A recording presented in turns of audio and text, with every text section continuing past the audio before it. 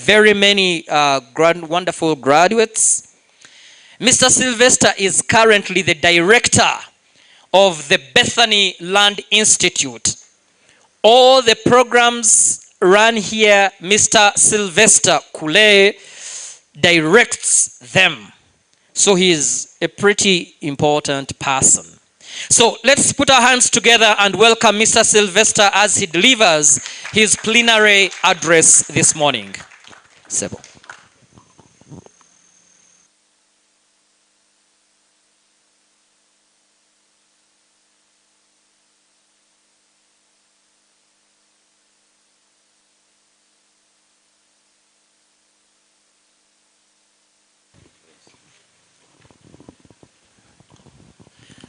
Our third day of the Palava,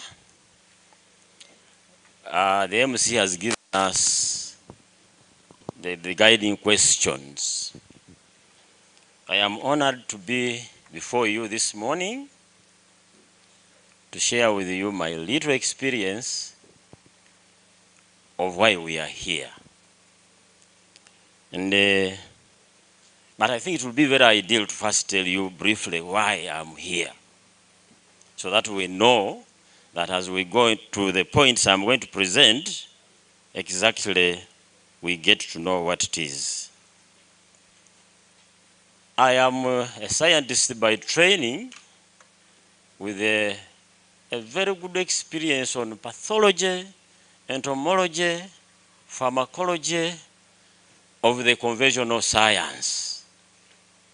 And therefore, to do with the herbicides, pesticides was my game. But I think the day was called was when Professor Seche, could we stand up?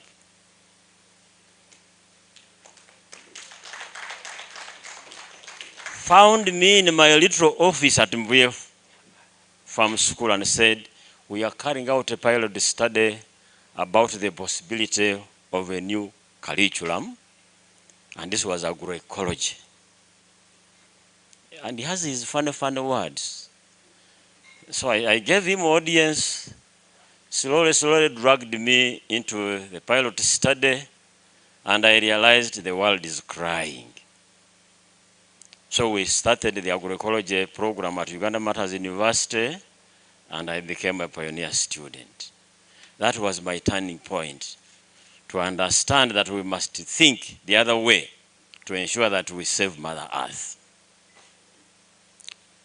During our study, I encountered one of the biotechnologists, a scientist, who wrote a book, Silent Spring, Rachel Carson.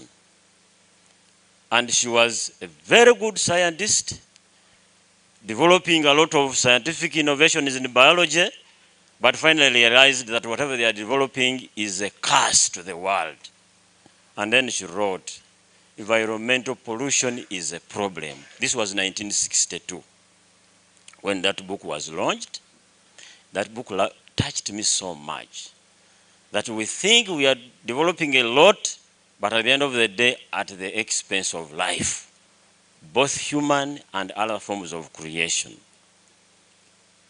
So after my master's, I started the journey of ensuring that we transform this society to move away from conventional way of farming to our safe way of farming.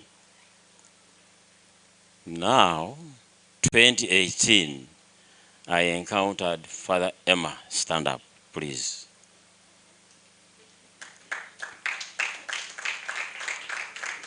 This young man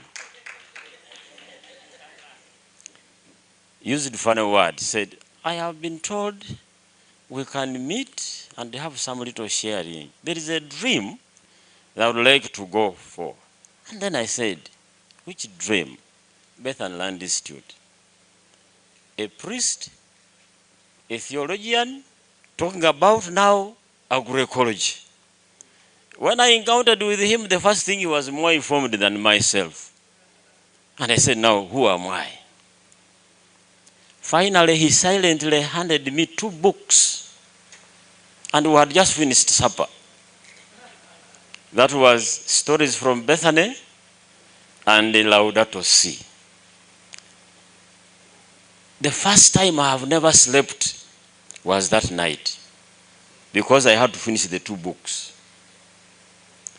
One was putting me back to the theological, the spirituality aspect, the story of Martha, Mary, and Lazarus. And then immediately connected them to Laudato Si. And then I remembered Professor Sechewa. One of his lessons was he gave us a drawing of a forest. And he was saying, you just see how this member is happy. I said, I think now I'm on the right track. Finally, I accepted to be part of the journey, to come up with a strategic plan, a curriculum for which Professor Sechewa and Dr. Stella pioneered. Actually, the people who are the consultants, we came up with it. Now, 10 years after Laudato Si, where is Africa? They were asked us to write proposals, I think dissertations, whatever you may call them.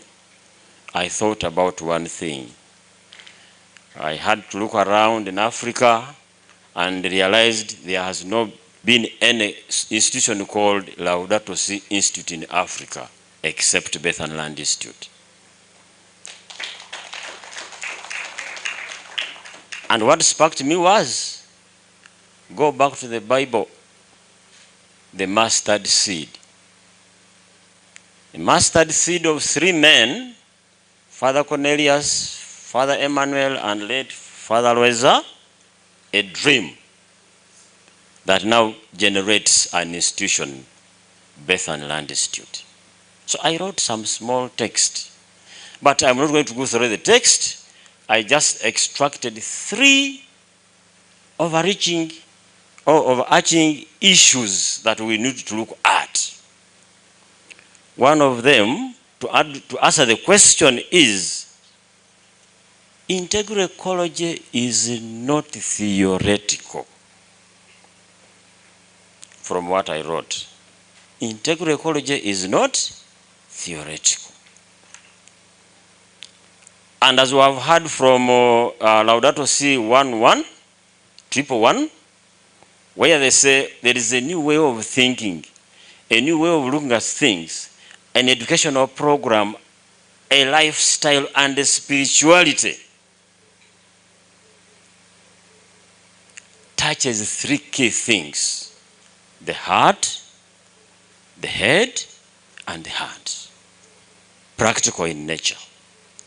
And this is evidence that, and the reason why theologians have written books about how to incorporate integral ecology in the theological training of people who are going to serve as pastors, so that even Christians can live a life that looks at Mother Earth as a component of the system that we must not compromise.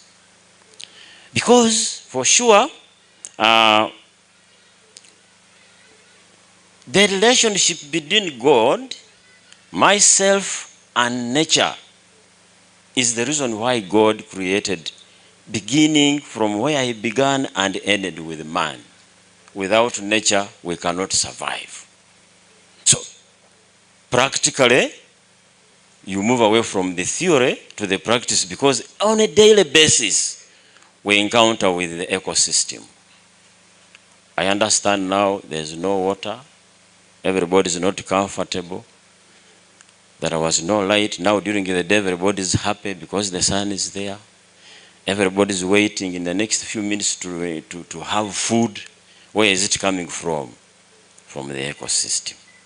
So that's the practicability of integral ecology, a system that is interconnected. From the definition of integral ecology in the scientific perspective, we have 5 key explanations how integral ecology is a science and very practical.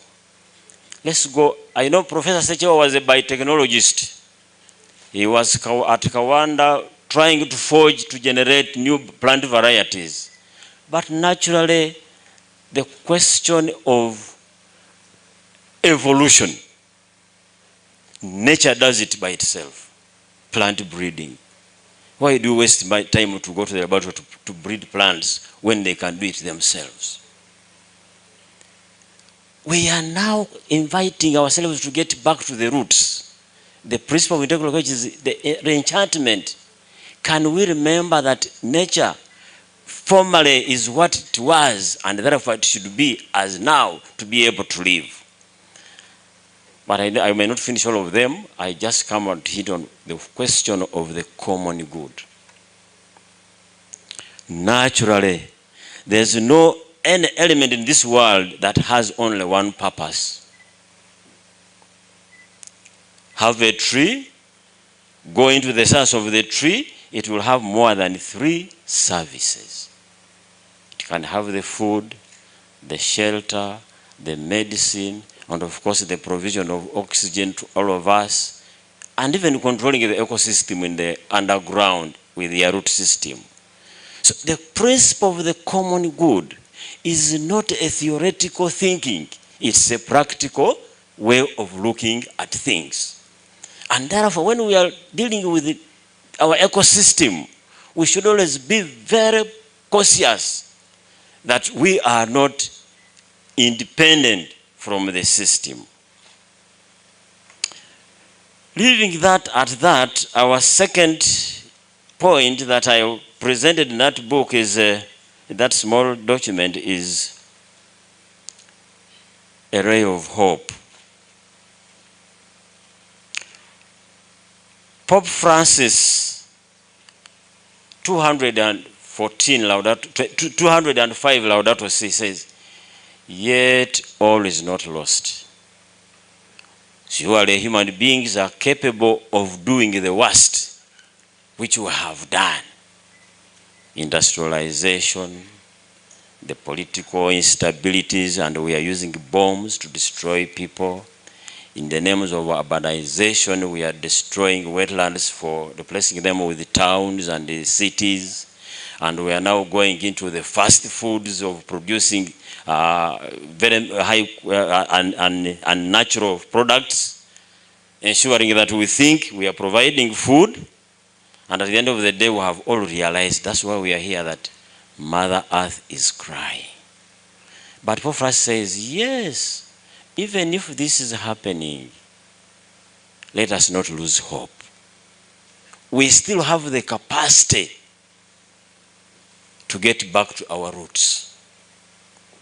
That's the first thing. And it is very embedded in the Bible stories.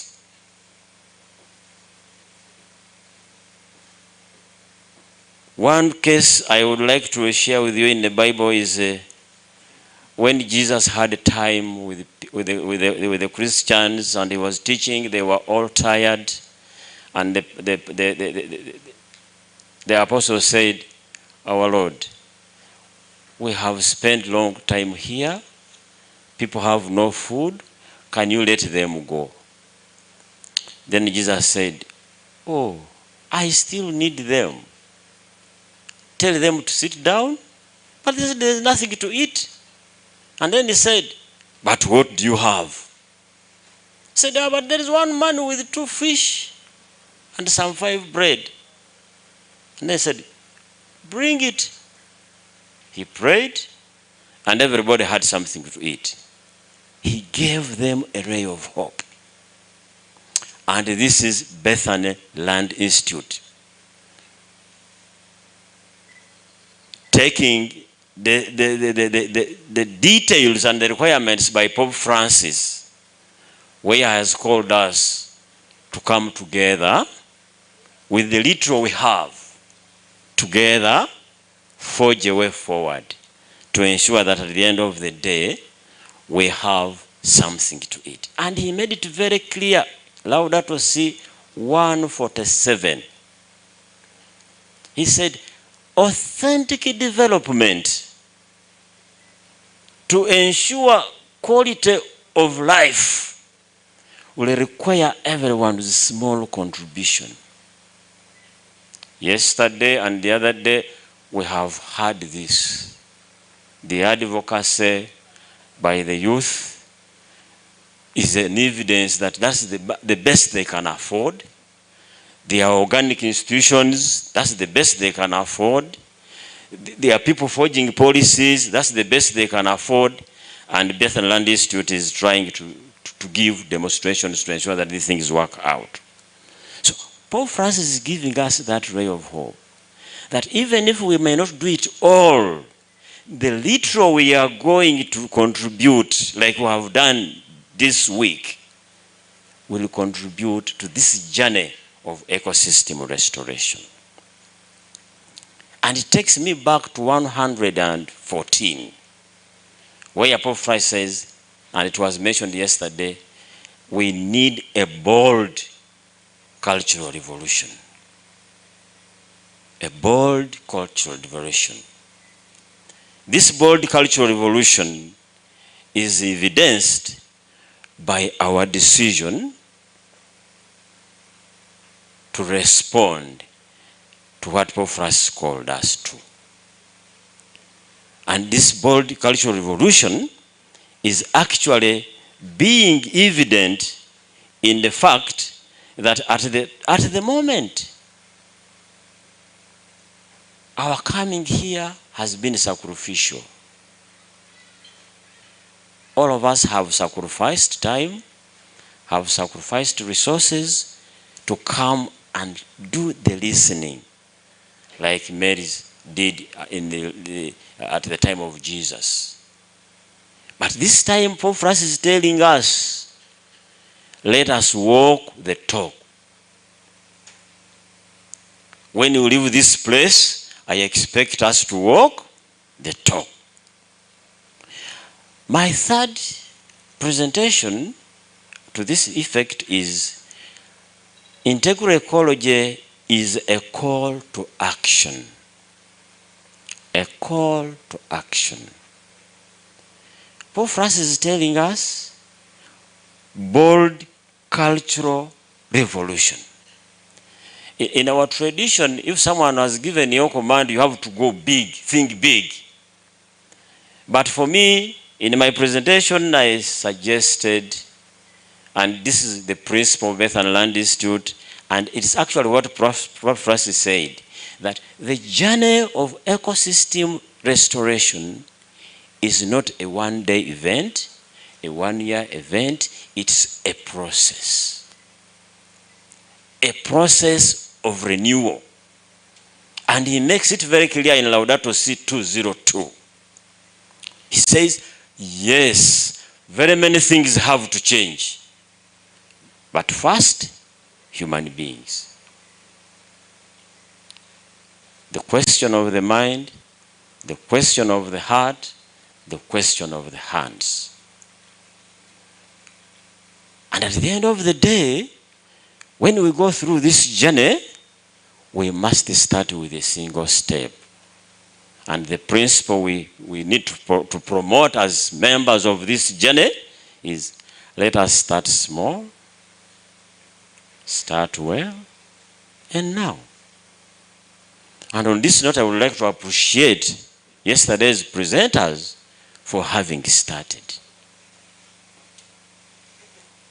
There are others who have not come here in the names of different institutions and having different names.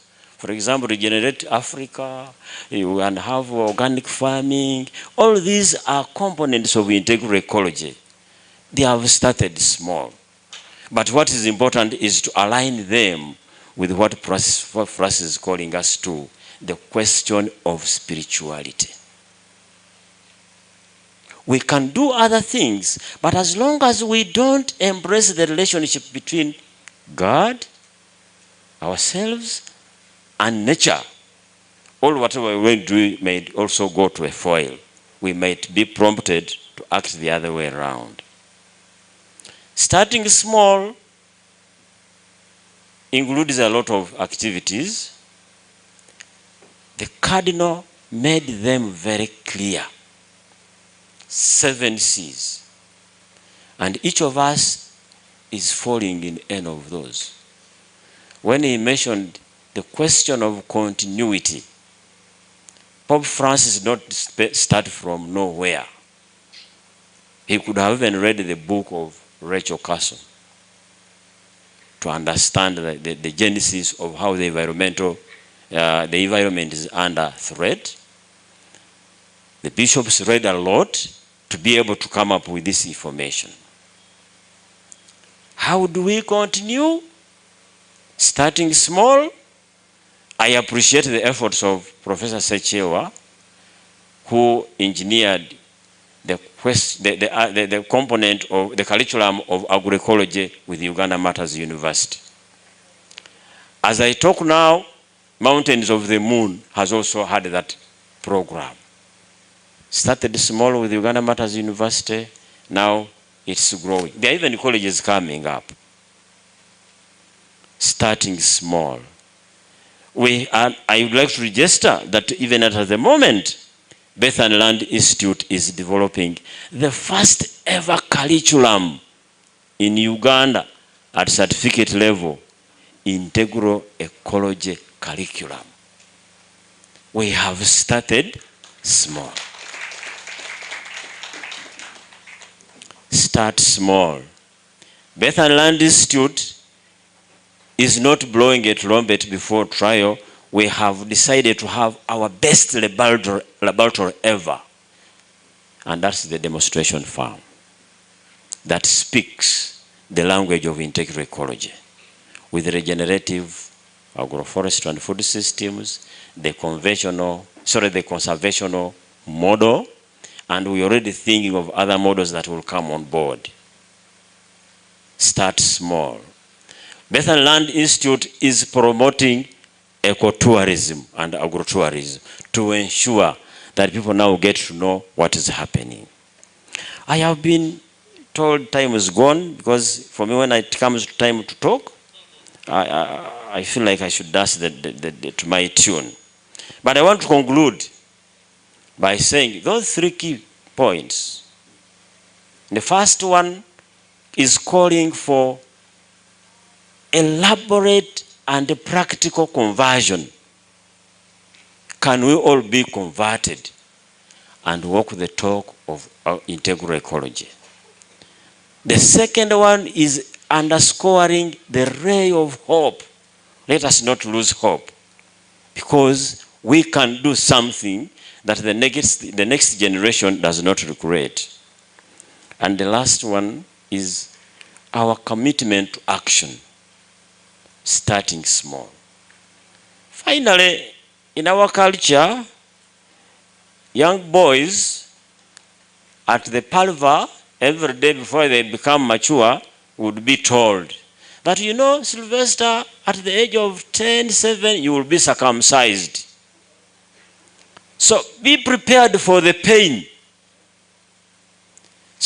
And we were told to be prepared for the pain. So in that period, we would never pretend or express any pain, even if it would be cut, until circumcision is done.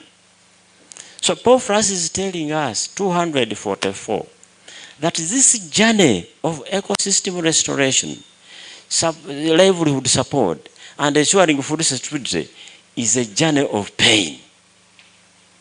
But he says, let us go as we sing, that even if these struggles are amidst us, it should never take away our hope for joy. I submit. Thank you very much, Mr. Kule Sylvester, the Program Director of BLI. In our midst, we have the Reverend Father Matthias Joga, the parish priest of Nandere Parish, where BLI is found, and kind of the custodian of this land. Father Matthias. Friends, we can welcome a couple questions to Mr. Sylvester, who has beautifully expressed those 3 points. If you have any question for Mr. Sylvester, shoot up your hand and I will run this mic to you.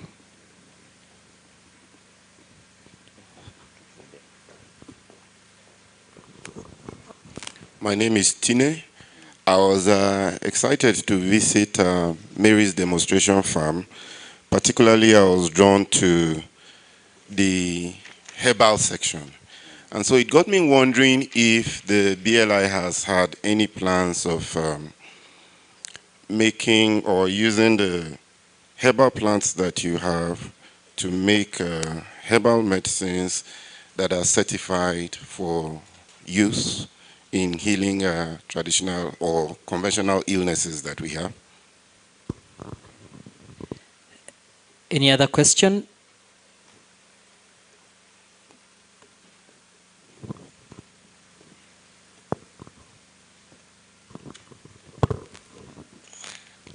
Geoffrey is my name. I work for Caritas Hoima, Uganda. Thank you, Mr. Kule, for the good presentation and for the good learning opportunity on agroecology, where Caritas Hoima has benefited, as we've always appreciated your innovations and technologies. My concern goes to the moving forward. Yes, we are promoting agroecology. What are the strategies that we are putting into place to see that this is also mainstreamed into government programs, into the government departments? Because as we do offer training for the youth here at BLI, we also have to think about the future. How is the government planning for this? What are some of the policy frameworks around integral ecology within the country? Maybe you can also learn from other countries how they've done it. Thank you. And we'll take one more.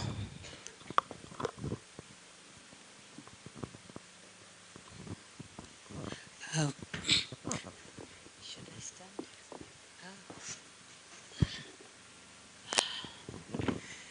Good morning. Thank you, Mr. Hule, for the presentation. My question has to do with the awareness raising as well as advocacy. Since the work that is done here is very critical, I'm wondering whether you have actually plans to have platforms like African Union and UN where you can share these good practices and challenge the whole world to actually learn from this process, because it's a process which will be unfortunate if other people don't really know about it. Okay. Thank you very much. These are very good questions. Herbal plants certification. Start small, start now, start well.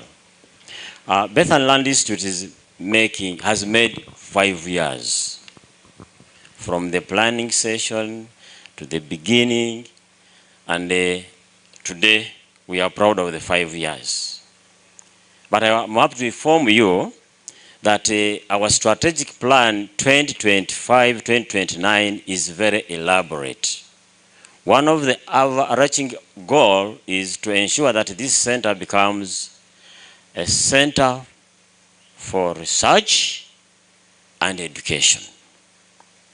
And this implies that we are going to develop the infrastructure that will incorporate the component of even isolating the active ingredients from these herbs, document them, and then go through the process of registration, certification, until we shall reach there. So we are beginning, and I think that's the strategy we are moving on to. Geoffrey's question is, how do we inform government? I would like to appreciate that the church is the pioneer of social, economic, transformation of any state. When this institution was launched, we approached government for support and also their presence. The same question was given to us, and how best can we have this be taken to the government docket. The simplest answer I'm giving is that we are beginning to enter government, one, through the Ministry of Education. First of all, to have the curriculum approved. The moment it's done, that's step number one. Two, we have enhanced our community engagement program. And the community engagement program is directly working with the local government. And so far, I would like to announce to you that we have now the support of the district community development officer. That's entry number one. And I think through this process, we shall inform government on the policy.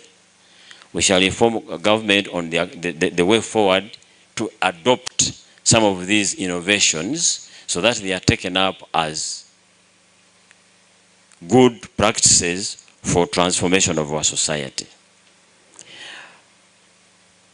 We have not moved far in as far as trying to bring on board government before we have grounded ourselves, because we don't want to be compromised. That's the first thing, is that we can easily be compromised, but we want to first have our cases tested so that by the time we prove them, for example, the curriculum, when we submitted to NCDC, they told us, where did you develop this? And we mentioned the pioneers of this, Professor Sechewa, those people who have traveled around, the stakeholders around said, this has come, and this is where government is taking its direction. So rest assured that we are going to become the pioneers of transformation in terms of ecosystem restoration as in respect of government intervention. Awareness and advocacy. The question is today is the first conference. And I think as I talk now, this is Africa. Africa is already here. We are beginning small. And why do we begin small? Because we need to ensure that where we are going, we don't have a fallback. But the question of advocacy, as of now, we want to build our website so that it can be accessed by a big majority of the world.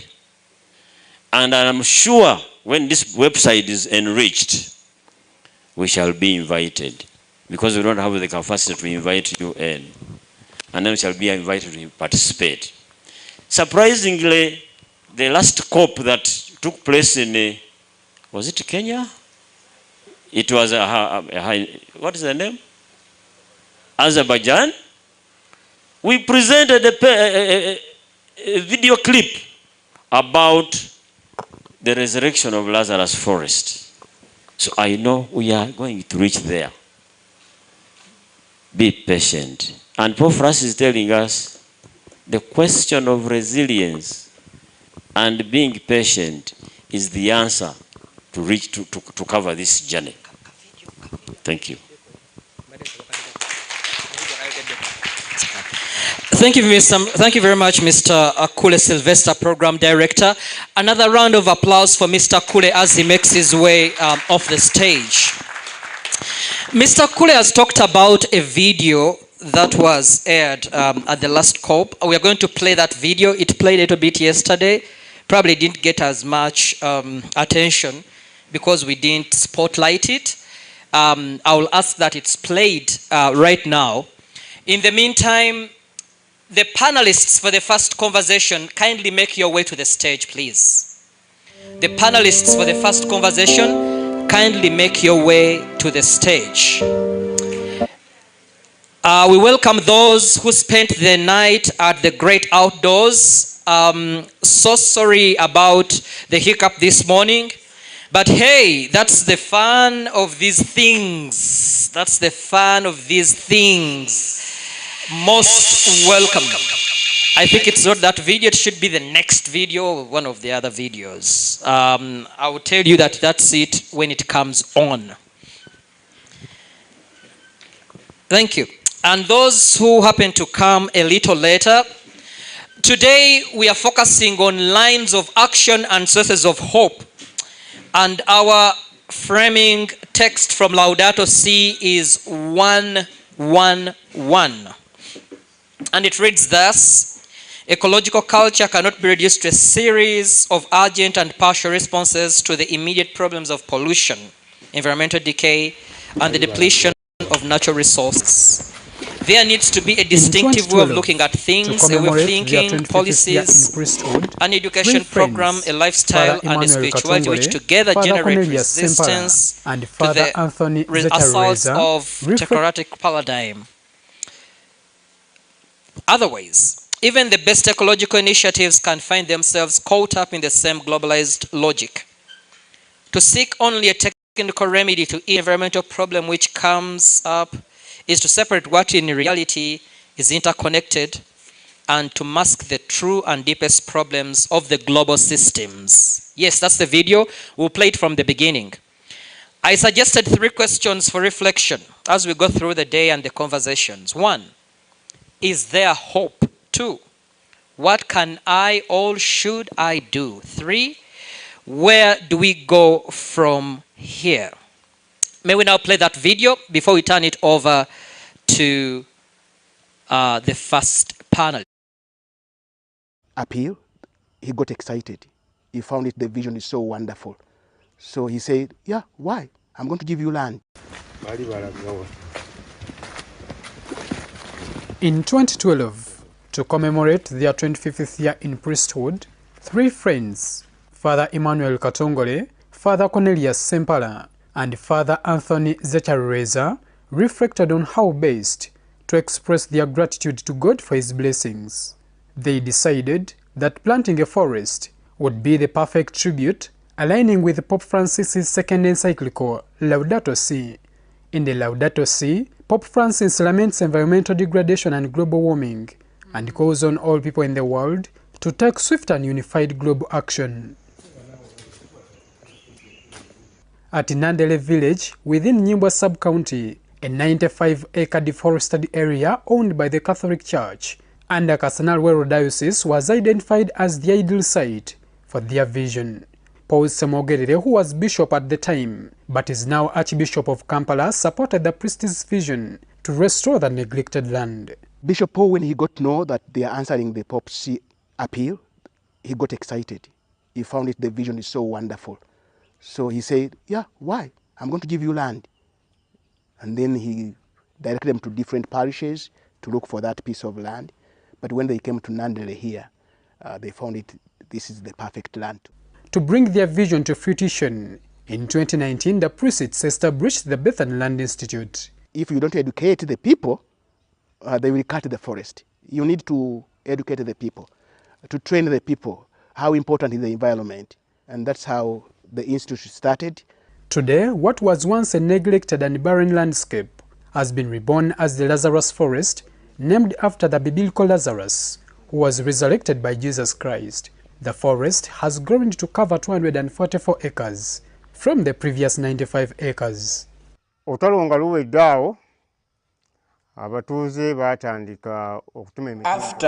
the guerrilla war, people began cutting trees from this forest for firewood and later for charcoal, leading to its destruction. We found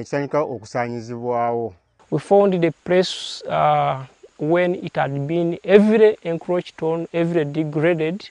That's why it's called Lazarus, the one who raised.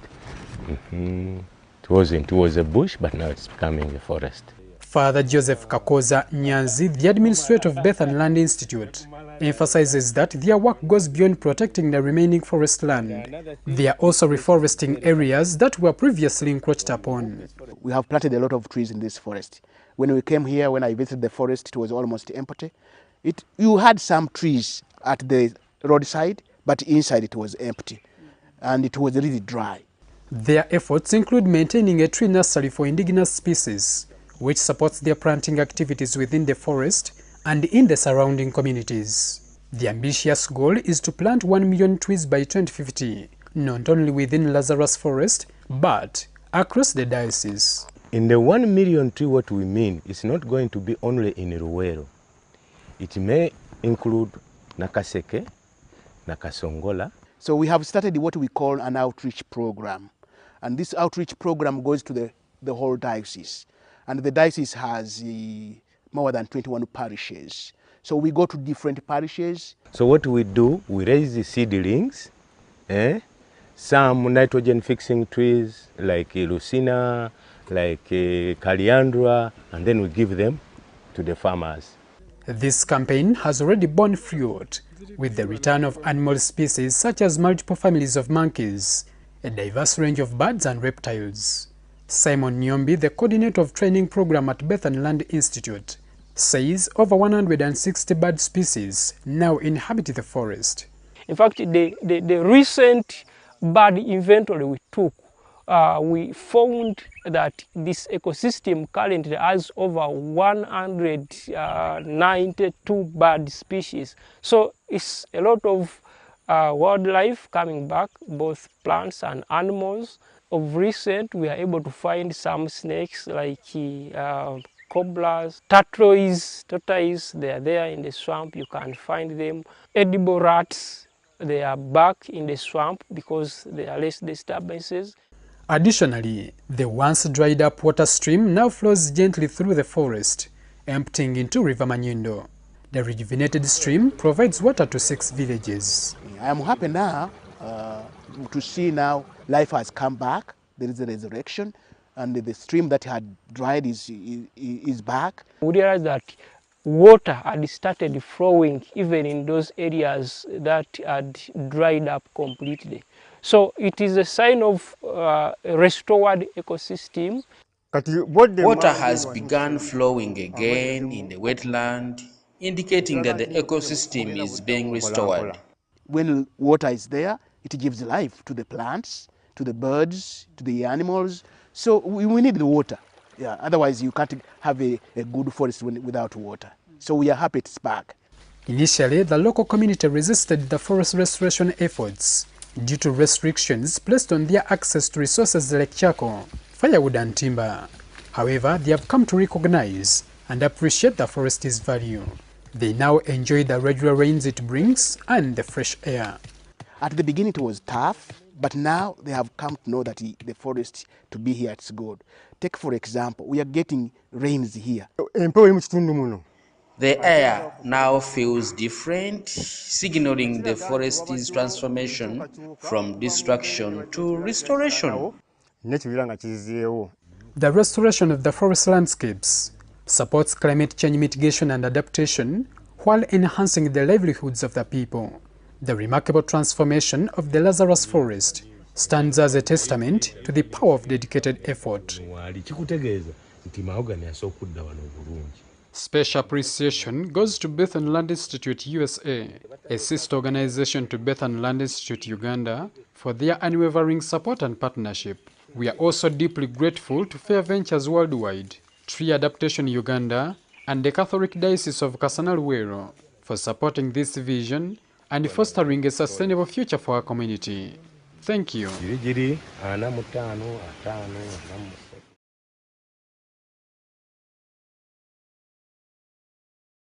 In case you have not realized, Africans are quite very expressive in voice and action. For example, a serious point is accompanied by things like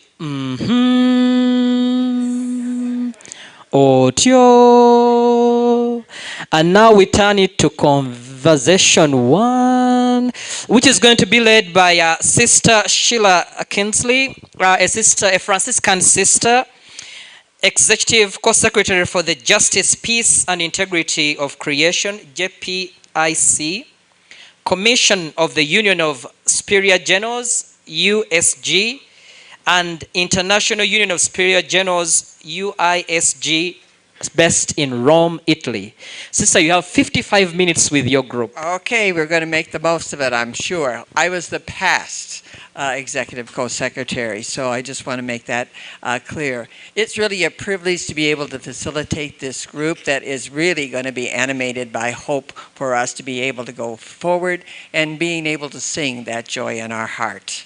Part of that role when I was in the office, and I continue to be involved, is with the Laudato Si Action Platform, which is generated by the Dicastery of Integral Human Development, listening to the cry of the earth, the cry of the poor, dealing with the economy, education, lifestyle, spirituality, and resiliency within our communities. And you're going to find that with our speakers up here.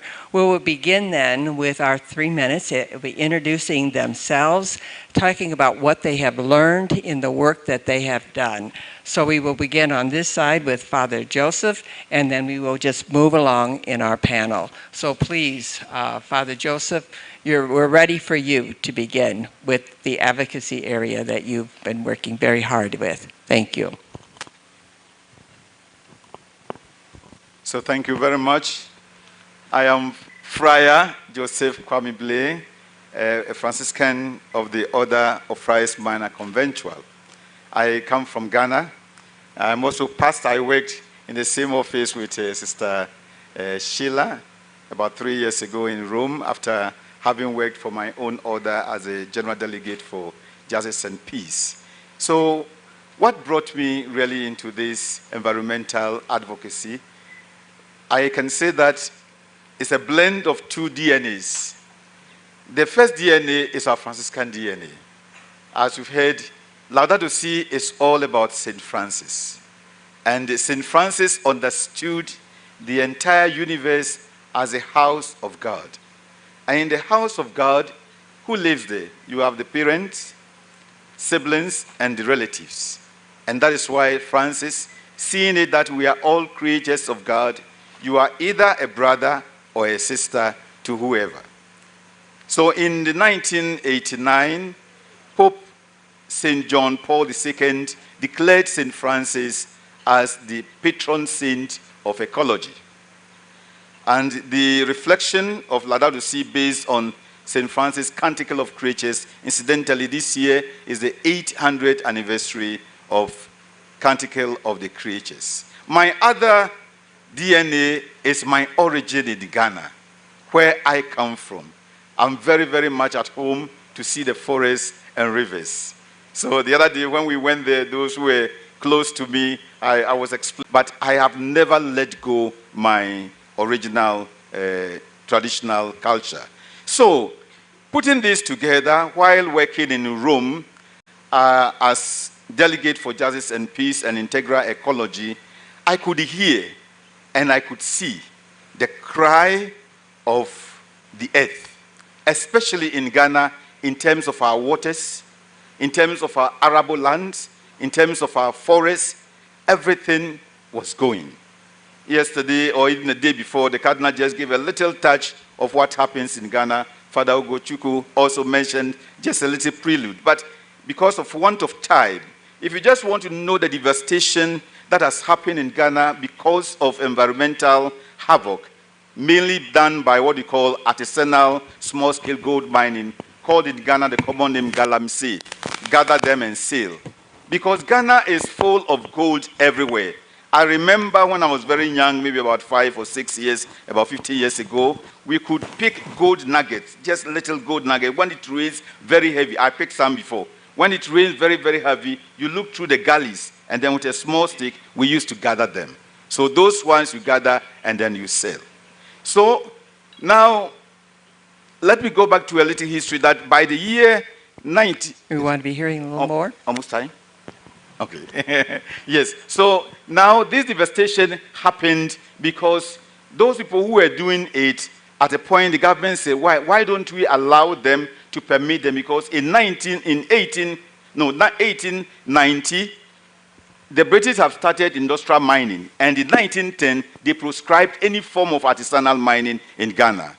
So all those who were doing it were illegal. Then in 1989, the president, the head of state at that time, said, let us now make it legal so that they can enter into it. And that legalization has gotten out of hand. People are now mining in rivers. People are now mining in the forest, arable lands, wetlands, even reserve forests. They are all gone. It will just be enough to Google anywhere in Ghana, see any of our estuaries, go to the Tano River. We have polluted even our portion of the sea. You see, just Google. You see the portion of the sea that our rivers empty themselves. It's all red. The sea is blue. It's all red to about 2-3 kilometers. The Ankobra, the Densu, almost all our rivers are now not consumable. You can't use them for anything. They are beyond human consumption and even aquatic life consumption. And when he speaks the next time, he's going to give us advocacy efforts to move that. So thank you. All right.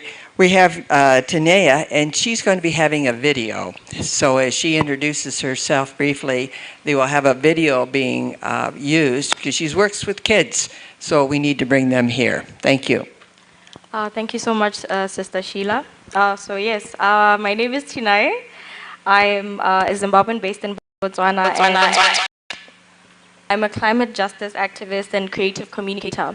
So my whole thing is that I don't really enjoy telling people stories. Well, I like to platform people to tell their own stories. And the reason why I got into this work is because I have a scientific background. And I realized that there was a gap between the ordinary people and the science. So I just started communicating this to people in my community because the word climate change is not really something that most youth in my country are using because it's inherently very dry. So it's quite of an uphill battle. But anyway, I started working with kids because I became a mom myself, and I figured that we need to find the language to talk to children about this. Without taking up too much time, can I please have the videos? I just wanted to show you what I do, because I realized yesterday that when we were asking questions about what kind of content reaches the youth, that's what I do. I create content. I frame sustainability in a creative way. Yet another exciting segment of... Today the girls decided to do something exciting. We are raising awareness and a rated hit. Welcome to yet another exciting segment of... Today the girls decided to do something exciting. We are raising awareness and a rated hit.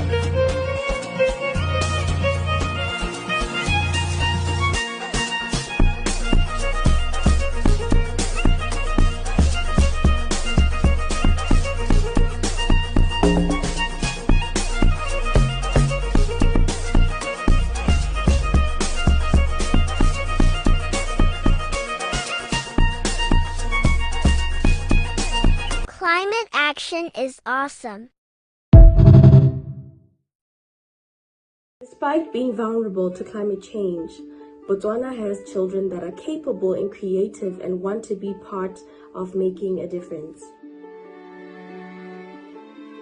As robotics, what we deal with mostly is global warming. We are from Carson Senior Secondary School at Ramosa. Here we have the Bridge of Life.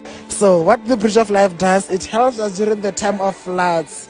So when there are floods, the bridge, it has sensors beneath it that sense the water level under, in rivers. So when the water level rises, our bridge can automatically rise itself up to allow cars to pass without any disturbance. And then water can even pass without too many bridges recently are being destroyed, like the bridge between Ramosa and Taung was flooded, and then students couldn't be able to pass. They're like, what if not maybe we help our students to cross the bridge, go to school without any disturbance? And then we're like, this can help us. And then that's when we thought about this idea. Opportunity to be part of the solution. So, at this time of year, you might have heard, or you might be hearing, or maybe not at all, about SB60. The SB meetings are happening right now in Bonn. You can think of them as... So, at this time of year, you might have heard, or you might be hearing, or maybe not at all, about SB60. The SB meetings are happening right now in Bonn. You can think of them as the climate action backstage crew, right? These crews are basically separated into two teams. SB stands for subsidiary bodies, basically the teams that work for the UN climate change boss. First, you have the SBSTA. These are the science translators. They take super complex climate data and turn it into information that everyone can use. And then second, you have the SBIs. These are the action checkers. They check to see if countries are actually doing their climate homework and following the rules. You might be wondering what they're actually doing in Bonn this year, 25. The SBs are covering the following areas. First, how do we measure if countries are truly adapting to climate impacts? Because maybe we think they are and they're not. And then secondly, how do we get money where it's needed the most to places that are hardest hit by climate change, the places that have it really bad? Third, who pays when climate change is unavoidable? This is called loss and damage. And lastly, how do we make sure that countries are honestly reporting their pollution without greenwashing? Because we know some countries, I won't say which ones, are very good at greenwashing. So traditionally, because they are quite technical, majority of people that attend them are climate change technical crew. But we can only hope that the attendees capture as many players as possible and in an inclusive way, because these are the discussions that set the stage for the next big climate conference and summit, which is the COP30 in Brazil. You see why it matters so much that all voices are captured at the SBs to make sure that when we go into COP, it captures the needs of all actors. Next time you hear Bonn SB meetings, remember that these are the unsung heroes that are connecting the science, the money, and the action that our planet needs. We can only hope that this year is going to be favorable and that outcomes are going to come on time. Hopes and prayers. Hopes and prayers.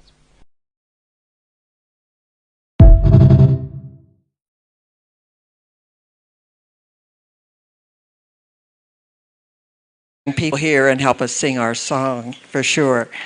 Okay, Beatrice, we know a little bit about water from you. Thank you.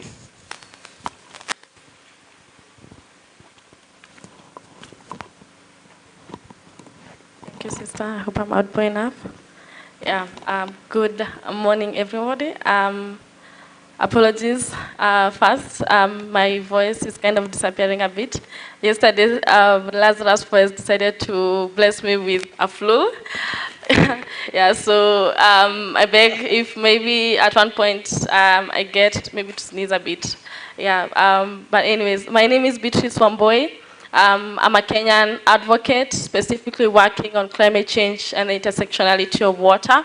And I work for Africa Water Ambassadors. This is basically a youth-led organization that works on amplifying water issues across the country from a youth-centric point of view. Allow me to take the next 2 minutes to give you a mental picture of how we started the youth organization. And this is back in 2023 when we did a campaign called The Journey of Water. And from where you're sitting, I don't know what that means to you, but to me it means that the water that we drink does not come from the tap, but comes from the catchment areas. So we work from the upstream. This is where the catchment areas are and where our water coming from, all the way trying to understand where this water is coming from, understanding some of the impact and some of the issues that some of the rivers and communities are also kind of like going through in terms of grappling with the impact of climate change, all the way to the middle stream and of course to the downstream communities. And when you look at most rivers, especially in Africa, most of these rivers do not have water in the downstream communities. And you find that most communities do not have access to water. And also this leads to most women and girls traveling long distances to fetch water because this water does not reach them at their proximity. And so when we were traveling to a specific river called River Ewasonyiro, this is in Kenya, in the Mount Kenya region. So we saw there was a gap, and this is because in Kenya, and I don't know whether this is the same case in other countries, the water sector is primarily dominated by the older generation. And we saw that because the young people, we say that we are the leaders of today and tomorrow, right? So we need to be part and parcel of each and every conversation that is happening. So we saw there was a gap, and we started this group immediately, and We started more so, it was like a WhatsApp group, and we were kind of sharing pictures of the campaign, what we were doing. And after the campaign, we decided that we are not going to get rid of this WhatsApp. We are going to move forward with it and create a youth organization where we'll be amplifying the water issues through the youth approach. So that's my story, and I beg to stop from there, and I will tell you more about it. Thank you. Thank you so much for sharing so deeply the work that you do, for sure. Okay, Beatrice, we deal with you in terms of, pardon me, not Beatrice, but Regina. Please, Regina, talk about your climate action. Thank you. Good morning, everyone. What if I say we cannot eradicate poverty without addressing climate change? Imagine telling you there is no climate justice without climate action. My name is Regina Magoke. I am a climate justice activist advocating for a greener, cleaner and healthier planet for sustainable future through climate education and environmental conservation, witnessing young people, especially girls, being affected with climate crisis due to different effects. When we talk about climate change, as you know, climate change is a global agenda, and the climate change has been causing a lot of issues, negative impacts in our communities. Climate change has been leading to health crisis. Climate change has been causing gender crisis. Climate change has been leading to disruption to education. Climate change has been causing food insecurity. Climate change has been causing water scarcity. Through witnessing the different effects facing my community, especially for young women, we have been joining in hand to work very effectively by collaborating with local government bodies, stakeholders, individuals, even non-government organizations, to initiate different environmental activities like tree planting, beach cleanup. We also provide education to the community. We use our social media platform like Instagram, LinkedIn, Twitter to raise awareness about environmental protection. But we cannot just be using our social media platform to tell people who have knowledge already. We have been working closely with the government bodies and non-government bodies, as I said before. We have been engaging with the community. And when you go to the rural areas, when you talk about the climate justice, they don't understand what is climate. Climate illiteracy is huge, I can say, in my country. Let me tell you, it has not been so easy just to go and educate, raise awareness to these communities, telling them about climate justice. I don't know, they should do this, this, and this. It has been a quite difficult. We have been motivating them by rewarding them, like maybe give them sugar, rice, so that they can draw attention. When we are going to educate them, to raise awareness, they can draw attention and understand what we intend to them. And we have been using our own funds. It has not been so easy as you think. And you need to know that people are suffering out there. People are suffering out there, and nobody is to amplify their voices. I'm from a rural community, and what I can say, like, we have a homemade shop whereby different kids usually attend to a home place.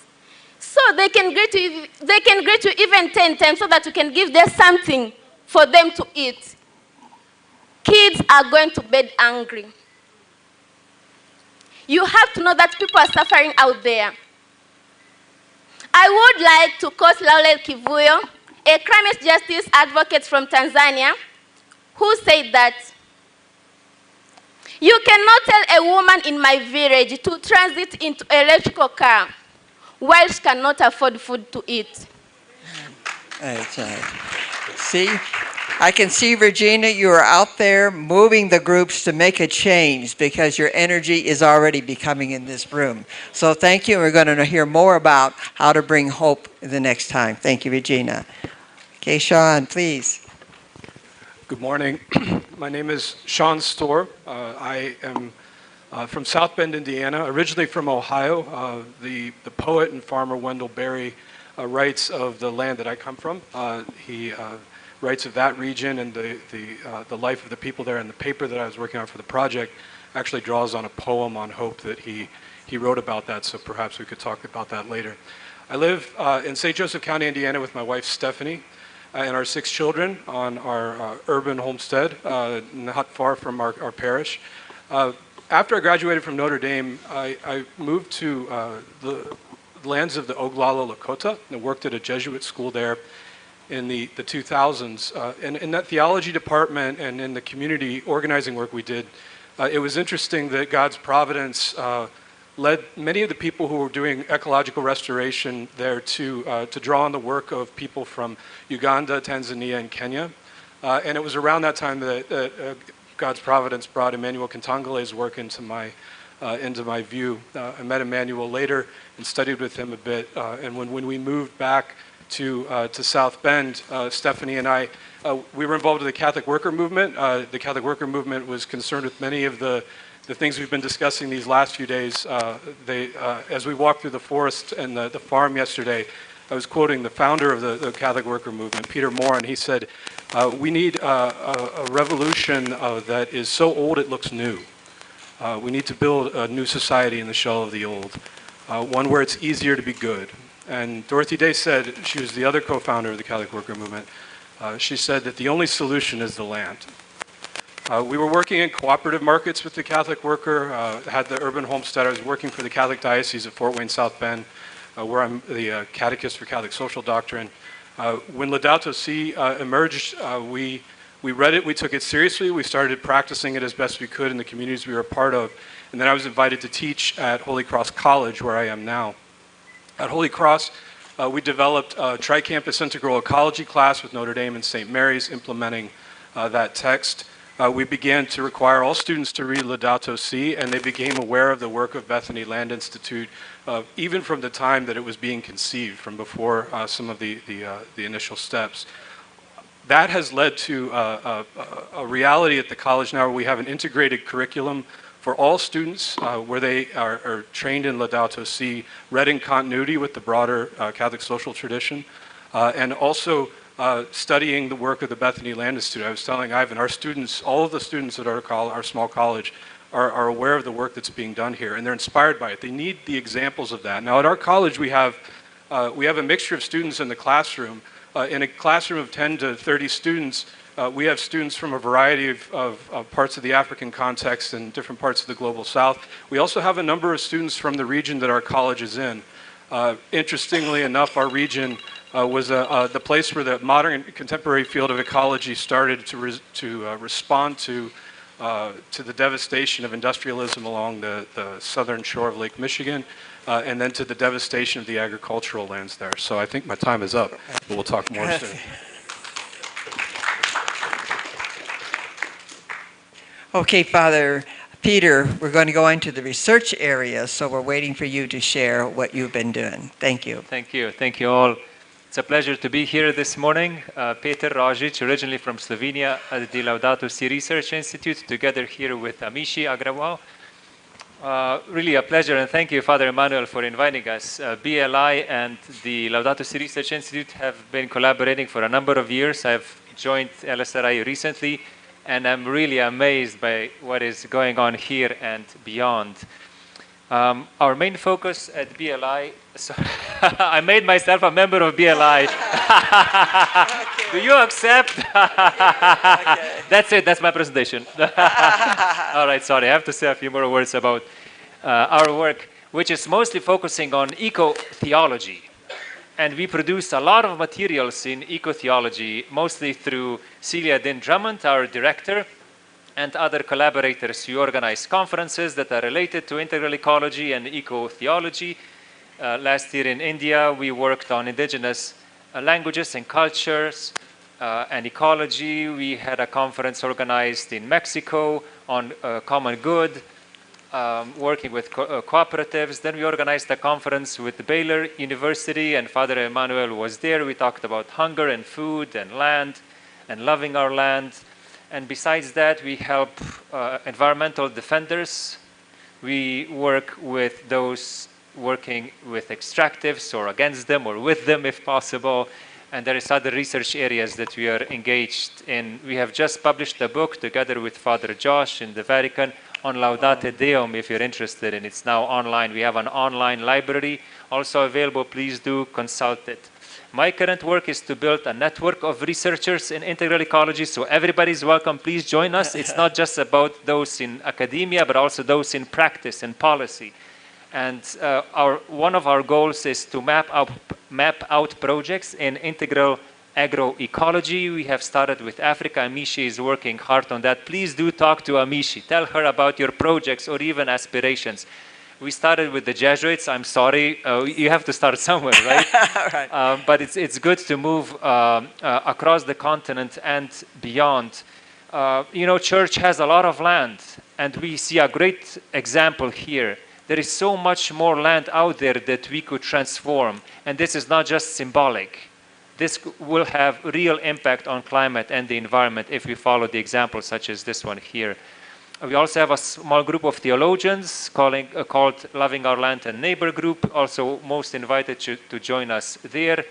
We are present at COPs, Biodiversity COP, Climate COPs, hope to see you in Belém. Very happy to organize events with you in Belém. Really do talk to me or Amishi and others so that we can work together there, even if you're not present in person. And lastly, we have now a big aspiration in building a so-called integral ecology digital library. We work with a consortium of libraries, about 200. Do join us if you're interested, because there is a lot of knowledge to be preserved due to the threats of climate change and beyond, and working with artificial intelligence and other media so that we can preserve the knowledge, the wisdom, and so on. Thank you, Father Peter, for sharing the wonderful work that's being done there at your university there. So you can hear already the wonderful things that have been shared in terms of a new direction and providing hope. So the second part, we're going to focus a little bit more on the hope aspect, and we're going to be given, starting with Sean over here, dealing with what are some of these virtues that are necessary. And they have a short time again, 2 minutes to share. Thank you. In the early church, the people from the villages and the cities would go to the desert and say to the ascetics, the desert mothers and fathers, give us a word. So I'll try to give you a brief word. There are a number of ecological virtues throughout Laudato Si, but when we think of hope, it's interesting the way the conference has presented for us the combination of patience and hope. In the opening poem, the opening song at the opening ceremony, those two things were paired together. And I think that as we think about hope, it's helpful to think of the way the psalmist presents it, which is to be practiced amidst challenge and anxiety, to be stretched like a measuring line. It's something that orients us toward love. But as I think about Cardinal Turkson's wonderful address the other day, I thought of an eighth C. And I thought, well, Christians are people of the eighth day of the resurrection. So I humbly submit this eighth C, which I think is an important virtue that has been emerging over these few days. And that's, the word is canticle. Think of the number of times over the last few days we've heard someone speak about singing. Augustine talks about creation as the song of God. And Sylvester mentioned before, as we walked through the gardens, what was being communicated there, it was speaking the language of integral ecology. It was singing the language of integral ecology. Father Io was mentioning the struggle in terms of hopelessness. Music, the Psalms present us two ways. They present us joy, Psalms of joy and praise, and Psalms of lament. So even when there is the temptation to struggle to despair, there's something about music that allows us to order time and space the way that this kind of farming does, that allows us to imitate the life of God and to drive us forward together. When I talk with my students about hope, the ones who are asking questions like who am I? The conversation changes when they realize that the question they're asking is whose am I? To whom do I belong?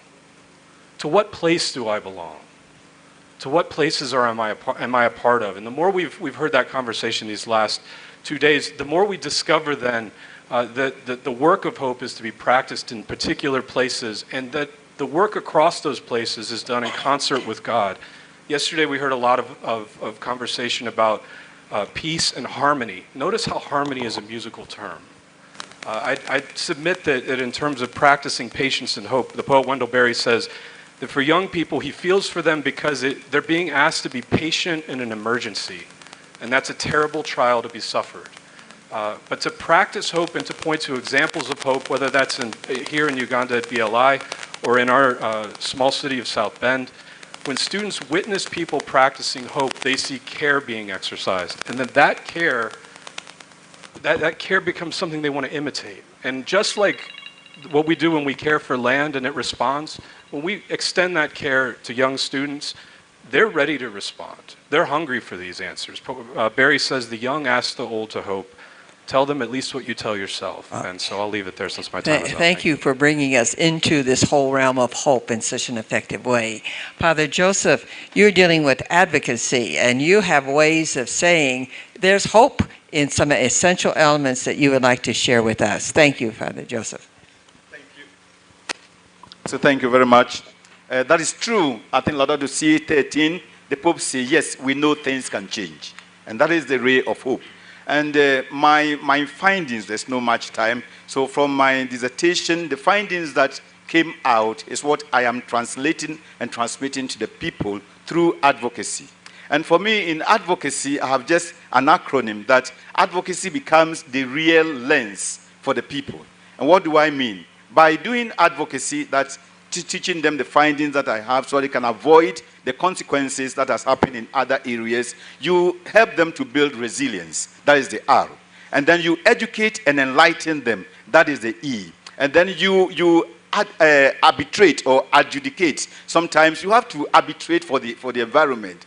It cannot talk for itself. That is the A. And then you use legality. I don't like legalism. Legality in the sense that in every country there are laws. So sometimes you think I'm doing activism and this. You must go according to the law of the state. That is the legality. And then in doing that, you are building leadership. You are building the youth. As I'm here, somebody wanted to do something. I said, go, my people are there. So you are giving leadership. And you empower them. That is the second E. So the youth, the people, the local people get empowered to know their rights, that they can say no sometimes. And then you build networks. So through the networks, at the end of the day, what are you teaching them? That we are stewards of the environment. We are stewards of nature. So you are also building or inculcating stewardship into them. And for me, that is what advocacy does. So there's the real lens. So advocacy becomes the real lens. And through this, as I speak, not to maybe boast, but in my district or even in my region, my town, almost like here, is the only place where our waters, our forest is still pristine. If you go there, you see the people swimming in the rivers. We have about 66 rivers, all untouched. All the surrounding towns and villages and the regions, they have all been devastated. Forests gone, rivers gone, wetlands gone, arable lands gone. But through the advocacy, the people, they themselves have now seen this as their own legacy, and everyone is a real lens in the binoculars which they are using to watch so that these devastators do not enter our land. Thank you. Thank you.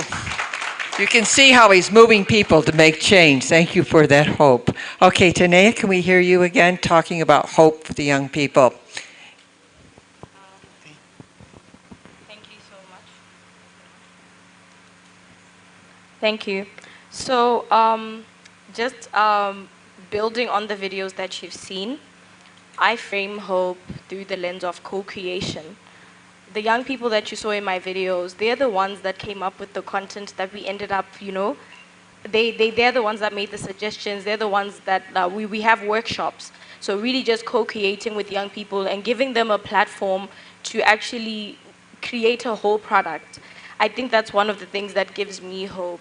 And then one thing that I've always seen with young people is that, as you've seen, they're very ready. They're modeling solutions at a level that they can, but they really need to be platforms. Like I said, my whole motto in life is that I amplify, I connect, and I also empower. So I amplify the stories of young people who already have the idea and the mindset for a better Africa. And I empower the young ones with the language to describe what they're feeling and experiencing with climate change. And I also connect with like-minded people to collaborate. I think this is also borrowing from what you said, that I collaborate with people outside of the climate space, with people that are working in mental health, just so we make sure that we're having like an intersectional conversation, which also speaks to, sorry, I have to organize myself because, yeah. So which also speaks to the Laudato Si when it speaks about transformative interconnectedness, because we have to deal with the climate crisis in the way that it's connected to everything else. So I really draw my hope from the willingness of young people to come up with solutions, even though they're not inherently responsible for the problem. They're ready to innovate. They're innovating a lot, as you've seen. They're innovating solutions. They're also involved in the awareness. As you've seen with the panel that was here yesterday, most of the young people are creating content. They're involved in the training and the education and awareness. So that's what makes me hopeful, because our generation is taking the baton to say that even though we don't have a lot of resources, we're going to do what we can with the knowledge that we have. And we see that that's happening, as we saw in the video, and in the way she is involving the whole community. Thank you. Okay, let's see, Regina, you are dealing with, you started us off in a movement for sure in terms of getting involved in the climate. How do you continue to bring hope to yourself and to the world as you continue on with your message? Okay. As a young person, I believe that future can still be better if we act on time. I would like to quote Vanessa Nakate, a climate justice advocate from Uganda, who said that there is no climate justice without climate action. And we cannot keep on demanding for climate justice while we don't act on time. Guys, I think you know, we need what? When I ask you, what do you need? You say climate justice. When do we need it now? What do we need? What do we need? You guys, where are you? What do we need? When do you need it? What do we need? What do we need? What do we need? When do we need it? When do we need it?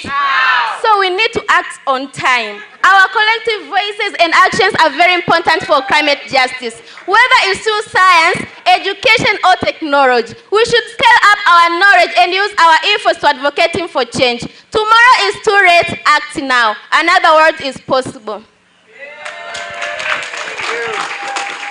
All right, where do you go from now? We can hear, we have the message to go forward for sure. Okay, let's see. That's Beatrice. Beatrice, can you take us forward with the young people that you're working with in Africa, please? Yeah, can you hear me? Okay. I think from where I draw my, drawing my hope. I would like to draw my hope from the young people that I work with, and I do not represent the young people per se. I do work with the young people, and when I stand on this panel, I speak as a young person. Looking at our water resources, and Father mentioned that our water resources, the wetlands, the rivers, they're drying up, they are reducing at an alarming rate. But where is the hope for our communities and our futures as a young people who are today leading the movement that we're working with? Allow me to mention just a few things that I have observed while I work with the young people that I work with. And I was working in Kajiado County where, as I mentioned, I was going through the journey of water, and this specifically was, for this case, I went through the journey of Nutresh. And while I was walking along this river, I came across a young boy. And this young boy, the young boy was collecting water from a specific, let me call a pond, quote unquote, a small natural place where the water was coming from, but the water was not clean. And when I was looking at this boy fetching this water, I felt hopeless. I felt guilt or privilege knowing that I do have access where I come from, I can access water, but the young boy have walked a long distance to fetch this water. And in the next few minutes when we were just conversing with him, because I wanted to understand what are some of the challenges he was going through, he told me to follow him. There's a specific area he was going to fetch now clean water. So in this other area, he decided that he's going to, it's still the same environment as the other one, like there's still that water in the small pond. But so he decided to kind of draw the water from that specific area. It was dirty water. And naturally, there was water beneath that specific environment, and it was coming up, it was clean water. So I felt hope, and hope for the future of the young people that even living there, because the specific area that I went was, this is a dry land.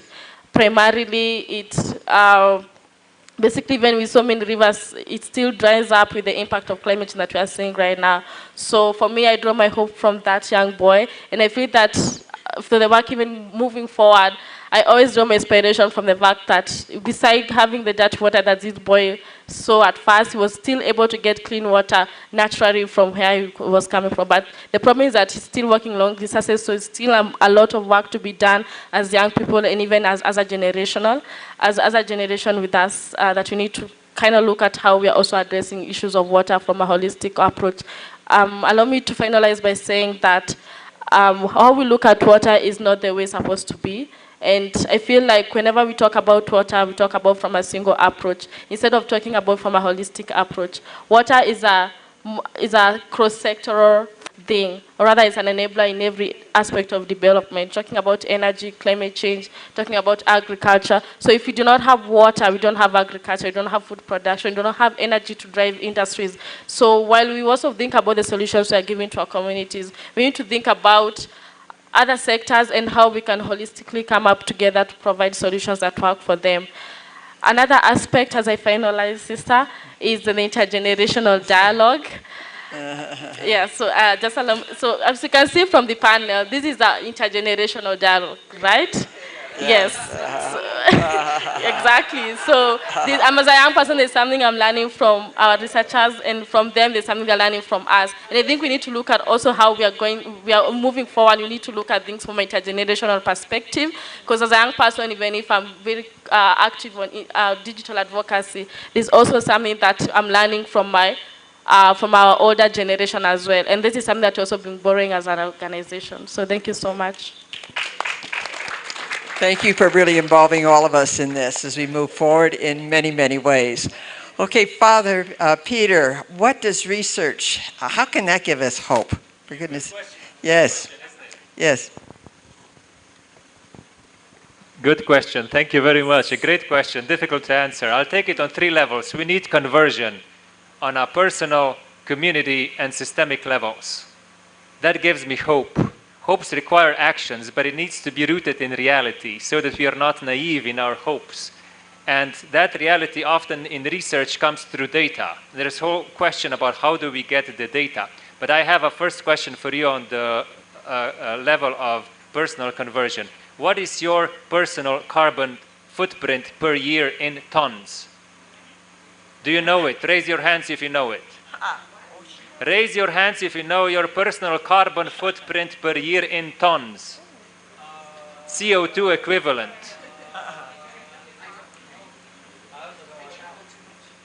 All right, 3 people. We are how many? 4 people maybe? You need to know yourself. You know, that's the old adage. We need to know ourselves.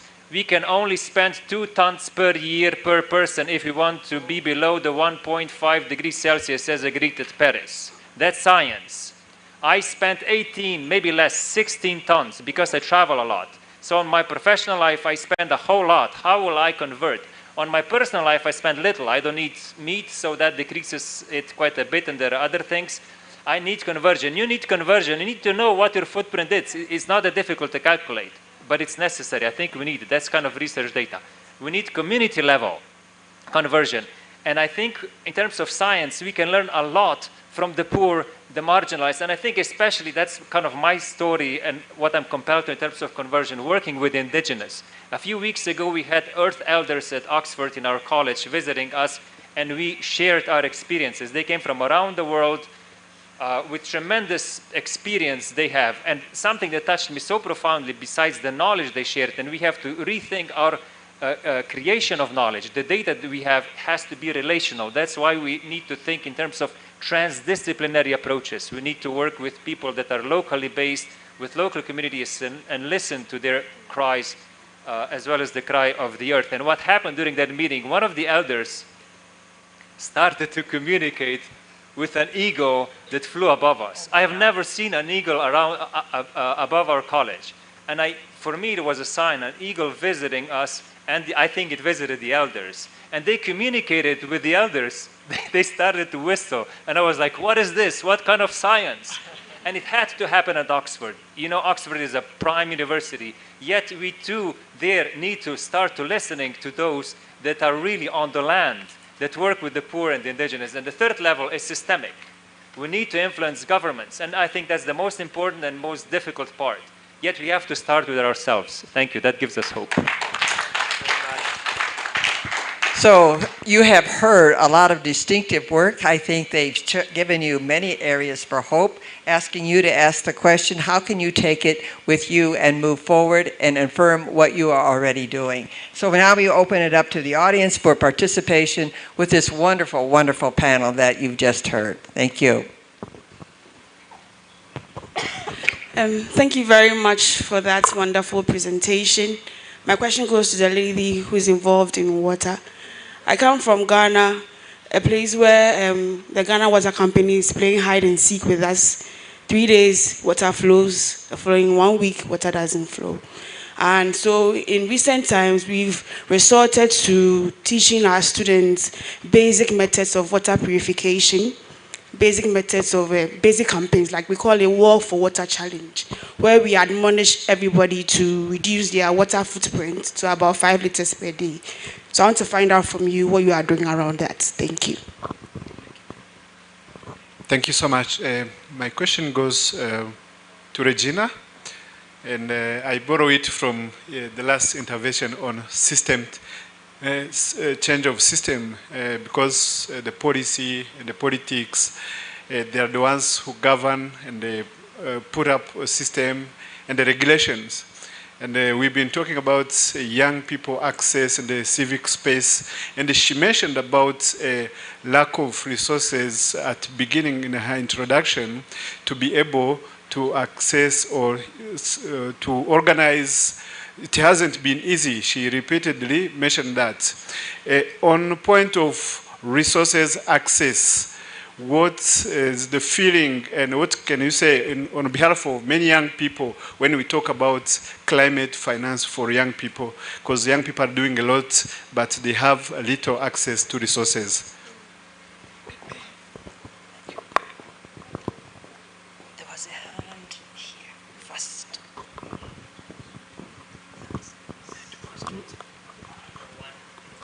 Well done, panelists. My question goes to Tinai and Father Joseph.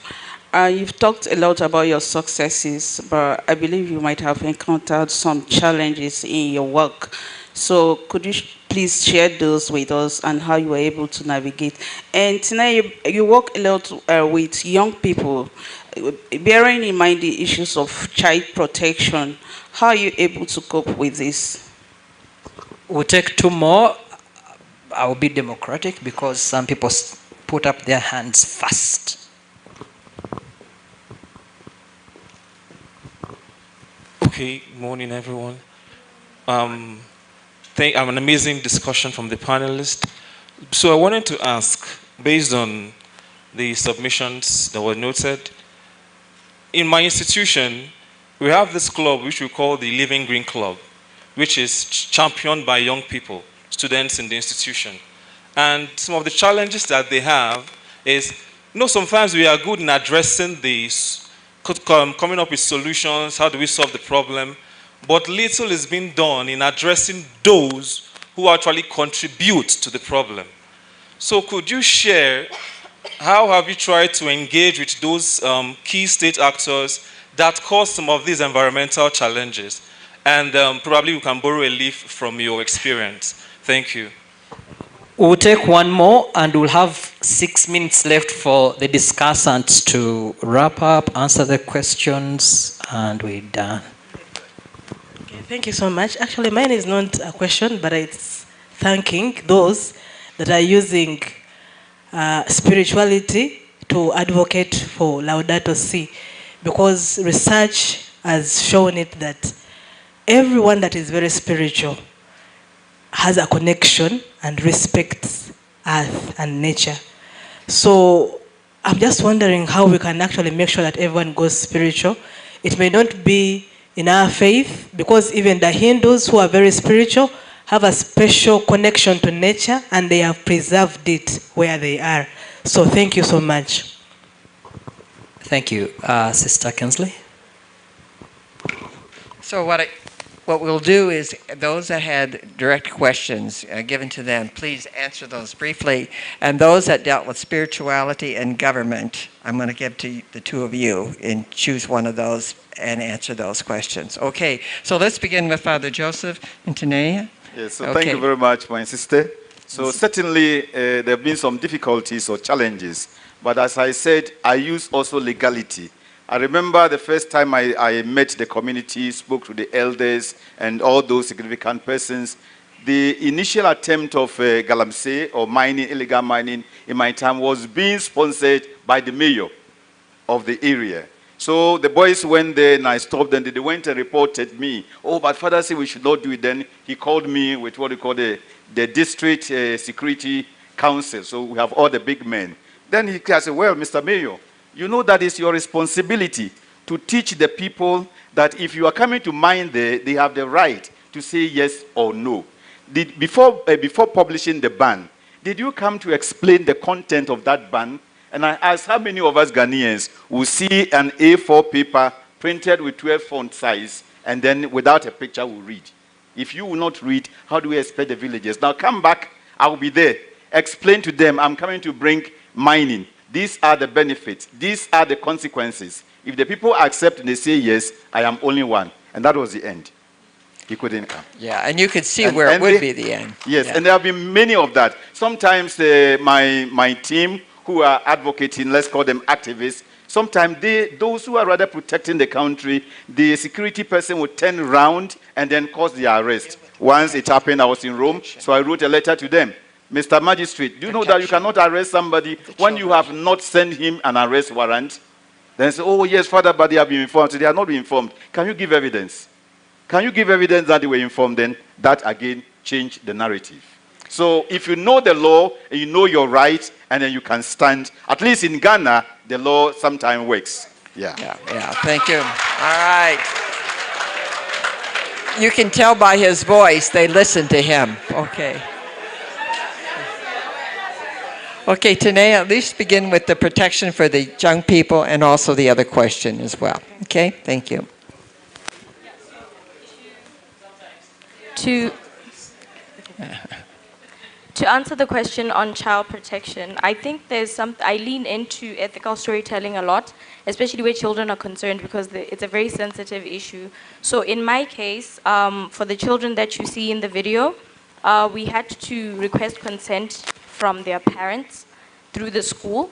I have an agreement, a working relationship with the school, but we had to individually ask for permission from all their parents because I did tell them that this is for raising awareness, we're going to put it on social media, and it's going to come up in places like this. So it's something that's very sensitive and we have to make sure that we get that permission so that we don't expose children to any forms of harm. And also I actually remove parts, like in some videos they'll say their names and stuff like that. So I remove that kind of information. I don't let them say any personal information on the videos, just to make sure that at the end of the day, it's called Kids for Climate Action. They have to be in some of the videos, but where possible, I try to avoid.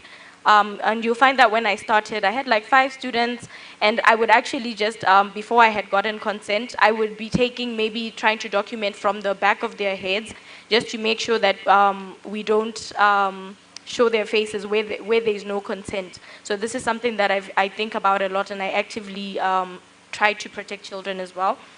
And then on the challenges that I've faced, to date, for all the initiatives that I've done, just like Regina, I've had to self-fund the creation, the workshops I go to. I've done over 50 workshops in different schools, and I have to take myself there. So it's one of those things that I really do from a place of passion, like I said. And then I'm a sustainability professional. And what this means is that after my academic qualification, I did environmental impact assessment, even at a national level. I've worked in a national regulator like Environmental Management Agency. But when I tell people that I storytell and I create content, they just decide that maybe they shouldn't take me too seriously. So that's something that I've struggled with a lot in this space, where because I create content, people don't value that kind of thing. They think that it's not, it's not serious. It's not policy advocacy, So yeah, that's one of the things that I've struggled with. Thank you very much for sharing that as well. Okay, Beatrice, you've gotten a question. Please respond. If I got your question right, you asked about some of the techniques we are using in terms of water purifications. So from organization perspective, we are not currently doing the hardcore project so far, but I do have some of the initiatives that I've seen from other groups that I would like to share with you. One is from an indigenous perspective, the other one is from modernized technologies that I've seen. So there's this specific tree. They use the bark of this tree. I don't know the name words, but I will try to find it for you. I find it during break time and I'll have a discussion with you. So this specific bark of the tree can be used to purify water no matter how dirty it is. And they've showcased how they use, so 1 glass of water, you dip the bark of a tree in it, and then it's take around a few minutes for it to purify, and then you do it then second time in another glass, and I think you do a couple of 3 glasses with this specific bark of a tree, and the water is purified. So it's specifically using science, but it's also indigenous because these communities have been preserving this specific tree species for this work, and I find it's very fascinating. And at the same time, there's also the threat of this specific tree of being threatened as a threatened ecosystem or a species. There's that, but I think that is that's a very good initiative, especially coming from the communities and trying to access clean water and not necessarily from the government. There's another technique right now. Some of the startups in Kenya, they're using reverse osmosis technique. It's at a small scale and it goes around $200. So you can basically just install these in your homes, I say it as a household level, and your dirty water is purified by this system. And I think it can hold, I feel like 3 people per household. I think that's also it's very cheap. I think also when you think about the amount of water people use at the end of the month, and of course also given the fact that I don't know whether this is happening in Ghana. In Kenya, there's also the issue of commodifying water, or rather privatization of water resources. This is also a big issue we are having, because at the end of the day, you find that even the vulnerable people, the poor, they're not even able to access even the dirty water. So this is quite a big issue for us, and I think moving forward, we need also to think about our techniques in terms of access to clean water. Thank you. Thank you so much for giving them even more information to be able to move forward. Okay, Regina, you were on again. Thank you. Okay. I think climate finance is a huge problem, not only maybe in my community, but to different areas in Africa. And how do we manage to initiate different activities in our communities, especially the rural areas? Sometimes we do fundraising events. You have to know that there is no free money. There is no free money. So it has been so difficult even to face these people to help us to access funds for different initiatives. We have been writing proposals, we have been asking for grants, loans, but it has still been a huge problem. What I can just say short, we don't have still a platform which can help us or can enable us to access funds. Even the government is not supportive. I don't know, I remember COP29 in Azerbaijan, we were protesting like we need trillions and not billions for what? Climate adaptation and mitigation. Can you imagine? I don't know why, but I don't know who published that African youth are starving for food at COP29. Can you imagine? So, what I can say, climate finance is still a huge problem, and we need support from our government, because we have been doing a lot of initiatives, let's say beach cleanups, tree planting initiatives. We have been providing capacity building, including trainings and workshops, but still the government is not supporting. They keep on promising you that you have to do this and this and this and this, but those are ending to be unfulfilled promises. All right. All right, we have to move forward with that. And I know we have government people here, so those are ears for them. Okay, please, Sean. I'll take the question about spirituality and politics and put them together. We spoke a little bit yesterday about Laudato Deum and Pope Francis's frustration he expresses in that document. I think in our context at Holy Cross, one of the things that we've noticed in sowing the seeds of sharing Laudato Si, and we work closely with Pope Francis's Young People with Roots chapter from Christus Vivit as well. What we're doing at the college is sowing seeds that then we need to respond to when the students start to take next steps. And what we've seen happen with these seeds is that the students want more of it. They wanted an integral ecology course of study beyond what we do in the required curriculum. They formed their own Common Home student group.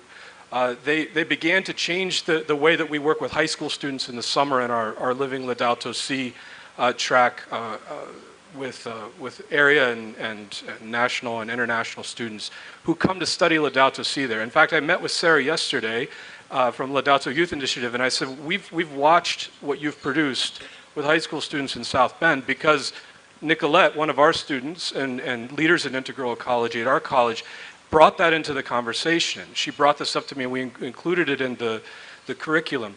I say this in relation to politics because we've heard over and over again the challenge. You were just using the word imagination, and we've heard mindset a number of times this conference. When I talked about the word canticle before, I think what Pope Francis is doing when he lifts up St. Francis's canticle is that he's challenging us to see the world in a different light, in the light of eternity. And he's challenging us to see the world as God sees it and as we are in it in relation to one another. And that means that it challenges some of the notions of contemporary politics. Now, that doesn't mean that these students don't want to engage state actors at whatever level, local, state, national, and beyond. But it does mean that when they read Francis's frustration, and it resounds with their own frustration at the lack of response in some of these situations, that they need examples of people who do respond when they're trying to do what's right.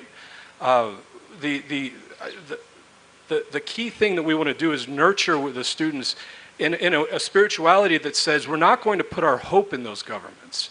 We're actually going to try to imagine politics in a different way. And we're going to see politics as the art of the possible. And that might mean doing something political that looks different than what the state can imagine. And it also might mean that students are going to have to pray in such a way that they'll struggle for a long time sowing seeds that they won't reap the harvest of. And that if they do achieve something in the course of things, that they give thanks for that. That's where I think that the realm of poetry and song, that builds a community that nurtures over time, that reminds people of the true story of God's salvation. And it prepares them to practice hope in a real way. Thank you. And Father Peter, last words with you, please. In terms of continuity, I think spirituality is great because it offers us at least two things in a nice tension. One is integrity. I think religion, spirituality especially, helps us to be people of integrity, and we need that when we fight for climate justice, for environmental justice, and other issues. At the same time, speaking of imagination, it opens us up. We need to meditate so that we can imagine the future that is not ours, but those of the future generations, the young people, but we have to imagine it. And I think when it comes to politics, there could be a few real case applications. It would be great to have here not just biology and theology and other experts, but we need political scientists, not just because Aristotle said it's the highest practical science, but so that we understand, for example, how BLI was able to get that video to COP. We have to multiply those kind of experiences. We see it's possible to work with governments. It's wonderful also to have here governmental representatives. It would be important also to have here business representatives. I was really intrigued by a conversation with Geoffrey about his work with Caritas and here in Uganda, doing the policy work and working with the local government, with the districts. I think for the most impact we need, as you mentioned, Joseph, we need to work with mayors. They really have a lot of sway, and I think especially in some countries with bishops, because often the churches or religious institutions have most of the infrastructure that sometimes the state doesn't. So we have to realize actually how much potential we have, and then think through, study, and then implement how we bring these kind of practices that we are experiencing here these days into the realm of politics on a local, district, national, or even UN and other levels. Thank you. Sister, I kindly ask you to wrap up in just yes. 1 minute. I think we've done a lot to bring forth our actions and our hope in a way that really has engaged the education, the conservation that we want to keep what we know and treasure, and also to rebuild it and regenerate, and deal with advocacy to move us forward with a voice of integrity, with nonviolence, for action that really in a humble way does no harm, but provides a lot of hope and growth. So thank you for this wonderful panel. It's a pleasure to be here with you and engage in conversation. Thank you. Thank you very much, sister. Thank you, dear panelists. Kindly situate yourselves for a ceremonial photo. Wi-Fi is back. Thanks be to God. Wi-Fi is back. Let's break for 12 minutes. Kindly, tea is served. Kindly pick your cup of tea and snack and head back in. Being that today is the last day and we have a couple of things towards the end, we want to be very cautious of our timekeeping. Feel free to step out at this moment, stretch, go to the restrooms, and pick a cup of tea and snack. Bring that back in, and the next panel will begin at 10 past 11. 10 past 11, conversation 2 for the day begins. Thank you very, very much.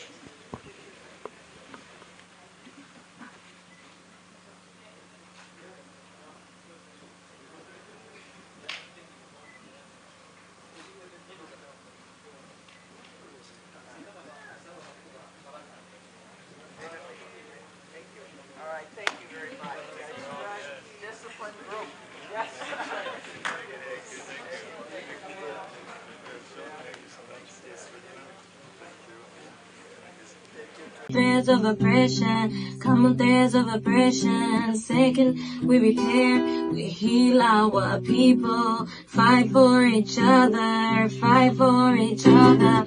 Third, we demolish, we take back the power to the people. Solidarity, truth and love to the people. Solidarity to the people, solidarity to the people. We are all bonded by love. We are all bonded by love. So let's demolish. So take back the power. Take back the power. Take back the power.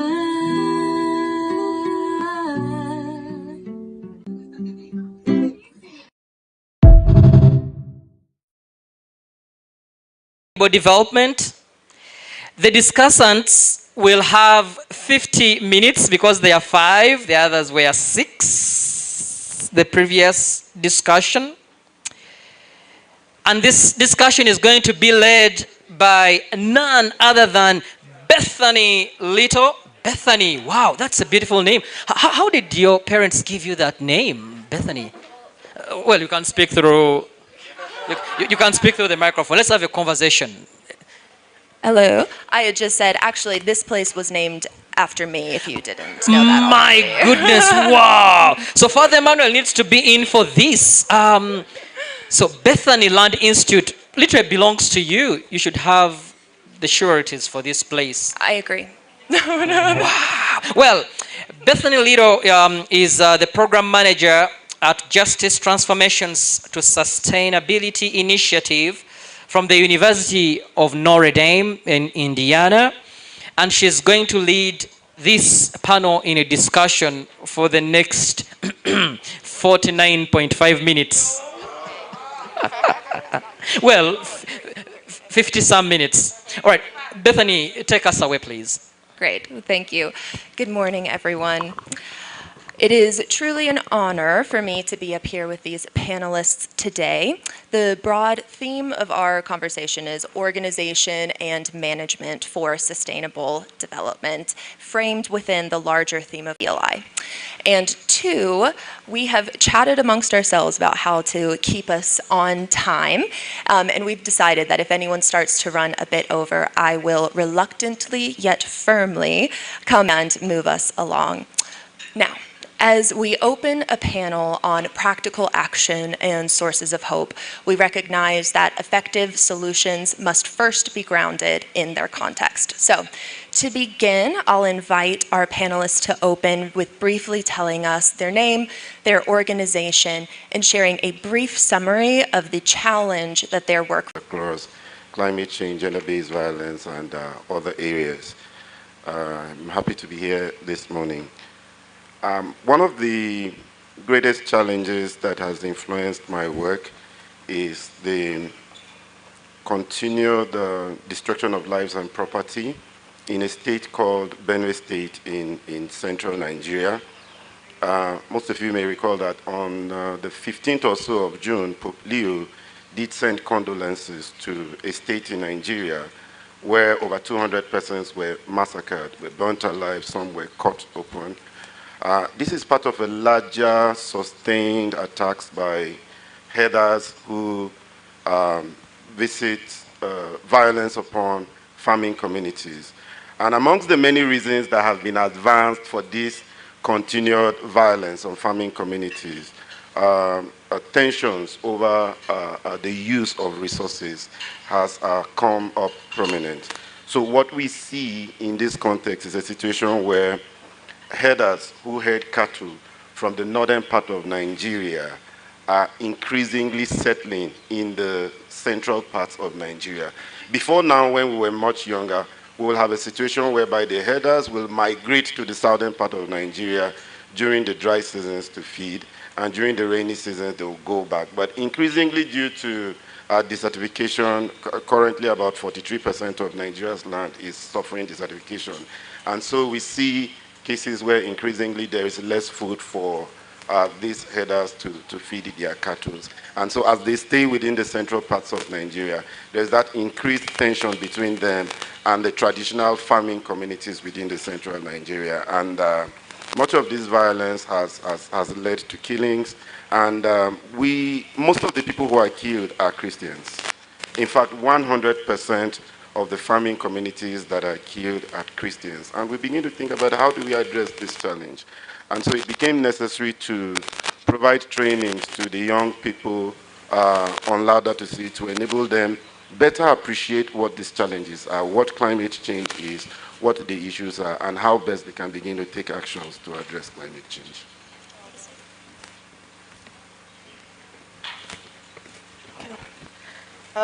Thank you. My name is Lucy Esipila. I work for Caritas Africa as the regional director. Some few hours into Uganda, I got a cold. And yeah, usually I'm louder than this, so I'm sorry about this. And I'm really inspired by what Tina has talked about, especially the issue of the herders and the tragedy of the commons, because they're fighting for resources. And this affects the communities, and also this is also why we need to foster the humanitarian development and peace nexus. So I'll share with you what we do as Caritas, and we are inspired by the scripture, John 15:12. This is my commandment, that you love one another, so that your joy may be full. And we see Caritas as an institution that serves out of love. It is an instrument of the service of charity for the church. And we collaborate with different actors who are doing similar roles, like what all of you are doing here, which has been really, really inspiring. And as Caritas Africa, we are one of the 7 regions of the Caritas Internationalist Confederation. And where I sit, we are covering 46 African countries. And Caritas Africa prioritizes advocacy specifically on food systems. If you look at the food system itself, from the processing, the production, the harvesting, the distributions, the consumption itself. There are different elements that you see there and how they contribute to climate change. And we promote agroecology, and we try to do this through different spaces. At the regional level, we do advocacy within the UN system. For example, next week there will be the UN Food System Summit. We engage on the relationship between the African Union and the European Union. We look at issues on financing for development, like engaging at the IMF and World Bank spaces just to push on issues such as the sovereign debt crisis and how it affects us. And the problem that we are looking to address is one. If you look at the statistics right now, they are really worrying. We are spending 50 billion USD on imports. We are importing food amounting to 50 billion USD. So local production is being undermined. And also the local knowledge. You see the beautiful work that is happening here at Lazarus Forest. I've also had an opportunity to visit an academy by Caritas that is run by the Diocesan Caritas here, where they are training farmers on agroecology using organic farming. And you can see there's local knowledge that is happening there, which is really being undermined. You also notice that financing coming to Africa sometimes comes with policy prescriptions from the Bretton Woods institutions. So you'll be given funding, and you're asked maybe promote the use of certified seeds, and you'll see most of us are promoting economic models of development that prioritize industrialized farming. Laudato Si 109, the Pope is talking about how we prioritize profit over issues that are affecting people. So industrialized farming, mechanized agriculture, and how it impacts the soil health and all that. We're also looking at access to finance for farmers. I remember on the first day there was a panelist who talked about organic farming and upscaling it. And one of the issues she raised was farmers need money to access this organic farming so that they are able to purchase some of these supplies, because synthetic fertilizers are cheap. But for us to practice what we are pushing for, we need access to finance. So there are some microfinance institutions run by the church, and we try and link them together. And also, we also Thank prioritize you so food much. safety. We look forward to hearing more about your work in the next round. Hi, everyone. My name is Portia Dumensa. I wanted to be a banker, actually. And interesting. So at matriculation, listening to all that was said the first day in the university, I wrote something down. Aside your career, create your own business with your talent. Little did I know that that was going to change the path of my career. Because in level 200, I started Dream Hunt. We hunt for dreams. Why do we do this? Because just as we agree, the earth is crying. Because the basic need of an African when it comes to climate change is food, clothing, and shelter. And I realized that young people, we have a mandate and a role to play. So how then do we communicate our issues? How then do we build that and also bridge that gap? As a young person, I had some conversations around with my young mates, and then I upscaled it at the national level, whereby I was thinking of how to translate the issues from the national level down to the grassroots, especially using the schools, whereby you can have a collective number and different perspectives. Then, in Dream Hunt, we saw the problem of school feeding in Ghana, which does not really critically look into the nutritional values. So we decided to start a school garden, which I'll talk into that. We also realized the issue of youth inclusion for development. We have a voice, we have ideas, we have solutions. How then do you tap into our solutions? As well, we realized that there is a need for water, sanitation, and hygiene. That the young people must also understand and appreciate and see what they are doing in that regard. Then we decided on how we can bridge that gap. And finally, we chose the path, which is the path that helps young people to have inclusion, to have men's goals. How do we bring it home? Translate it in local dialect and help make sure that these young people are making real-time solutions from every place that they find themselves, from communities, in their schools. And that is what started my work. Thank you.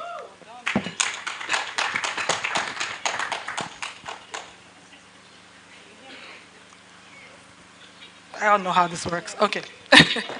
Hello, everyone. Good morning. My name is Gloria Nanka Essien, and I run a culture integration and consultancy practice in Nigeria. And thank you, Father Peter, for saying that the business people are important in this conversation. So I'm glad to be here. Part of our work really is to answer the question, why do we not have long-lasting and sustained indigenous enterprises in our nation? Right now, we are doing really amazing things here in Bethany Land Institute, but how do we ensure that these are really transferred to the next generation effectively? Now, part of our work was based on personal experience as well, identifying that within the work structure, there is a huge difference and huge gap between the vision of the organization and the behavior of the employees. And that means that the output and the results is absolutely lackluster. And the question is, what is causing this divide? Part of the things we identified is that there's really no systemic process or systemic way to truly transfer, the convictions, the beliefs, the ideologies that has, accounted for success within this entrepreneur. So these things are lost in translation.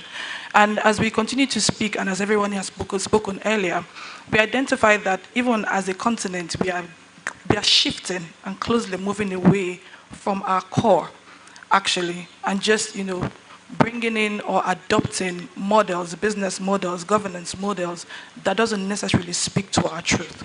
So our work in CISA is truly to reroute, what is currently going on in our ecosystem and going on in our environment, because we can't be looking to restore the land while our institutions are really screaming and crying. And we can also be looking to transfer this legacy when there is no system to transfer it as well. So what CISA is doing is to try and reroute the foundations of organizations to ensure that we truly do not lose what makes us essential, our languages, our institutions, things that matter to us. Many of us grew up with different types of products. Nigerians in the building, Nasco cornflakes, Coca-Cola, and so many other fantastic products like that. And you ask yourself the simple question, who owns this product or who owns these institutions? And you find out that they're not even owned by Nigerians. So what do we actually own and what are we transferring to our, the next generation? Now, we've clearly stated that truly we need bold cultural evolution in this part of the world, and that's what CISA is speaking into. And like Laudato Si has reminded us, the disappearance of culture can be more serious than the disappearance of species. So we need to begin to speak about these issues. Now, on a cellular level, you would find that once the founder leaves an organization, the organization actually dies. And even with families, when the head of the family leaves, what happens? Their way of life is actually deteriorated. How can we begin to account for this? And why this matters is because we cannot just be restoring the land and just forget our institutions. We really need to ensure that our economy and our institutions are not collapsing. And these are the sort of issues that we'll be discussing as we progress in the meeting.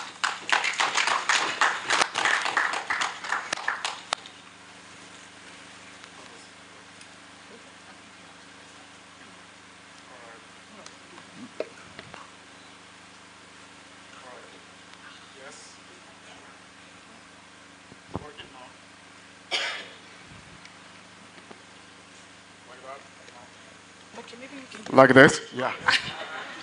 Great. I also have a cold, so sorry for that. So my name is Alonso de Llanes, and I am the program manager of the Laudato Si Action Platform, which is a program of the Vatican's dicastery for promoting integral human development. And I'm also a PhD candidate in management at the University of Paris, Saclay. And I want to link what Peter said before, because I started working first at the platform, and then I started my PhD. Because I had this question that was consuming my research about it. Because I saw many communities around the world making efforts towards integral ecology, but I was not sure that the answer, that they were answering Pope Francis' call evenly around the world. So that's why I decided to do a PhD with that research question in mind. And then when looking what participants from the platform were doing, I realized that the plans that were submitted through the action platform were also very uneven. I mean, that was something expected because of the disparity between regions and cultures and charisms, but the question about transformation was still there. And are we actually transforming? So I took ecological conversion as a catalyst to start evaluating how communities around the world are changing. And then there was a great opportunity that Sister Sheila here brought to the platform participants with UISG and Sowing Hope for the Planet to give mini grants to platform participants. And then the platform decided to focus with women religious in Francophone Africa and in Brazil. And then we need to hire one expert in the region that was able to actually make outreach to call to these women religious to tell us what they were doing. And that person was Sister Natalie, who you listened to her yesterday. So she did a tremendous work doing outreach for the platform in Francophone Africa. And then we had different projects about energy efficiency, waters and sanitation services, food, and the examples that I will be talking about today are a direct result of those efforts that the platform team, Sowing Hope for the Planet, the Laudato Si movement as partner of the platform, and Sister Natalie made together to see how these projects will gonna become a reality in countries like RDC, Benin, and Cameroon. Thank you all so much. Now, we have heard from our panelists on the what and the why of their work. So now we're going to move into a conversation on the how. How do you organize? How do you mobilize? How do you manage? And so I'll invite whoever wishes to start to tell us a little bit more about how you, in your work, operationalize the principles of Laudato Si into action.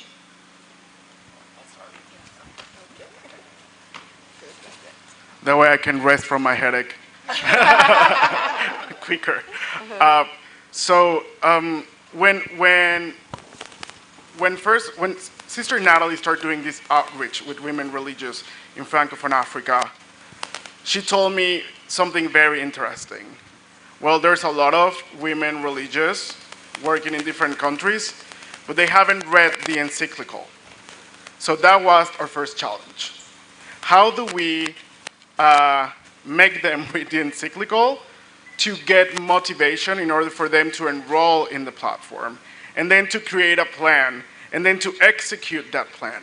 So there were a lot of challenges over there. So we start with Sister Natalie did like educational courses to the women religious congregations over there, sharing the teachings of the encyclical, sharing videos, infographics. She even rented a car because some communities were very far away from where she lived to go and reach them.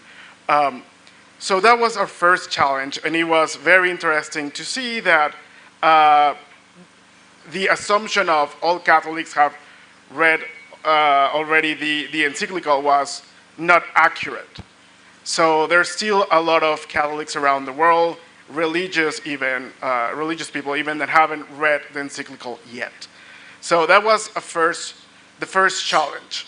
Then the second challenge was, okay, now that they already have read the encyclical and enroll in the platform, how do they put their ideas in action?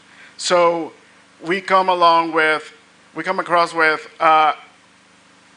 the structures in the congregations were not allowing leaderships to start. So they were sisters that said, okay, I think that I can volunteer to put the action plan into a reality. But then they went back to their congregation or to their community in where they were living, and then their superior there said like, well, we have a school to run, so why don't we pause that effort for a little while and then we come back? And then the sisters were like, no, I mean, there's this opportunity for funding to do something, let's do it. So there was a lot of resistance between the hierarchy of women religious communities in Francophone Africa. So some of them started to make participatory governance structures. We guide them too, and they start voting for representatives of Laudato Si in their communities. And that was great to see. We created a WhatsApp group. Then we start they were contacting us directly, saying, hey, how can we convince our superior? How can we convince our other sisters to engage with what we are presenting?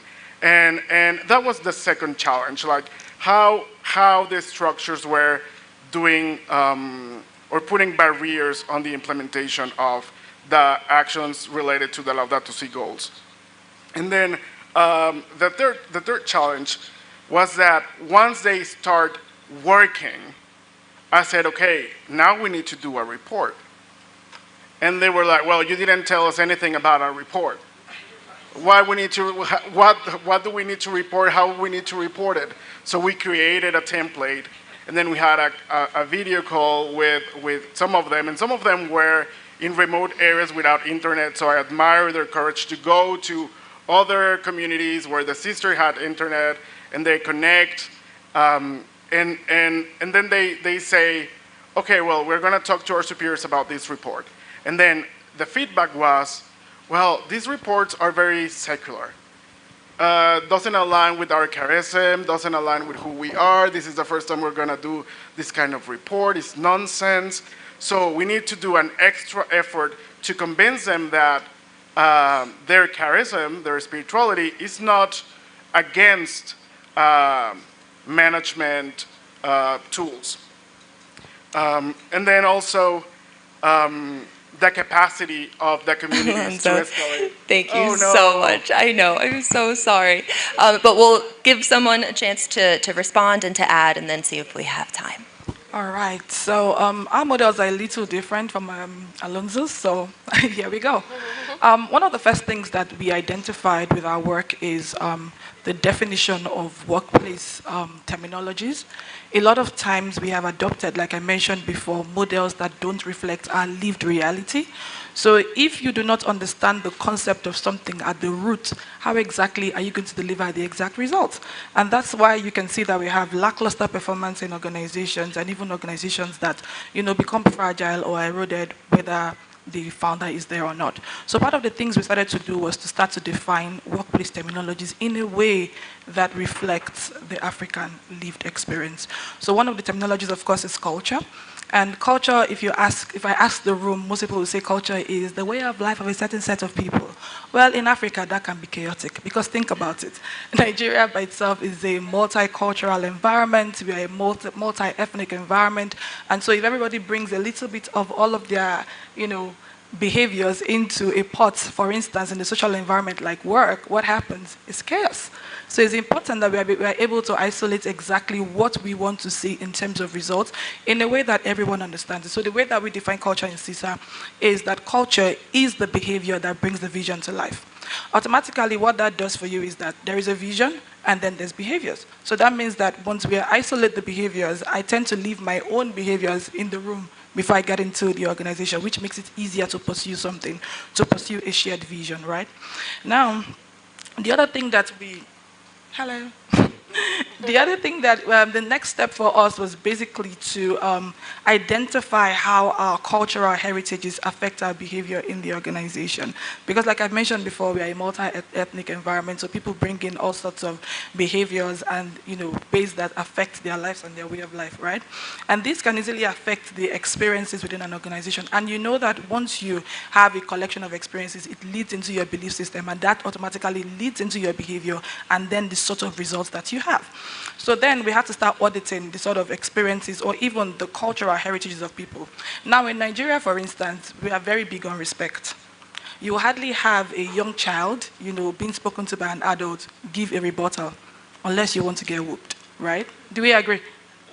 Aha, okay. I just wanted to make sure I wasn't the only one in that boat. Right.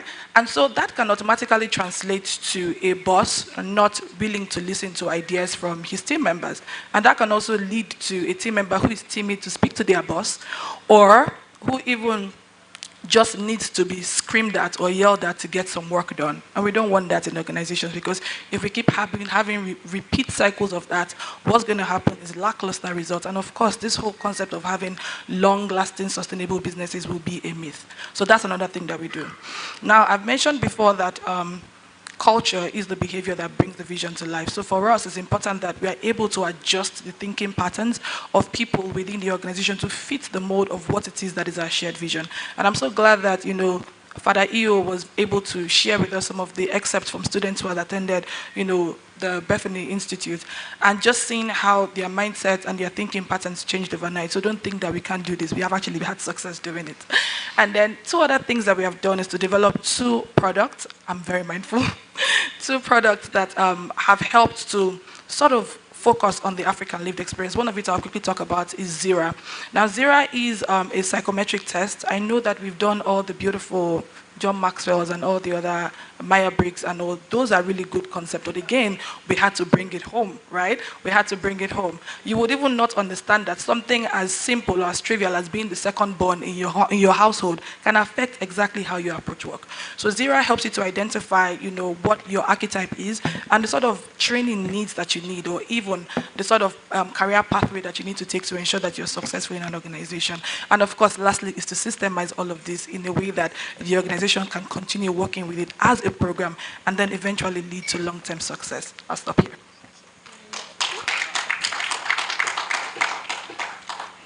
Yes, now let's get into the environment, whereby we call it environmental care campaign. It's a cycle in the school because it has a lot of things that comes together.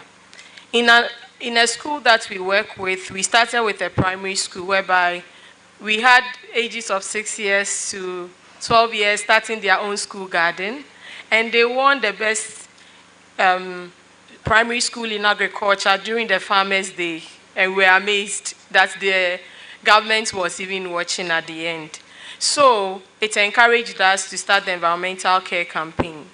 In the environmental care project, we do school gardening because we believe they can grow their small vegetable farms for them to use as part of their school feeding.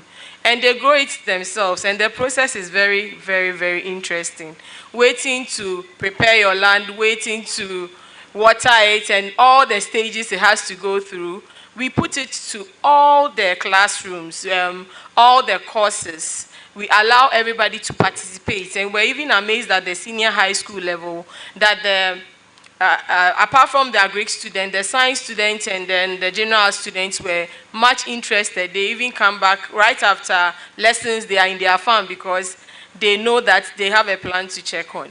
And these vegetables grew beautifully, and they were amazed at the outcome. This is what we are talking about, trying to help these young people appreciate what the processes it goes through just to have a simple vegetable. Now, as we do this, we help them to understand that the plastics in our community, how do we solve this issue? We have to beat plastic pollution, true or false? Sure. Yes, so in Dream Hunt, what we do is that we use these plastics to create a plastic house. And it's amazing that Mary House has a similar one, but they use it for the mushrooms, which we are going to do in Ghana, starting from now. Nice. And fortunately for us, we use these plastic bottles to create a plastic house, and we situate it in the school. So instead of using cane to punish a student, you collect a big bunch of plastic bottles, and we would put it in the plastic house, which we have connected you to a company that buys the plastic bottle, which of course we are trying to upscale to see how best these young people can try to innovate through the plastics they collect. And also through these plastic bottles, they do innovations. They create and do so many things with these plastics. We have environmental works to show the community that yes, indeed, these young people are doing amazing work in the community. So we do a walk about the environment, we educate, we share tracts, and we teach them simple ways of using plastic, and we collect the plastic back to the school and try to see how refuse, reduce, repurpose, reuse, and recycle. That is the 5 R's we use in Dream Hunt. And as we do that, we don't forget the SDGs. We have an SDG dice, which comes with a card, and as you dice to 6, you mention what is there and appreciate what it means to you, and now you can solve that problem. In doing that, we make sure that we make every dream a reality. Can you say after me? Make a dream a reality. So we say, plant a tree on your birthday. Thank you.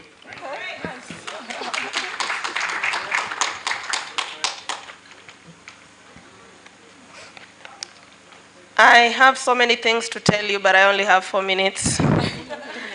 And so there are a lot of things that Caritas is doing. As I mentioned, we have 46 member organizations. In Uganda, we have Caritas Uganda, and we have Father Hilary here. And we have also the Diocesan Caritas of Kasese, my good sister there, Maureen is there.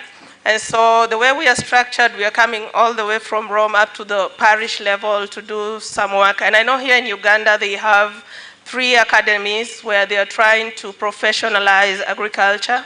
And before, you will see most of us will go out to the communities to reach out to them and invite them to participate in some training sessions. And now we are thinking about local knowledge and local agency, local leadership. So the communities themselves express the interest to come and learn the way they would come here to Bethany Land Institute to learn on what's going on here. So within the Caritas Academy, we're inviting communities to see this is something that you want, then they come and learn on organic farming. And there are some beautiful farms which are there in Naseke. I'd encourage you to go visit. In Zambia, they are also doing some work to promote agroecology. And I know one thing that stood out for me when I was writing this conference paper was that they had the drought in between 2023 and 2024. And one of the farmers who was trained on these agroecological practices was able to harvest 100 bags of maize, each 50 kgs. And so it started getting attention. So because within agroecology, one of the principles is to promote resilience. And so this is during a drought season, and they have the techniques to foster resilience and also harvest. And I also think one of the things that I've also loved here in Uganda is about the issue of post-harvest handling, where, because you know, within the food system, we tend to have food loss and food waste because we are importing a lot of food, and so the local produce will not be sold. And I've seen, like here in Uganda, Caritas have a food bank, and so the maize is able to be processed to flour and all that, and they have a warehouse to store, so that food does not go to waste. In Niger and Mali, with the support of Caritas Belgium, also this work is being done to promote these issues on agroecology. And I was really loving what my sister here has talked about, recycling plastic, because this is part of the principles that are being promoted within agroecology. You mentioned here during one of the discussions on how government have been involved. Like in Zambia, I know there's a national agroecology strategy that is being discussed, and Caritas Zambia, together with other stakeholders, have also been engaged. The document is in draft form, but at least there's dialogue that is going on at government level. There are also other spaces to engage, like when I know yesterday my sister from Malawi mentioned on the UNFCCC, going there and traveling with government as party, so that you are able to engage in all these spaces, because observer badges come with limitations. And so if you're able to participate, especially in the Bonn intersessionals, and engage with the subsidiary bodies, when they're making these technical documents and you feed into that, these are some of the strategies that we use to lobby within these particular spaces. Thank you so much, Lucy. Yeah. Yes. Bethany, all the time. I know. It's horrible. So my work was closely tied to what Caritas is doing. It was in a bid to protect the food basket of Nigeria. So the state of Benue in Nigeria has the actions that are required to address this challenge. And so seeing to it also that it was the to address this challenge. And so, seeing to it also that it was the Christians who are always killed, we decided to say, let's look at this thing from within ourselves. Let's not retaliate, but find ways of addressing the root causes. So we developed a curriculum based on the Pope's encyclical, which we implemented this 5-day training for 50 young people drawn from the Catholic Diocese of Makurdi and amongst other denominations. The good thing is that we did not just limit it to the Roman Catholic Church. We invited young persons from other denominations and then other communities too. So we put them through trainings, first and foremost introducing them to the encyclical, its different aspects, what it entailed.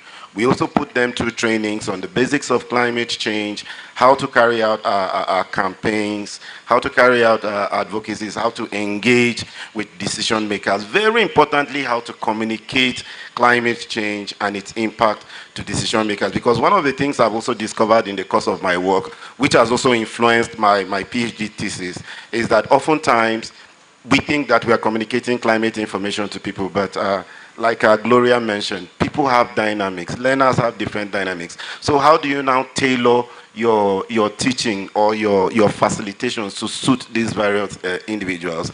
I had an engagement with the members of parliament in Nigeria, and we discovered that many of them don't know what climate change is. So we developed tailor-made curriculums to ensure that all the 50 participants that we had during this training had the best of understanding.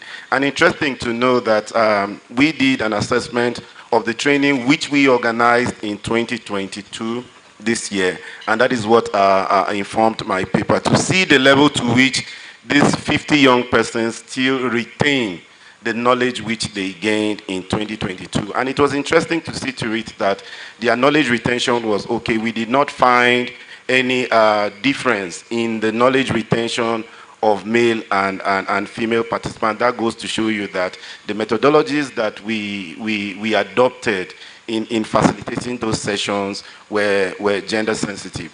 What we also found out was that participants who implemented follow-up actions, who planted trees in the Catholic diocese of, in Catholic churches around Daudu. Some of them went out to other states like Nasarawa, which are the surrounding states. Some went as far as Lagos in Nigeria to plant trees and carry out these interventions.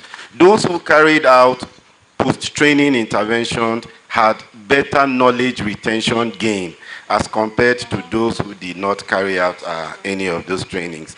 And what we also found out was that participants are more nudged or motivated to carry out follow-up interventions which are consistent with their action plans when they are close follow-up mechanisms. And these follow-up mechanisms may not necessarily be financial, but once they know that there is that person who is going to call them routinely, maybe after 1 month or 3 months, to ask them what they are wearing, what they have been doing after that training, they are more motivated to carry out those interventions. And these findings are... Thank you so much, Tina, and thank you all for your graciousness with our very short time. We have time for a few concise reflections and questions, and since we have a bit less time than we planned for, our panelists can respond to them and then end with one final thing that they hope the audience will take from this panel. Thank you so much, the panelists. My name is Lucky Mukasa, and I'm a farmer. And my question goes to Caritas. Caritas has a well-elaborate structure, and I'm sure it's one of the platforms that can easily go down to farmers. With one of the biggest challenges farmers have, having grown up from a farmer family and being a farmer too, is dependency. Dependency on seed, dependency on fertilizer, dependency on everything. And each dependency, every time their money is going out. And that's how they lose money. But Ugandans here who are 30 years and above, 20 years, please don't talk. 30 years and above, I would request to see or to hear from you if you still remember how your garden looked like, or the garden of your parents, the garden of your grandparents, how it looked like. Right now, it's completely different. Because I remember my grandparents never needed anything. They had their own seed, they never used fertilizers, they never used pesticides. So, what strategies do you have? Because for the transformation, this is what we need. Thank you.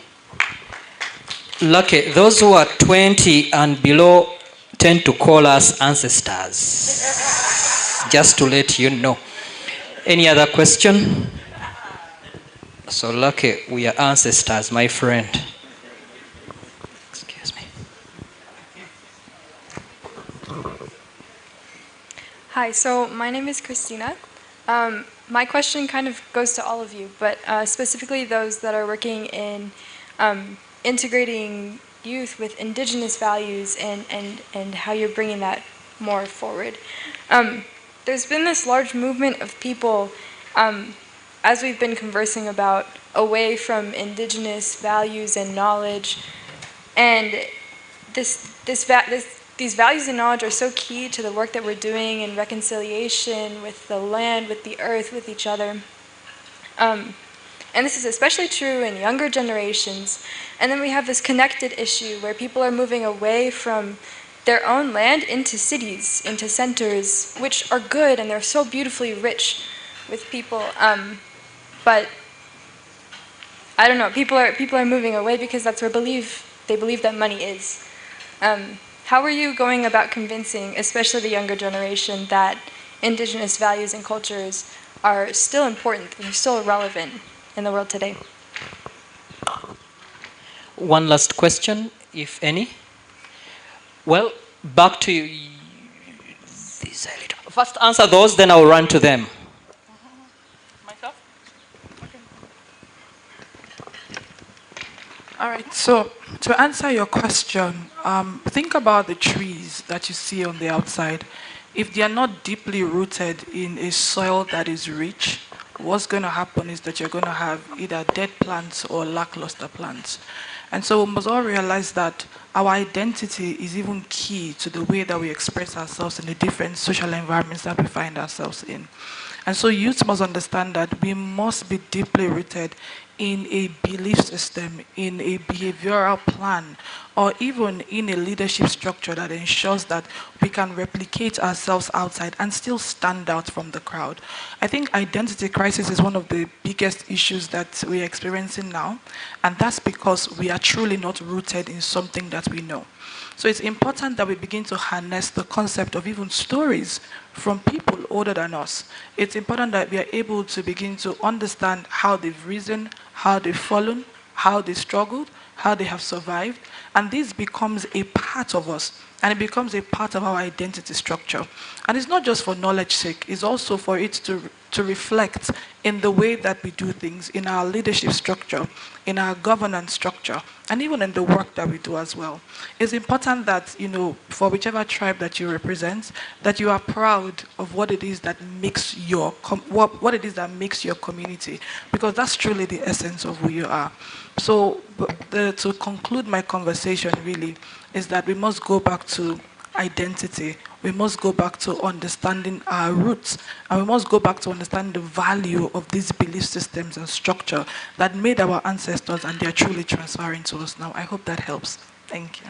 Yeah, so that's why in Dream Hunt, we just don't end it there. We have a youth inclusion for development, where we have the chiefs and we have key stakeholders on a platform like this to engage with the young people. We are also raising young environmental advocates that are going to be stewards, and we are going to raise them as ambassadors between 6 years to 18, because we realize that the indigenous knowledge is one thing that they need to adhere to and be champions of. So through that and being part of those solutions, and in Africa, back home, I realized that most of us get to hear about climate change only when we get to the university. So when we catch them young and add this indigenous knowledge to it, it will amaze you at the outcomes that we will have. Interestingly, one of the youth inclusion closure, we had the chief telling them, "I'm retired now. Do you know what I'm doing? I'm back to the farm." And it sent a very strong message to these young people. And that is what has really helped us. Thank you. Thank you. So I will respond to the question from Mukasa, who is a farmer from here. And sorry, once again. Yeah, you've raised an important concern on input dependency, that we are buying certified seeds and also we are depending on chemicals and fertilizers which affect food safety.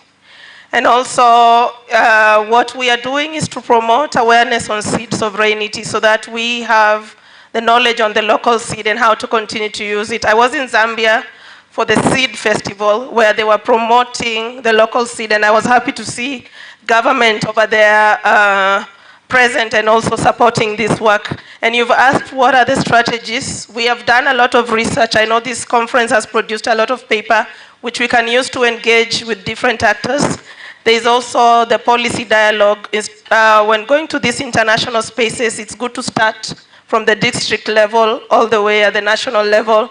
And we need to raise awareness on the effects of these harmful pesticides and fertilizers that we are using, the GMOs and the impact on the local seed. There's a need for us to work with media and also continue with initiatives such as this so that people know and shift towards these organic methods. We have 2 more questions here. Yeah, thanks so much. My name's Bernard Sanda. When we talk about Laudato Si and all that goes along with it, I think we all agree that this is a great idea to be implemented, and all of us are doing a lot of work in our little ways.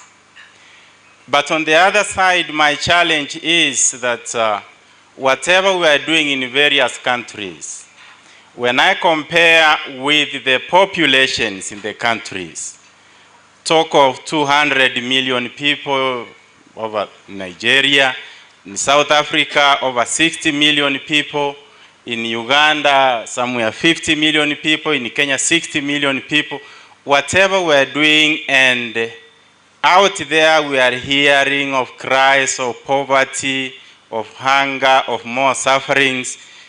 Are we able to scale up whatever we are doing? That's my question. Thank you.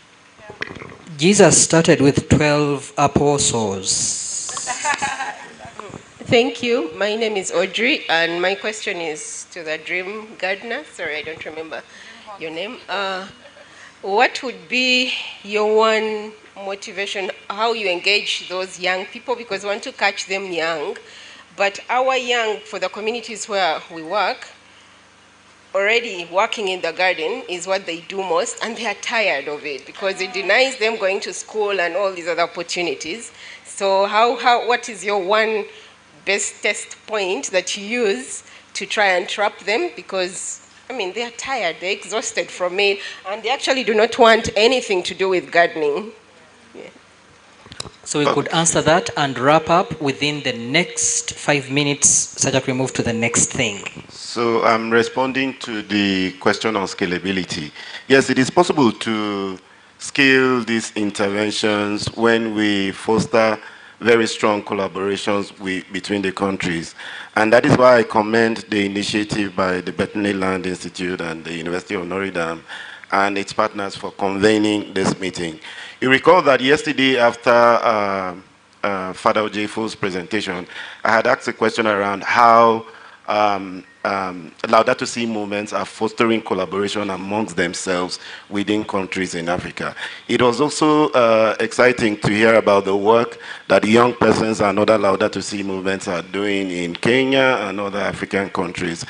And one takeaway from this meeting will be that we'll need to find ways of bringing all these movements together, find ways of strengthening them, and seeing how we can build on our individual strengths across different countries to provide that much needed skill in terms of impact. And I want to answer to the question also about the youth. You know, like, if this event, would it be in, let's say, London or the United States or Mexico, the age of the people will say the assistance to those events in that part of the world will have accumulated youth. If you know what I mean. Accumulated youth, not to say they're old. So here I see a lot of young people. I see a lot of young folks engaging in these discussion panels. And then the fact that many of you are here wearing traditional costumes. I don't imagine a conference like this in Indiana wearing the traditional Indiana outfit, or wearing the traditional French outfit, as it will be in France. So in Africa, your cultural legacy, your cultural heritage is already there among the youth. And that's something that you need to treasure, and that's something that we up on the north, we need to learn about how you are doing it and how do we need to convince our youth to engage with climate and then also to preserve their cultural heritage. So that's for your question, for the VLI intern. And then about how to scale projects, I agree with Time. We need more collaboration. We need to foster collaboration, but then also we need to measure those collaborations.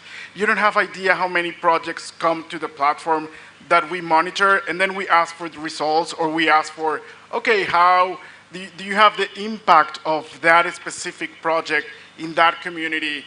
And we're talking about major stakeholders not actually doing a report about what they did, because they are just lazy. They say, oh, but we have the pictures. Pictures are not going to be enough to see the impact of your work.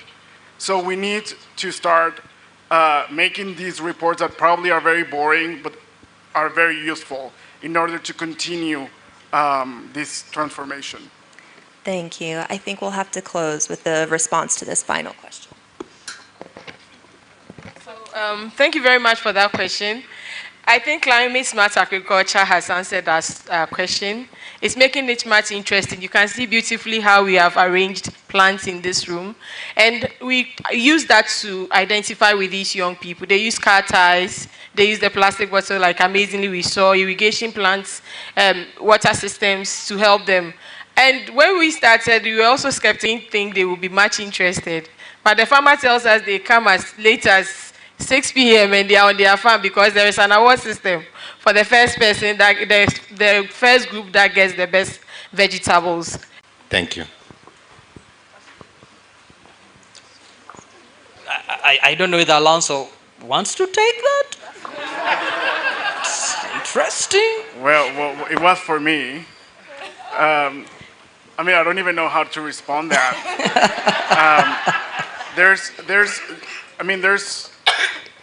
I will not deny the huge amount of work that the union, UISG and USG are doing within religious communities around the world, promoting the values of the encyclical. But then what Gloria said, there's a gap between vision and reality. And we're still overcoming those challenges. We're trying to reach as much as communities as we can. There's also the challenge of capital, human capital, economic capital, and then technological challenges. The platform as the... Somebody must have pointed. And I believe the person who asked the question has the answers.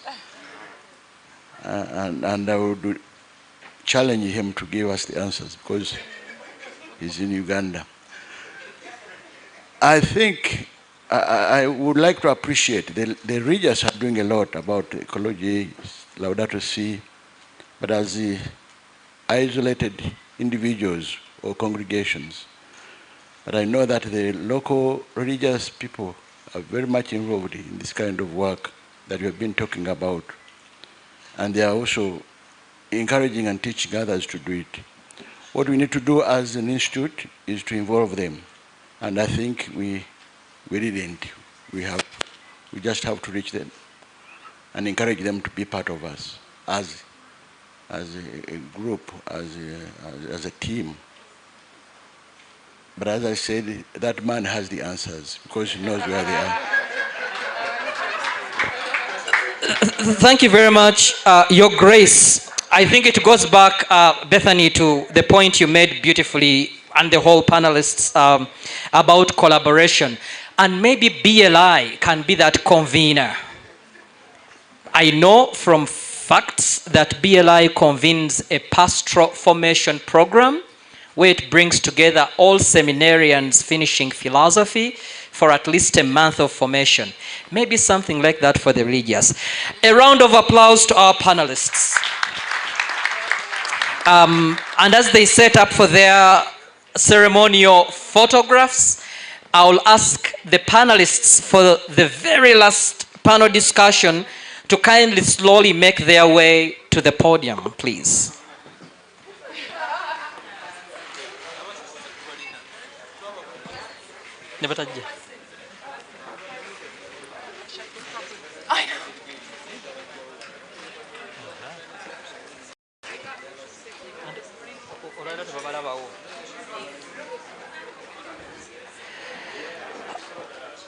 All right. One of us lost her water bottle. It's written on Taproot Earth. In case you see it lying somewhere, please take it to the registration table. We also have a green visitors book. Please register in that book. In case you have not registered in the green visitors book, please register in that book on your way out. It will be at the registration table. The green registration book will be at the registration table. Please register in that book. And if you do not want to receive periodic emails from the Director of Development, indicate to be excluded from that email list. I'll repeat that. If you don't want to be included in the periodic email blast, indicate that in your submission in that book. Friends, we are almost there. Man, we are almost there. It's been an interestingly engaging and long parava, but we are almost there. May I kindly have your attention, please? Because this is important. I would love to introduce the moderator of this last panel, and he's a very important figure. Friends, join me to welcome the Reverend Father Dan Grudy, CSC. Father Grudy is the Vice President and Associate Provost for Undergraduate Education. He's a Professor of Theology and Global Affairs at the University of Notre Dame. And today he comes here representing in the official capacity the University of Notre Dame, the major sponsors of this conference. Father Dan Grudy, thank you very much for the work that Notre Dame is extending to us through BLI here and in this conference. And may you kindly take us away, and you have 50 minutes. Okay. Well, thank you, everybody. It's great to be here today, and I know we're all kind of tired, so I'm going to just add a few things to our process here as we go through it. Thomas Aquinas had some guiding principles when giving talks. He talked about claritas, veritas, and brevitas. So we're going to ask you to be brief. You know, the highest paid commercial advertisers can get their message across in 30 seconds. Okay, in 30 seconds. So we're going to ask you to share your research. We're going to take a round of 3 minutes for each person. After that, we're going to go for 2 minutes for each person. And to help us, I have a gong. So in the spirit of all of our interreligious brothers who like to have a mindfulness bell, The bell will go off at 3 minutes, okay? So when you hear the mindfulness bell, please kind of wrap up your session so that you can come back and have another go at it as well. So this is just to keep us moving forward. Okay, so I'm going to ask our distinguished panelists to introduce themselves, and as well, I had some more prepared questions, but I actually think the better thing to do is tell us a bit about your research, its connection to Laudato Si, and its significance for our conference. Okay, we'll come back for a second round, and then we'll have some time, hopefully, to open up for some questions. So, please, we'll start here on my right.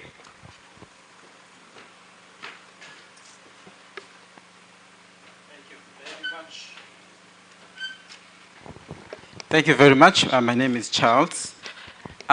For the past 4 years, I've been writing my thesis, my PhD thesis, and while doing literature review, I came across the Laudato Si encyclical. I got very much interested in paragraph 14, and I want to begin with a quote. From that, I issue an urgent invitation to a new dialogue on how we build the future of the planet.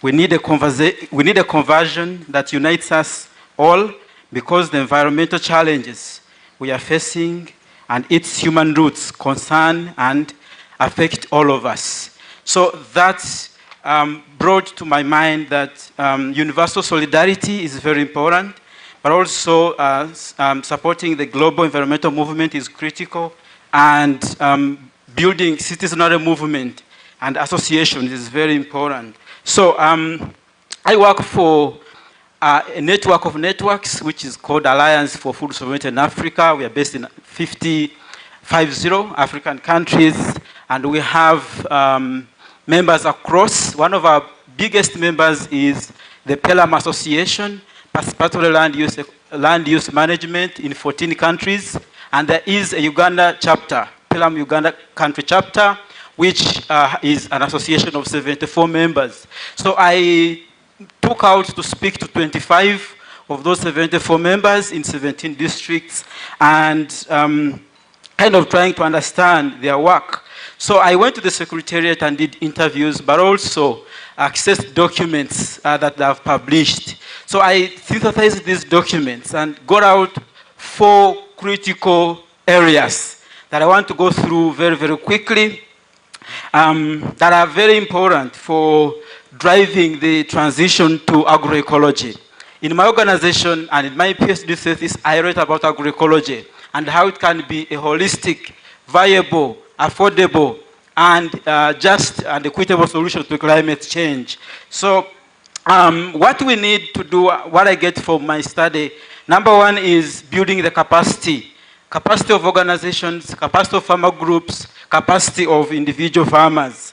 And in this, I mean training, knowledge building, skilling, and a number of models that I've found out from my interviews, from my document reviews. For example, Okay, I'll tell you about the second point. We'll come back to you for your other points for your second time. Okay, you get the idea. Wow, the time seems like it's flying. That means we have to wrap it up. Okay, so my name is Richard Kachung. I'm from Zambia. So I run an initiative called the Young Emerging Farmers Initiative. So my research was basically focusing on how youth are quite important in sustainable production and issues to do with agroecology and all moral and spiritual response to a broken food system. A system which exploits land, exploits labor, as well as life in itself. So these practices also are very cardinal because they ensure that they are able to heal degraded lands, as well as restore ecosystem, and ensure that communities are able to build resilience to climate shocks. They also ensure that they integrate indigenous knowledge, as well as value the interconnectedness of people, creation, as well as God. So these are critical principles that actually responds to the Laudato Si and what it emphasizes. And that's what my research is focusing on. But the idea is, how do we ensure that young people are responsive to these principles and are able to engage in practicing this sustainable production. Thank you.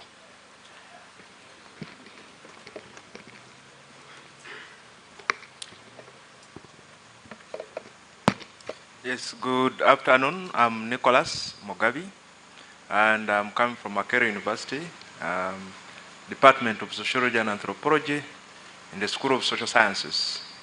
What interests me in the Laudato Si, integraecology, the beginning point is the question of farmers. People are discussing, and I've heard a lot of voices, how do you reach out to the farmers? And so I'm intrigued by the question of regenerative agriculture practices. How do farmers get to know about this? And the key entry point is how do we leverage digital technologies, mobile technologies, to reach out to farmers with the critical information about integraecology and specifically regenerative agriculture. And so my study, I focused in Masaka, greater Masaka region, interviewing and interfacing with the farmers on two critical questions. One, what kind of mobile tools, platforms are available for farmers to access information on regenerative agriculture or integraecology? Two, what kind of content, message, information is disseminated to these farmers? Yesterday, a young man gave a very serious statement that individuals or young people who have tools but without knowledge causes confusion.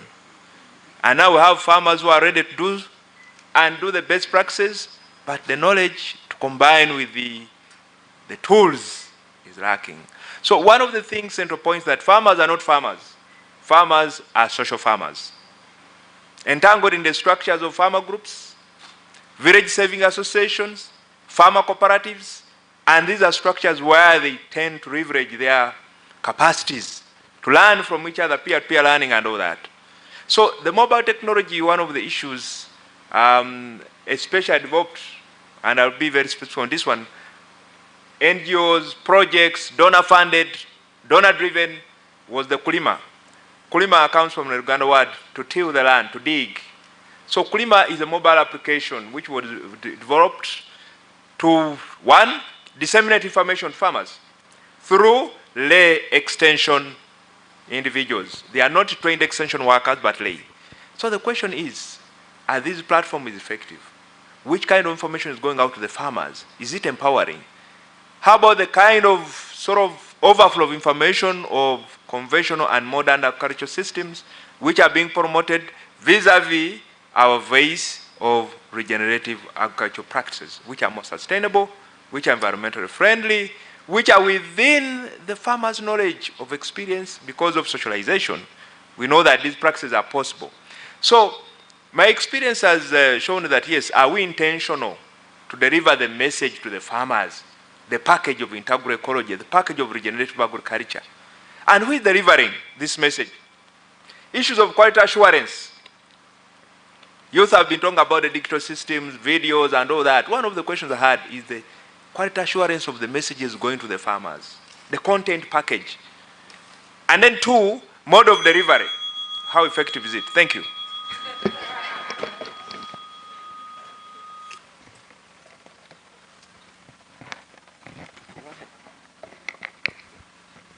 Good morning, all. I am Samson Afolabi from Nigeria, but I prefer the name adoption. We'll get there later. I'm an agricultural extension and rural sociologist, and also a farmer. In fact, basically a farmer. I work with a Glorious Vision University in Nigeria, and that's a faith-based university. And something wonderful is happening in Nigeria now. Opportunities exist for private universities to come up, and it's helping us reshape the nation. I have to drop that word. Most of my research work since about 40 years ago has to do with smallholders. By smallholders, I mean smallholder farmers. In extension, we don't call them peasant farmers again. They are not peasant farmers. They are smallholders. In any literature, you see smallholders. We are talking of smallholder farmers. So I've worked among them. I've been working among them. Then among the youths in tertiary institutions for agripreneurship. specifically with the universities that started since 1993. A lot of youths have been impacted through activities in the university, exposing them directly to practical agricultural teaching on the field directly. And a lot are entrepreneurs now as the system goes on. We didn't even go on to encourage them or promote them to become entrepreneurs alone. No, into value addition so that as you produce your egg, you don't just say you want to sell the raw egg away. No, you produce your cassava. Not that you sell off the cassava. What do you do with the peels? So even into the value addition. And that's also part of my areas of research as well. I also research into climate change, which is the in thing now. Whether you are an industrialist, whether you are a theologian, climate change is affecting everybody everywhere. And another area of my research is indigenous knowledge on climate change adaptation and indigenous role in agriculture. And what brought me to that is, when you see this one now, they say it's modern. They say it's modern. But in my studies, which I started in 2022, among some farmers in Nigeria, I discovered that there is nothing modern now that these fathers, these ancient ones, globally have not been doing. So, thank you.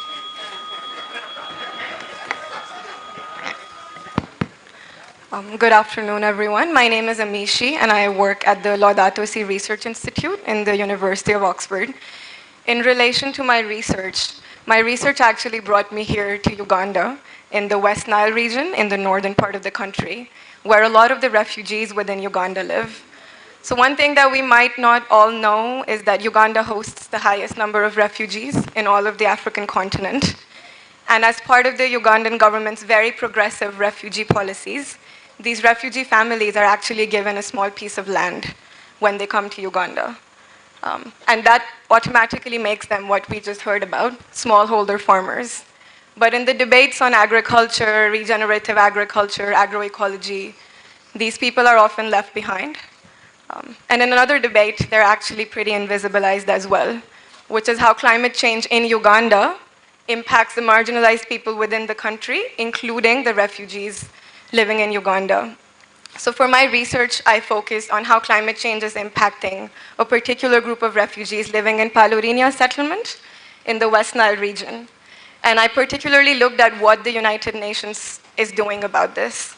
So what they were doing about this was teaching them something called climate smart agriculture.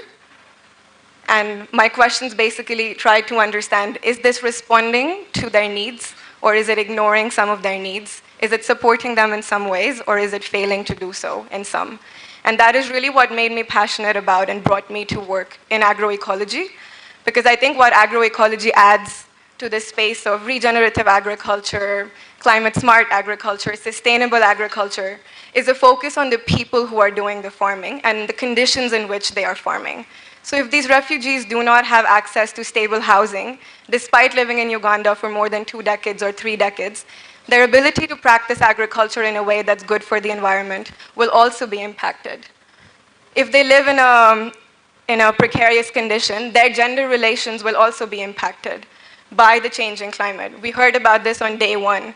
When rainfall patterns change, when climate changes, women are forced to fetch firewood and water from distances that are farther away. Now imagine refugees living in Uganda in a much more precarious situation where their access to the legal structure is also limited. In this condition, I was faced with many, many stories and examples of sexual abuse. Children's access to education is also impacted because if the road through which I go to school gets flooded, even if my family can afford to send me to school, I physically cannot access my school. And I think what agroecology does is bring all of these enabling conditions into the picture, which is why it's not called ABC agriculture.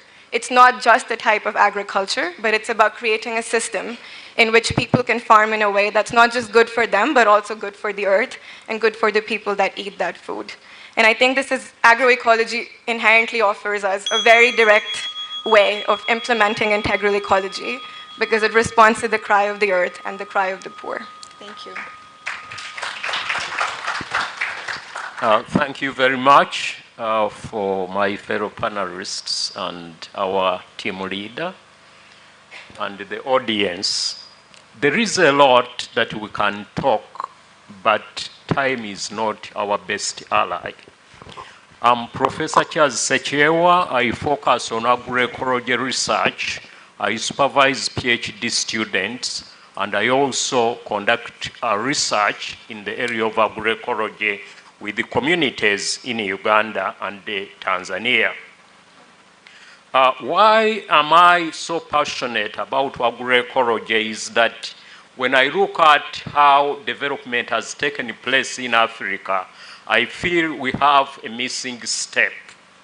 And I believe that that's why we have integral ecology, we have regenerative agriculture, we have organic agriculture, we have agroecology, sustainable agriculture, all those coming on board at one time in our life. We have been copying and pasting and not contextualizing the knowledge that we have been absorbing. The transformation is also slow. And why? It's because we have not been intentional. A lot of knowledge has been shared, and eating safe food and practicing environment-friendly agriculture, we would be there. But we attend big conferences, we go back home, we don't eat safe food, we don't practice what we have learned and shared, and that is it. So in my next talk during this panel, I will give you more details about what I do. Thank you. I request that the musician, the DJ, puts on a song in the time left, just to show you that we can use music to cause transitioning and transformation. Thank you. Well, thank you all. So what we'd like to do next is just take a second round, but because a lot of you are doing research and are also making impact on the ground, we'd like to hear from each of you how you build this bridge between your research and impact. So we'll start with you, 2 minutes.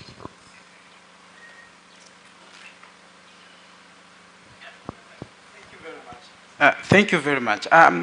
When I was writing my research and thinking about it, especially this very paper that I've published, I came up with a model, and I'm calling it the crack model. So this is one model which I think can help, translate whatever knowledge we build, we develop into real impact. Looking at PELAM, their main agenda is policy advocacy.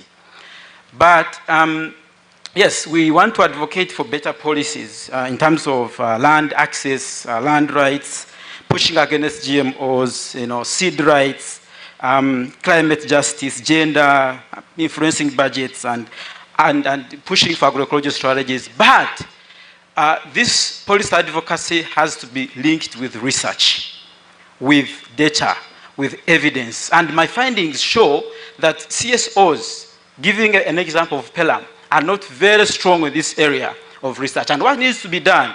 Universities, research institutions need to develop meaningful partnerships and collaborations with the CSOs. And that is my other last C, because I talked about crack. Crack is, the first C is capacity building. The R is research. The A is advocacy. And the C is collaboration and partnership. So collaborations are very key. There's one other paper which I didn't submit here, which talks about how can we develop sustainable, meaningful collaborations and partnerships, linking different actors, like-minded, but also connecting with government institutions, connecting with research and university institutions, so we can have meaningful and sustained impact. To me, for now, I can say that is what I'm looking at, drawing from my study findings.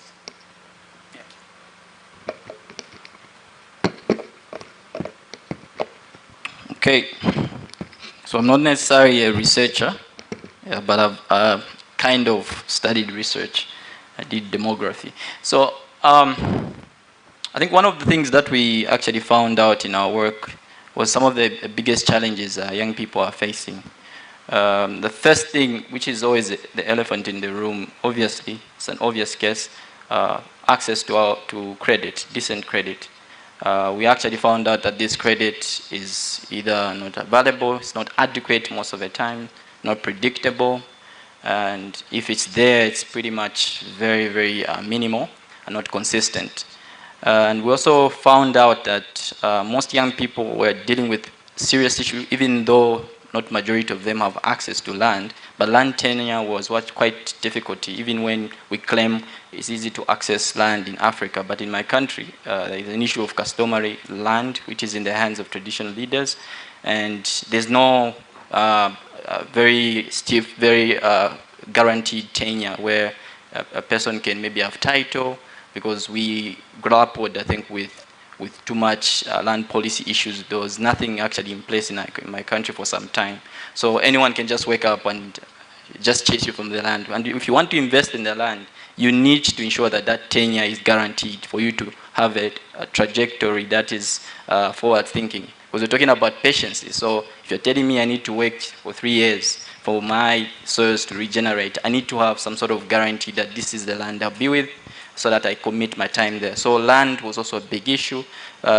Markets, very difficult for young people to find consistent markets that are offering premium prices. And I think it's very key, because prices significantly contribute to profit margins. And we have to really understand that with youth, profits is the first thing that they're looking at.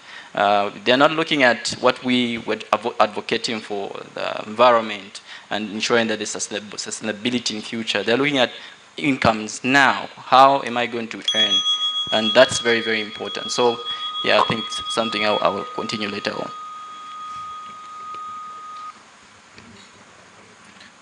Thank you. No doubt that technologies are here to stay. The Cardinal made a statement about the Industrial Revolution, but now we have the fourth revolution, which is really the digital revolution. Farmers are not blind to this. They are using mobile phones for mobile money transactions, for calling, for guidance, for ordering and payments and all these kind of things. So the question is, how do we leverage these technologies to intentionally convey, disseminate integral ecology messages, regenerative agricultural practices and knowledge? How do we turn around the extension system, which is based on conventional and modern agricultural systems of, okay, spray, apply these artificial fertilizers and those kind of things? These are the messages going out. How do we turn around that kind of system to tailor the messages of integral ecology? Above this is the question of farmer-led. Farmers leading themselves through farmer groups, but also through the lay extension agents. Lay extension agents are fellow farmers, but who are simply trained on something. Two challenges. One, agriculture is not static. It keeps changing every single day, either disease outbreak or difference in the soils and those kind of things happening. Meaning content must change every time. Who is there to update, quality assurance, ownership, and intentionally convey the updates of the information? Most of these come as projects and they go. There is also information asymmetry. A lot of revolution of digitization is happening and information is too much. What should a farmer distill or not distill?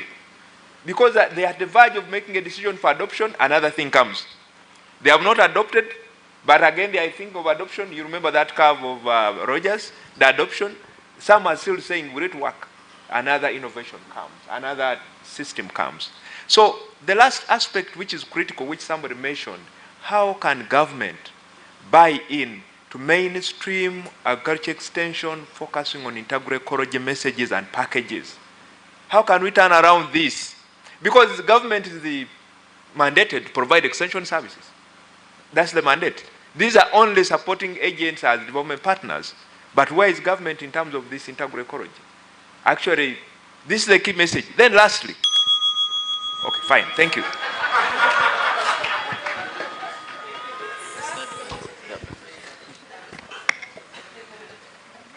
Thank you. Again, before I continue, my name now, adoption. And I want us to help me echo the word adoption 3 times. At the end of the day, we understand better. Adoption. 1. Adoption. Adoption. 2. Adoption.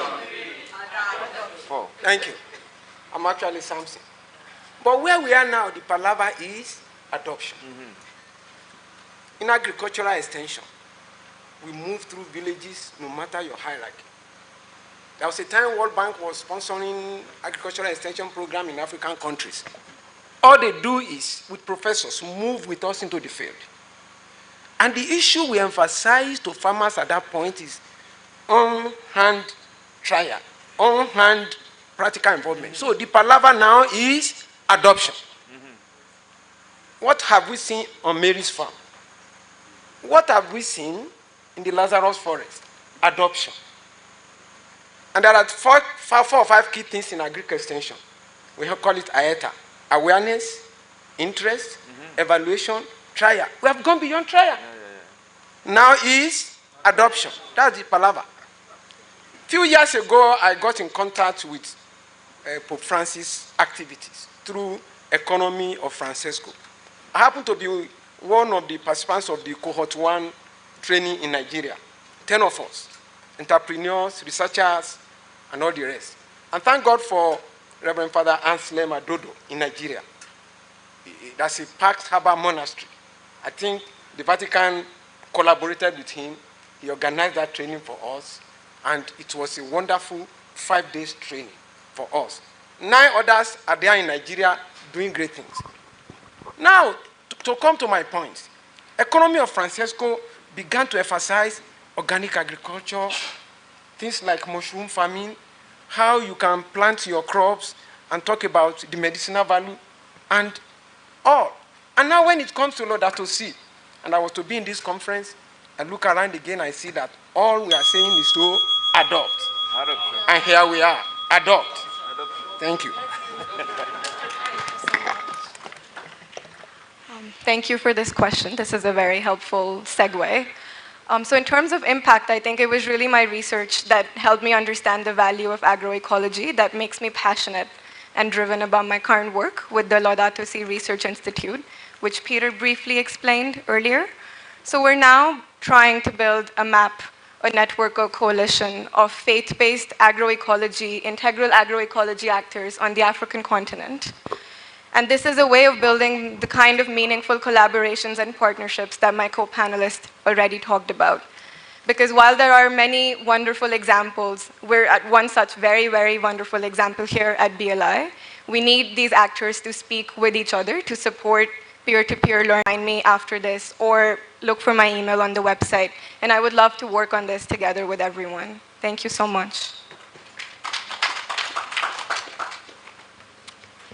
I talked about the missing step, and that was the lack of us recognizing that agriculture takes place within a system. So we over-focused on certain aspects of the system and ignored others. And what is now coming up is for us to rethink agriculture and see it as a system, leaving nothing untouched, unfocused on, and bringing everything together in order to form the integration of the ecology that exists. And that is the point. That is the way forward. Now, we have been working with the communities in Tanzania and Eastern Uganda and understanding their farming system, and looking at the different components and how to optimize them for better productivity, for safety of their food, better nutrition, and so on. And what we have observed is that when they do that, they then have a gap. And the biggest that we have observed is the lack of a market for their products, the lack of access to environment-friendly inputs. And there we have come in to refocus and see to it that we establish agroecology markets within the community and the linkages with those existing out of the community. Also sources of agroecology-friendly inputs. Within the community, they innovate and they use, but also access what comes out of the community. So that way, we have brought up their hope for a better future and the practicing of agroecology. Okay, thank you, everybody. Thank you for your disciplined and concise comments. I think there's always more to share after this, and as we know, the in-between spaces at meals and after we leave here today are good times to follow up. But we have some time for some questions, so why don't we open it up to put a few questions out, and then we'll have some of our panelists respond. Thank you so much, the panel. You are raising a very important issue. I will make a comment, and the comment adds to everyone, but specifically to Amishi. I will begin with a question to everyone. You're free to answer it or not. What memories do you take home when you journey outside your home area? What memories do you take home when you journey outside your home area? We are talking of people who have journeyed out of their home areas under circumstances. Now imagine a life without cooking, energy for cooking. Imagine a life without firewood and charcoal. And we are talking of people I have been engaging, and their main message is saying, forests are running away from us. And who are these ones? We're talking of the hosts, refugees, and the question of hospitality. For how long can we host them? I will be quick. I'm talking about the refugees and host communities are the margins in Uganda. And they have been there for 1 day, 2 days, 100 days, many years, and they have to use wood. And I'm talking of the main challenge of energy deprivation. And it is along with the wonderful conversation of water, energy, and food. As you think of the energy, Sorry. We want you to be very concise to these questions, okay? No, it was a comment. Thank you so much.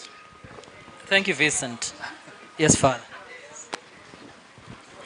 So thank you. I had a question, but Prof's last comment has answered the question, so I will just add a little question. Because when we are doing organic farming, we put in so much, and then at the end, they all enter into the same market, especially here in most of the African countries. It's difficult.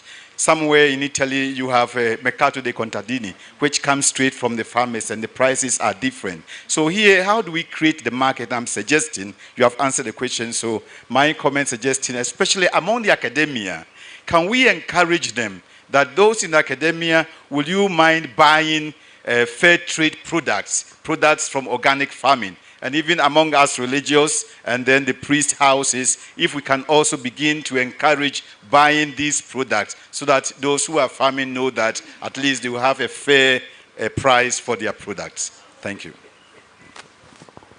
Thank you. Thank you. This question goes to the professor teaching Makerere University.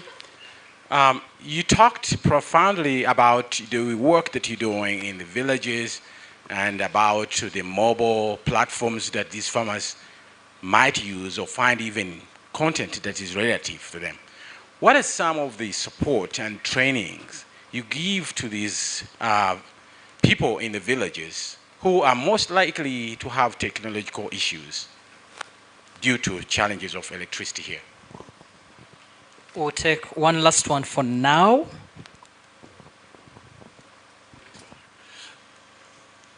Maybe a comment on system, scale, and history.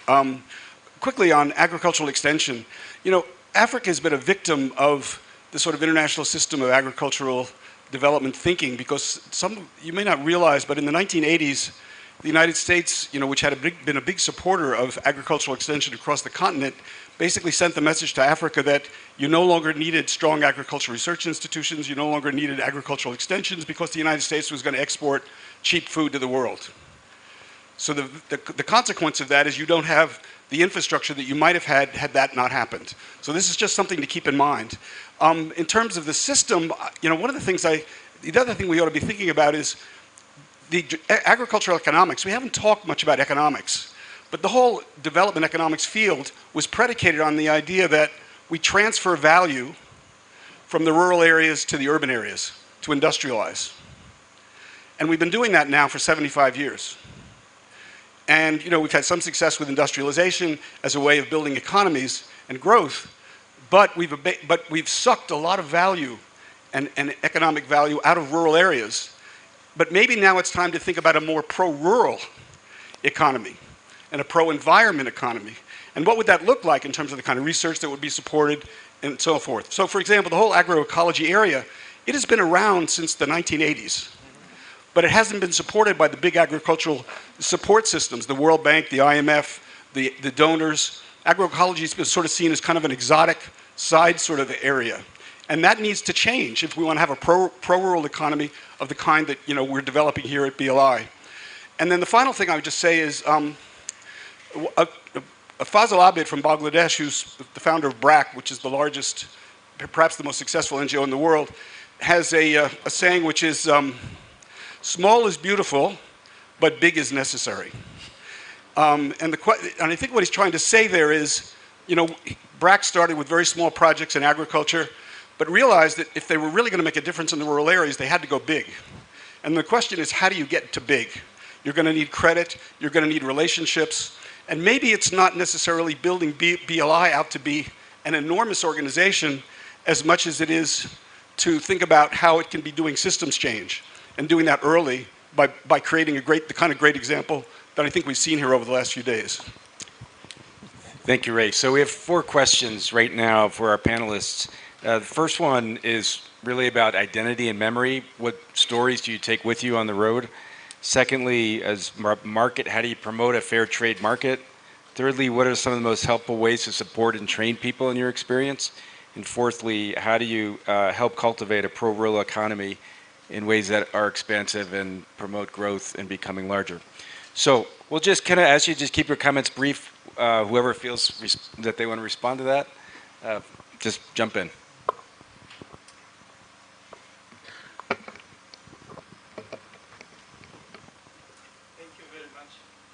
Thank you very much.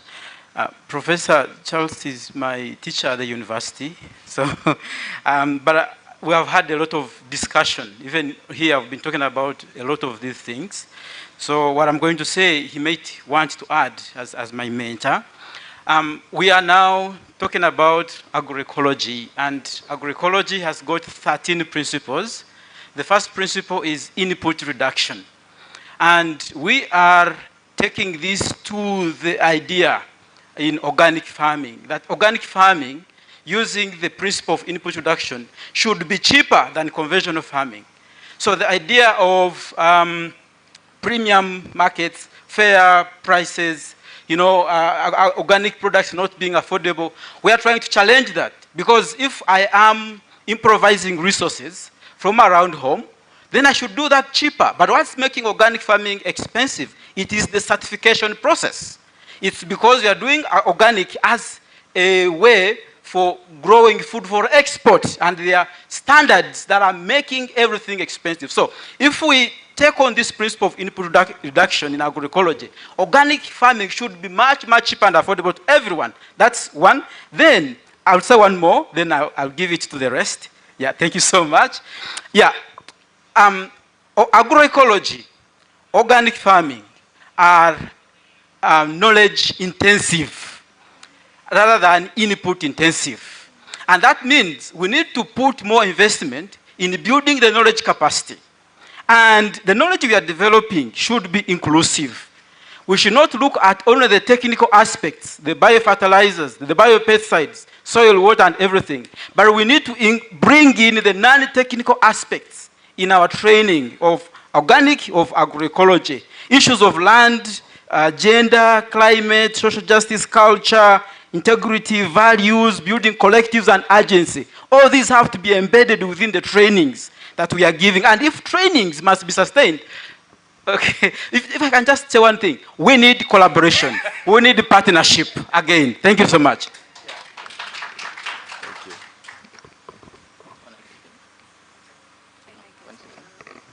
Fine. The question asked about support to the farmers.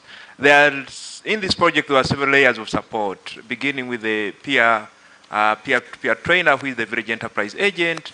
Then you have the extension officers, and then you have the project officers. However, this is not mainstream. These are isolated of a project which comes and 3 years, 4 years over. The last point I want to end with is the point of coordination and not competition. I've seen projects, I've seen enterprises, all these things we are saying here, there is poor coordination. Everybody is in their silos. They are working, and we are seemingly thinking of competition, accolades, and who is doing what, attribution and contribution, but we need more coordination, coordination at farmer level, coordination at the government level, civil society organization, academia. I pointed about academia. Why is the role of academia in trying to support farmers at that level? This call for coordination and systematic, consistent coordination. Thank you.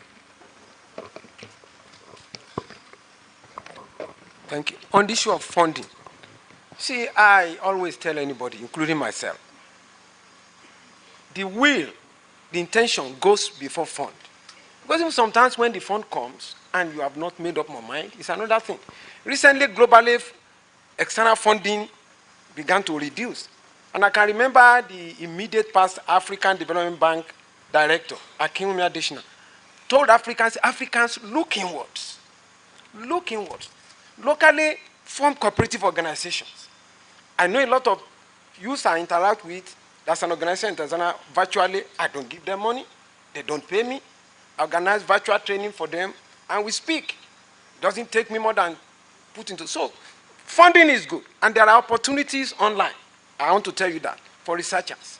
We can still share that network. Now to organic farming. You see, the issue of certification is something. How many people certify the gari, the banana that I eat in the streets? All we should do here, tell ourselves to make sure we produce safe food. When it comes to certification, I may be thinking of I must put in supermarket. I want to supply just right. I want to supply this. So, and there is a market in Ibadan, University of Ibadan, for organic farming. And what do? They collect from individuals that they are trusted at producing. Certification still happens if it want to happen, if you want to supply big stores. But start your organic farming. That's just it. And finally, to the youth. You see, I have a lot of youth that are into farming now. No money, it's not too big, but they are ready to go to any level. Why? Because they know there is something good there. There is a person in Nigeria, I was telling somebody about this, a youth who is a computer scientist. We got a job for him in a university. He said, no, I want to do, Nigerians call this adire. It's what he brains online. He said, I want to be doing this. And he's on that full time. He refused the job. And he's surviving. Yeah, and I'd like to point out that actually I'm wearing a shirt from him today, so my fashion today is courtesy of Samson. So thank you, Samson. Thank you so much for the questions. I acknowledge the first comment. Thank you. That was very helpful. I would like to link the second question on encouraging fair buying with the fourth question of building pro-rural economies, because I think encouraging fair buying is a part of this broader idea of building pro-rural economies. And I would like to highlight, particularly since this panel is around agroecology, that you are indeed right, agroecology has been around. And just to emphasize, it doesn't really come from the academia or the policy space. It actually comes from popular movements based mostly in South America. It comes from a movement of landless workers saying we don't need people to tell us how to farm. We need our land and we need the right conditions to be able to farm in the ways that we know how to. We don't need to be told exactly how to farm. With that, I would like to give a concrete example that shows the values of not just these concrete projects, but also narratives and stories. And this example comes from the work of one of my co-panelists' organization, the Alliance for Food Sovereignty in Africa. So alongside doing very concrete work on supporting farmers to practice agroecology, they also have a campaign called My Food is African, which promotes pride and awareness of our own foods. Because it's not just about buying organic food, but also about buying and consuming and taking pride in the right kind of cultural foods that all of our countries are very, very rich in. And I would just like to end with guiding you to some resources if you wish to follow more of the agroecology work. Of course, the Alliance for Food Sovereignty in Africa leads the civil society movement for agroecology in the continent. At the same time, Slow Food and La Via Campesina lead this work on the global level. And I think as part of listening, we need to listen to the popular movements that lead this work and have done that way before the UN and the FAO jumped on board the agroecology train. And I would also like to point lastly to the Nyeleni Declaration, which first came about in 2005, then met again in 2015, and is actually meeting this very year. So if any of you have an interest in agroecology, that really is the global space that represents the voice of the people for agroecology. So if you wish to listen and learn, I would highly recommend following their work, which is happening this year as we speak. Thank you so much. Can I just add on that? We're coming to time, so we'll come back. We'll have one last word to say, but Charles, if you could just say the last word here. Lastly, I would like to say that agroecology, integral ecology, is a way of life. If we embrace it as our only way of life, and we transform ourselves, then we become a market for it, and we become practitioners of it, and certainly we shall change the world. But as long as we keep ourselves aside and we want others to do it, we shall not succeed. I would like to say that that is the power of agroecology. There are policies in place, and Laudato Si adds strength to those. Thank you very much. We'll give you 30 seconds. Yeah.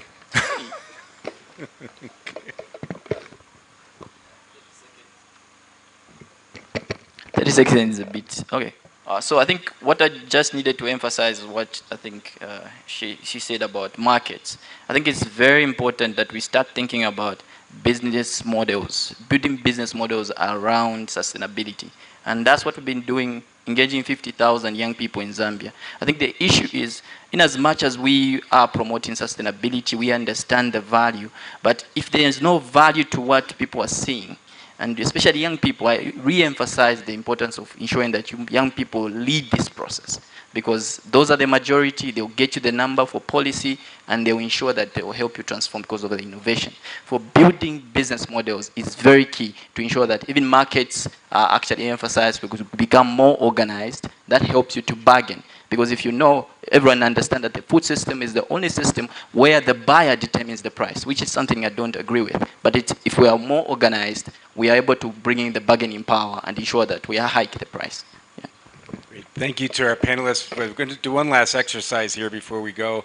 So, our internet has been very intermittent, that it's very expensive to send out kind of phones and text messages and calls. So I'm going to ask each panelist to say, if you had to send one text message to the world, and you only had 2 sentences of megabytes to work with, summarize what the main messages you would like this group to know about. 2 sentences, 1 text. What would you say? So a tweet? Like a tweet? Yeah. A tweet, I guess. I'm sorry, I'm a little old-fashioned. So some kind of a tweet. Yes. Thank you very much. Mutual support, relationality, solidarity, subsidiarity, shared responsibility, synergy, and collective accountability are very key as we drive transitions to agroecology. And this we need to embrace as we build partnerships, as we build collaborations, as we build networks. And I want to thank... Okay, that's a big sentence. That's a really big sentence. So, okay. 2 sentences. Okay, I'll try to see if I'll put it. Okay. So if you think it's expensive and risky to invest in young people to lead the process of agroecology, wait until you meet regret or the invoice that will come after that. Mine is very simple. Transition and transformation can only happen from the bottom to the top. Yes, my take is collaboration, networking. And we should sing this. And adoption. And right? adoption. And adoption. Let's sing this aloud to other faith-based organizations. Somebody said Jesus Enterprises. If that is the right word, let others flow into Laudato, the principles behind it. Thank you. This is a hard question. I guess I would just say all of the good things and the bad things are interconnected, including our food, our health, our well-being, our human rights, our welfare. So look for those connections and build the right connections. Thank you.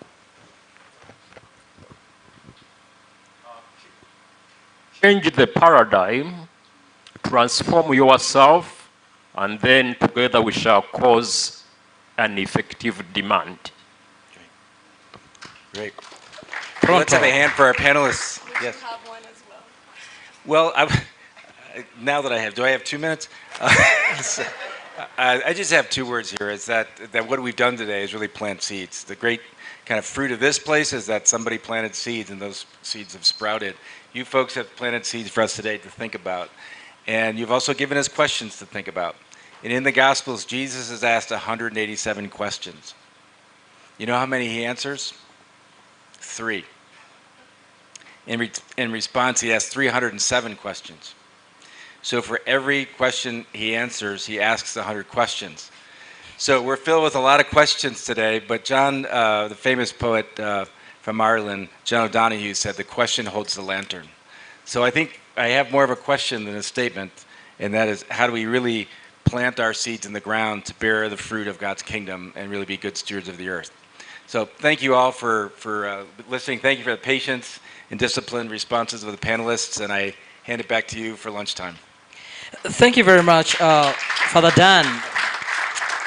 Very well put together. So as you set up for the ceremonial photos, that's becoming a household term around this time, I ask the BLI interns from the University of Notre Dame and Wheaton College to kindly come forward, and from Oregon, Matthew, to kindly come forward for one exercise as we go into lunch, which is being set up. And just for context, our lunch will go from 1:15 to 2 p.m. 1:15 to 2 p.m. But if we want to, chat a little bit, we can go up to 2:10. Okay. Now, at 2:15, so it gives us about 15 minutes to transition. We could line up after them, right in front. At 2:15, we'll transition to the official ceremonial tree planting. There will be 4 trees planted in memory of this conference. There will be a tree planted by His Eminence Cardinal Peter Turkson. There will be a tree planted by His Grace Archbishop Paul Semogerere. There will be a tree planted by His Lordship Bishop Lawrence Mukasa. And there will be a 4th tree planted by Father Emmanuel Katongo. Is not yet one of the other titles. Not yet. President of BLI. I can't wait to add the other titles to his name. He will eat me up later. That's all right. And that will happen between 2:15 to 3:30. I would prefer, folks, that we start making our way back, because literally that's like a lot of free time. Start making our way back at 2:45. I know 3 of us are going to make their way back to Kampala because they are flying out tonight. For those 3 delegates heading to Kampala and flying out tonight, thank you very much for coming. And may you have a safe flight back to your different homes. When we get back, I will communicate the program when we are here. I have been asked, let's face the delegates, please. I have been asked to mention this.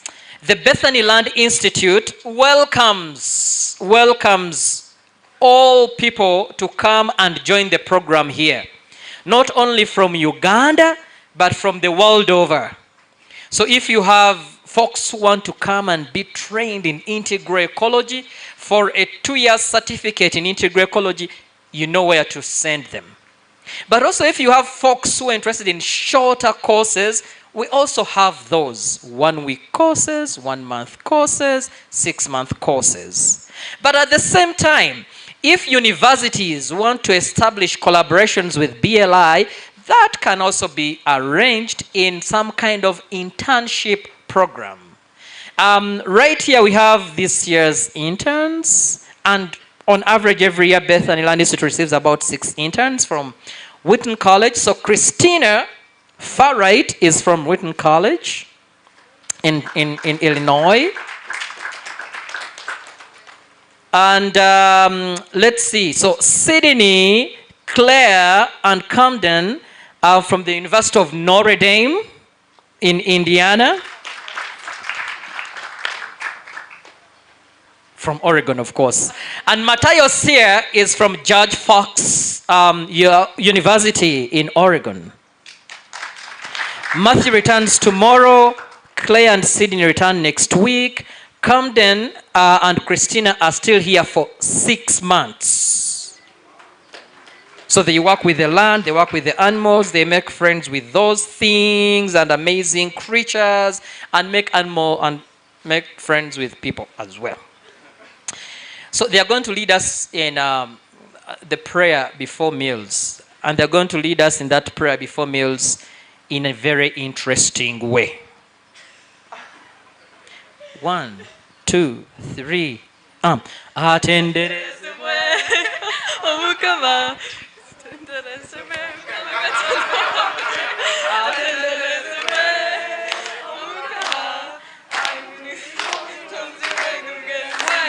Atenderezebwe omukama mukama katonda w'amagye atenderezebwe omukama agulumizibwe omutonzi w'eggulu n'ensi ku makya bwe tugolokoka ku mirimu egya buli ngeri mu ŋŋendo eza buli ngeri ekiro bwe twebaka otulo atenderezebwe omukama atenderezebwe omukama katonda w'amagye atenderezebwe omukama agulumizibwe omutonzi w'eggulu n'ensi. Bless us, O Lord, and these thy gifts which we are about to receive from thy bounty through Christ our Lord. In the name of the Father, and of the Son, and of the Holy Spirit. Bon appetit. Let's be back at 2:45-ish. Thank you very much. Great job. Good surprise. Great job.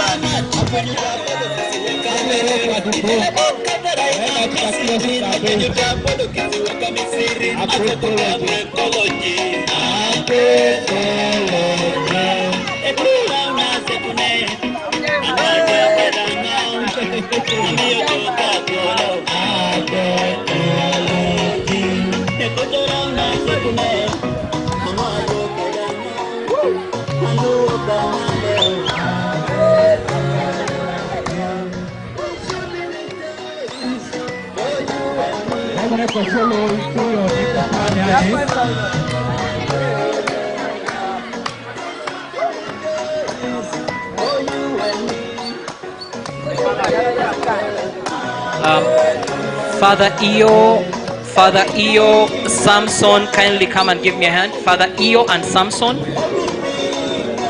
Father Eo and Samson. And a couple BLI ushers, kindly come to the front. A couple BLI ushers, kindly come to the front.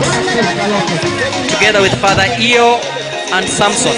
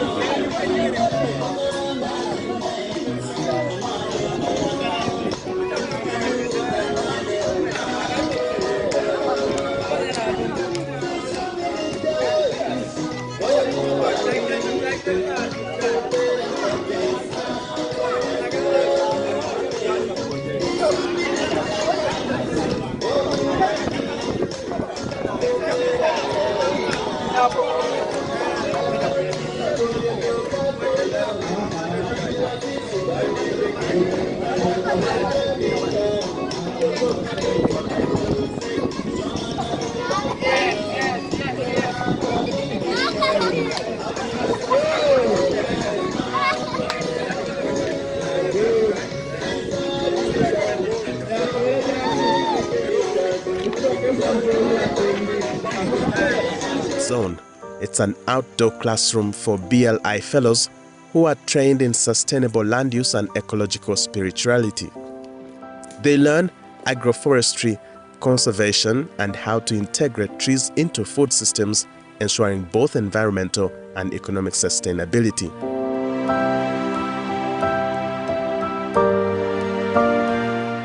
BLI offers a one-year residential program for fellows, young Ugandan men and women selected from different regions of the country.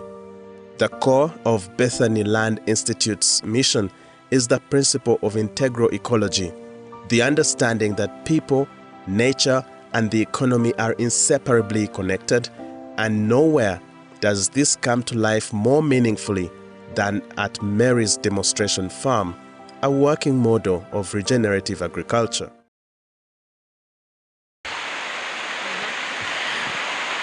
How did you even meet? Well, over dinner.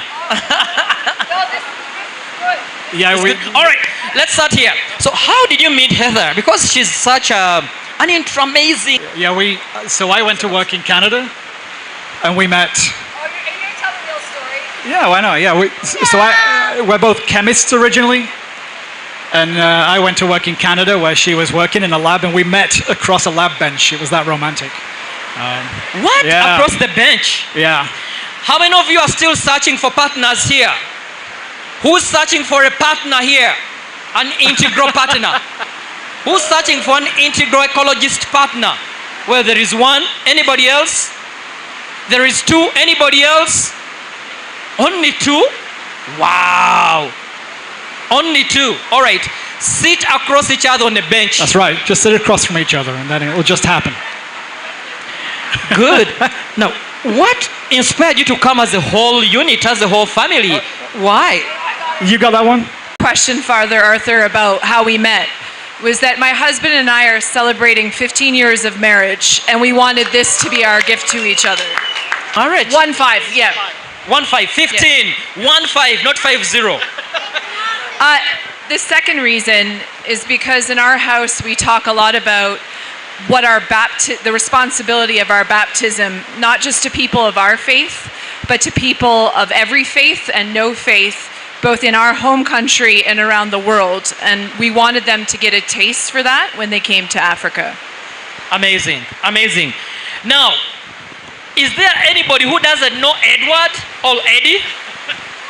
Is there anyone who doesn't know Edward or Eddie? Well, if you don't know him, get ready. Eddie, tell us anything that is in your mind right now. Who here can catch a football, not fake football? Just who wants to catch? Who wants to catch that football? All right, right over here. All right, let's go. Yay! Now, that's Eddie. That there is Eddie. eat more chicken. All right, so, folks, one last final comment for all these folks here. I just wanted to say thank you for showing our family all the hospitality and the kindness, and thanks for the opportunity. Absolutely. And then, of course, to Eddie.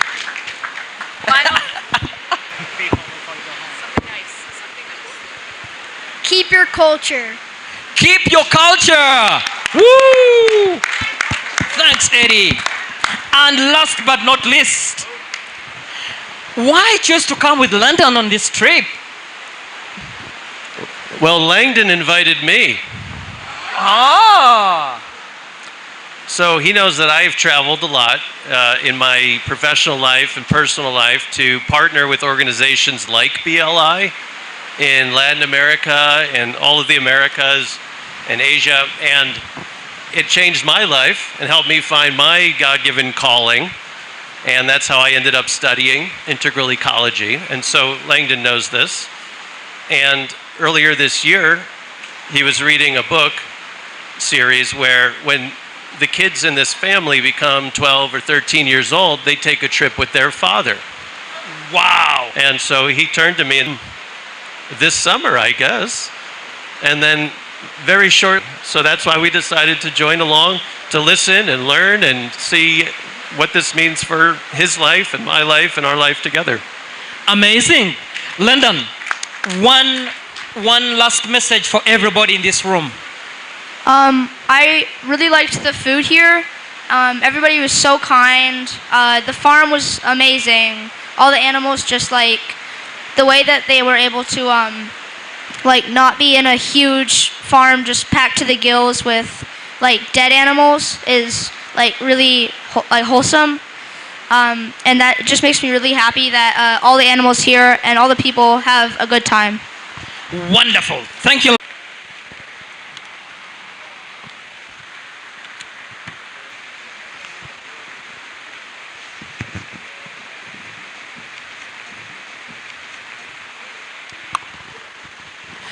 I would officially love to take this opportunity to say a few official words of thanks so that we save a little bit of time at the end of it all. And this is preceding the very last part of our being together here. I would request that you please clap at the end time in my small capacity to register a vote of thanks to the following BLI development partners. Allow me one last time in my small capacity to move a vote of thanks to the following BLI partners. And like I said, let's clap at the very end. We appreciate BLI USA. We appreciate the different friends of Father Emmanuel Katongole, Professor. We appreciate Father Emmanuel Katongole, Professor. We appreciate the effort. Kindly go visit the Uganda Red Cross in the tent right in front of Mary's Hall. We thank Nandere Parish for providing us and inviting us to their space to pray and supporting us in many other ways. We thank the Catholic online group for live streaming this conference and recording it. We thank Event Access, who have set this thing up so beautifully. Well, for those, let's clap for them, the Event Access folks. Fun fact, Medi Anthony, I know him. I studied and I taught his brother, interesting enough. So he came to visit when I was teaching his brother as a little young man. So thank you, Medi, and your wife. We thank Mr. and Mrs. Katongole. Mr. and Mrs. Katongole, who have coordinated the logistics, especially transport and lodging. I know we have given you a lot of headache. We thank you. And we will thank them again when they come. I think it is the secondary school at Natiole Parish. See them kindly register our thanks and a word of appreciation. So thank you to all those groups. One round of applause for all of them. I invite right here, please. Organizing Committee, Uganda and USA, please come forward. Ruth, Chomia, Samson, Ali, kindly come forward so that the delegates know who have been behind the stage prepping this. Fun fact, when Father Eo conceived this idea and he shared it with Father Emmanuel, I was in the room, but I quickly excused myself from the room because I had not planned to be present. That story Father Emma will tell you himself if he likes. So I am not part of... Ali, please. Drew, you seem to be part of this group. Thank you for joining us from across, including Italy, France, the UK, the Netherlands, and many, many more. One keynote address, which you listened to and attended. One keynote address, which you listened to and attended. In a few minutes, we'll listen to one diplomatic address from the Papal Envoy. We have had 11 panels, 11 panelists, and 11 moderators, and 56 panelists. The way this panel and this conference was structured, as I got to understand it and lead it along the way, it was following in a very clearly thought out way of think, feel, and do. Day one, we engaged in thinking. Day two, we engaged in feeling. And day three, we have engaged in doing. Day one, Your Grace, our conversations were framed, and all delegates were framed by Laudato Si 48 and 49. And we are reflecting on the cry of the earth and the cry of the poor. Very briefly, in his welcome message, Father Emmanuel welcomed us to the village, he welcomed us to the conference, and he welcomed us to the Parava. The first conversation and all the other subsequent conversations touched on many things, among which are the following: mineral extraction, integral ecology from an abstract perspective, collaboration, the sacredness of land, natural fungicides, the cry of the women, small weapons, the importance of the womb, the gender question, not segregating and leaving out men, involving women in discussions.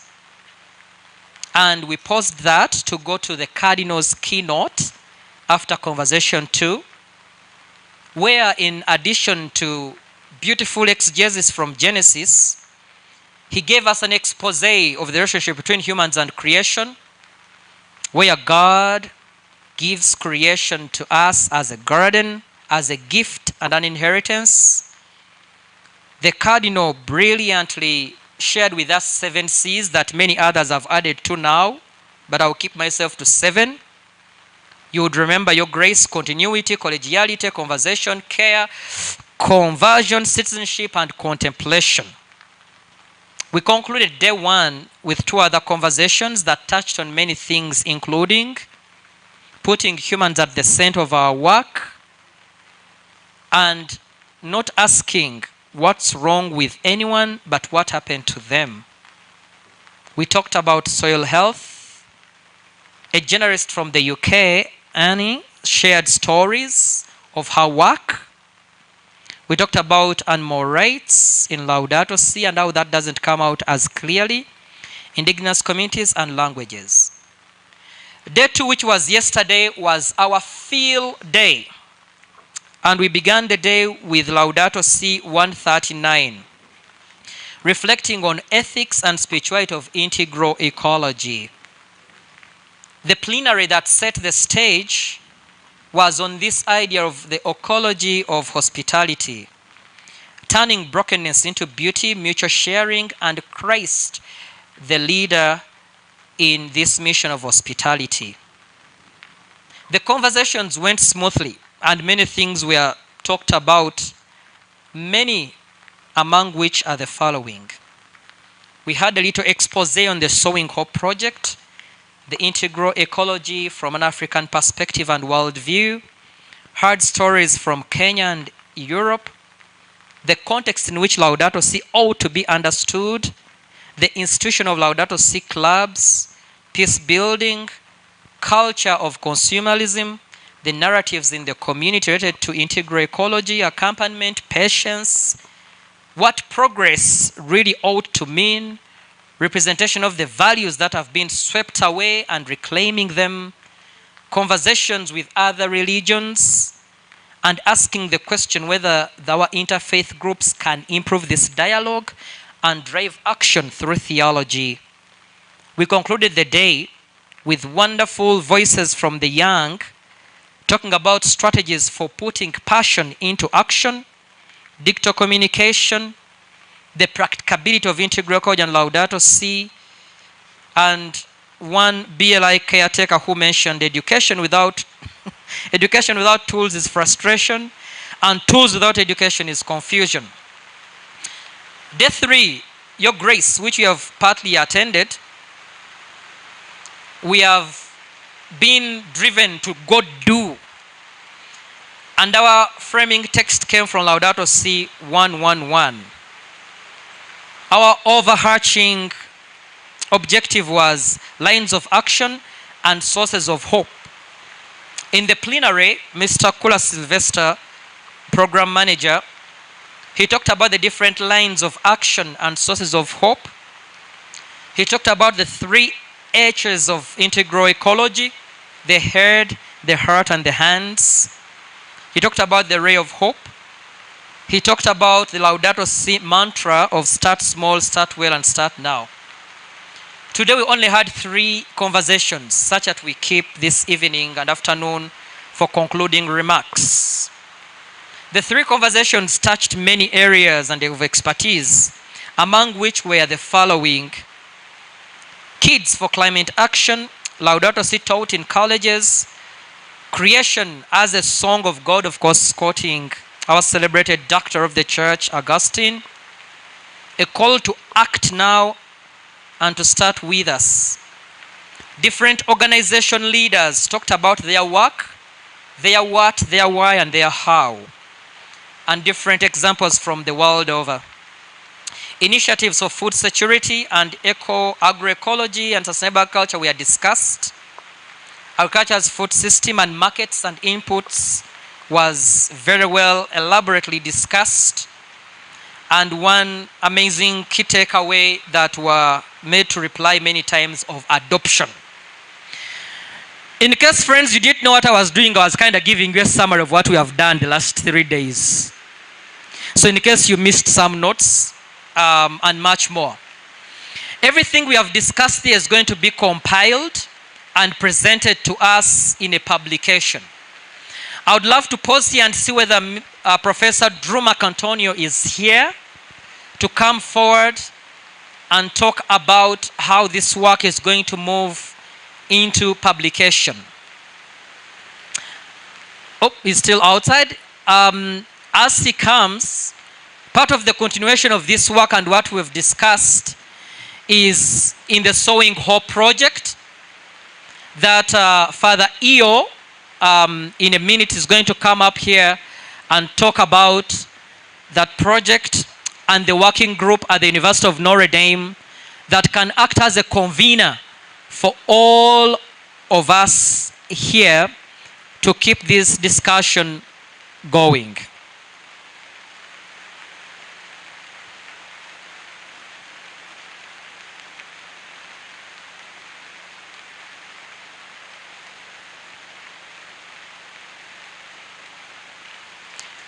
All right, a round of applause for the brain behind the conference.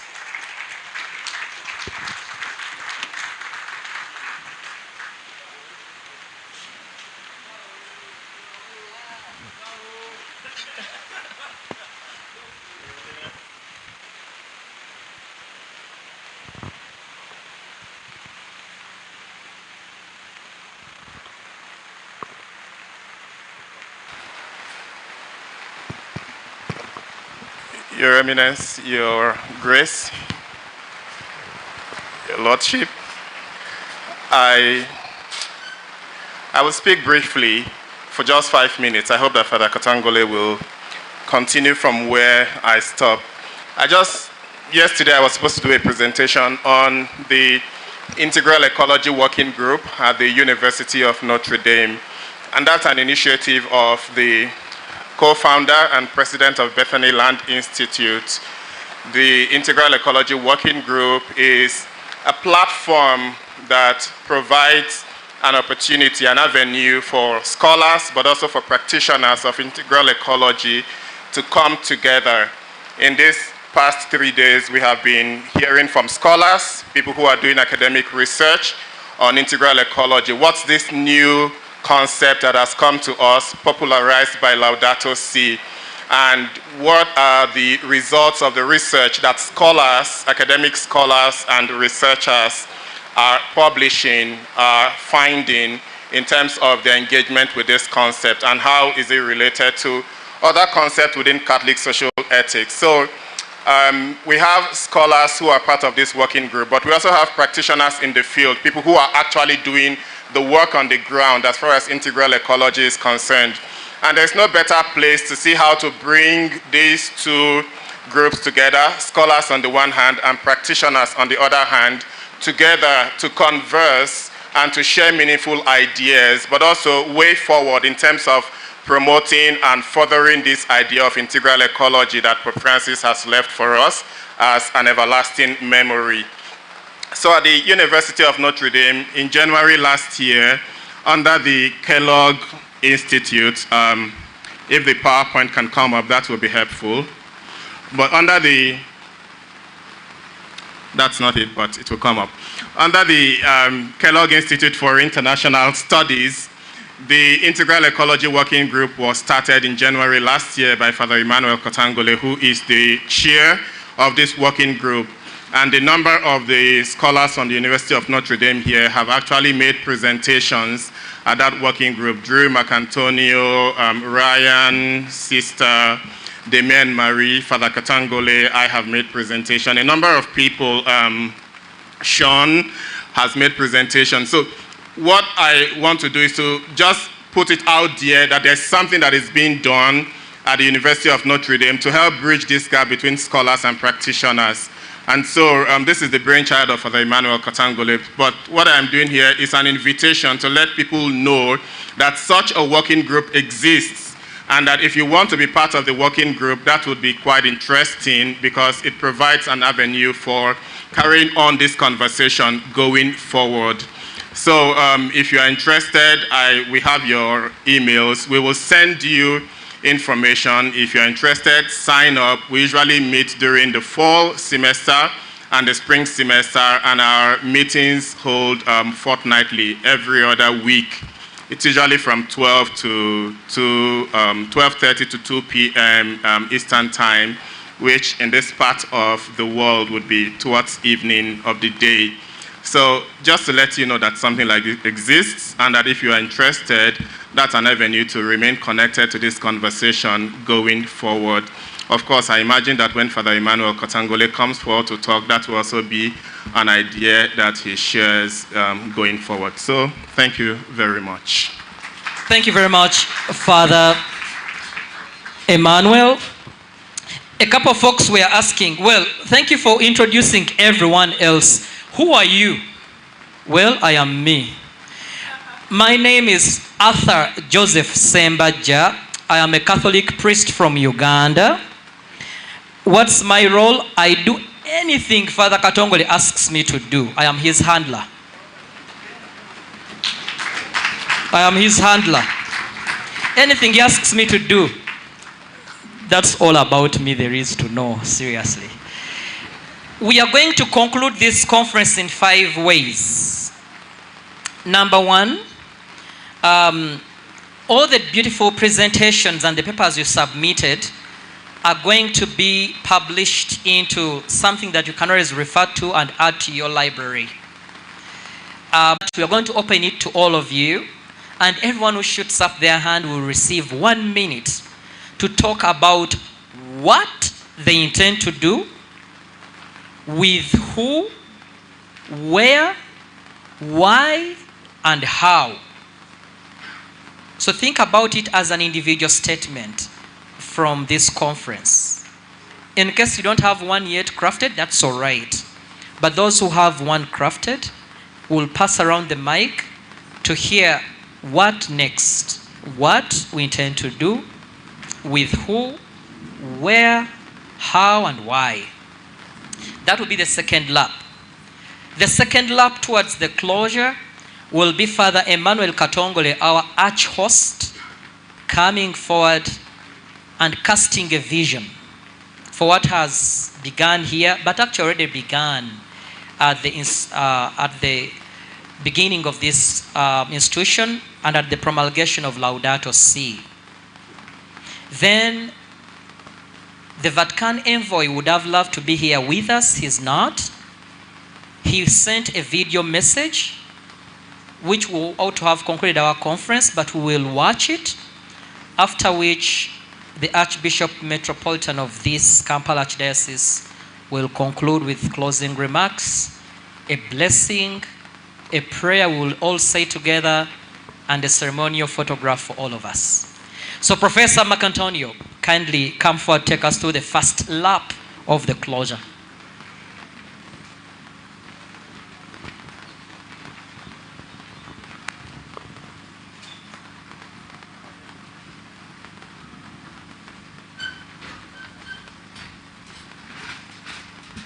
All right.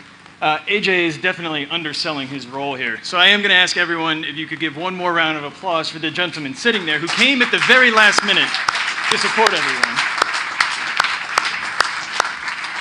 AJ's also been at the foundation of my integration into all of BLI, along with Father Emmanuel, because of a program that we collaborate on called Regenerating Ecologies and Economies for Livelihoods.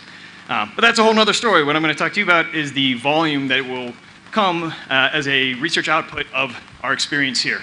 Unlike most volumes, though, we are getting a bit creative with it, where we'll have a section of reflections so that everyone who wants to can participate, which Father Emmanuel will be curating as his role as an editor of the volume.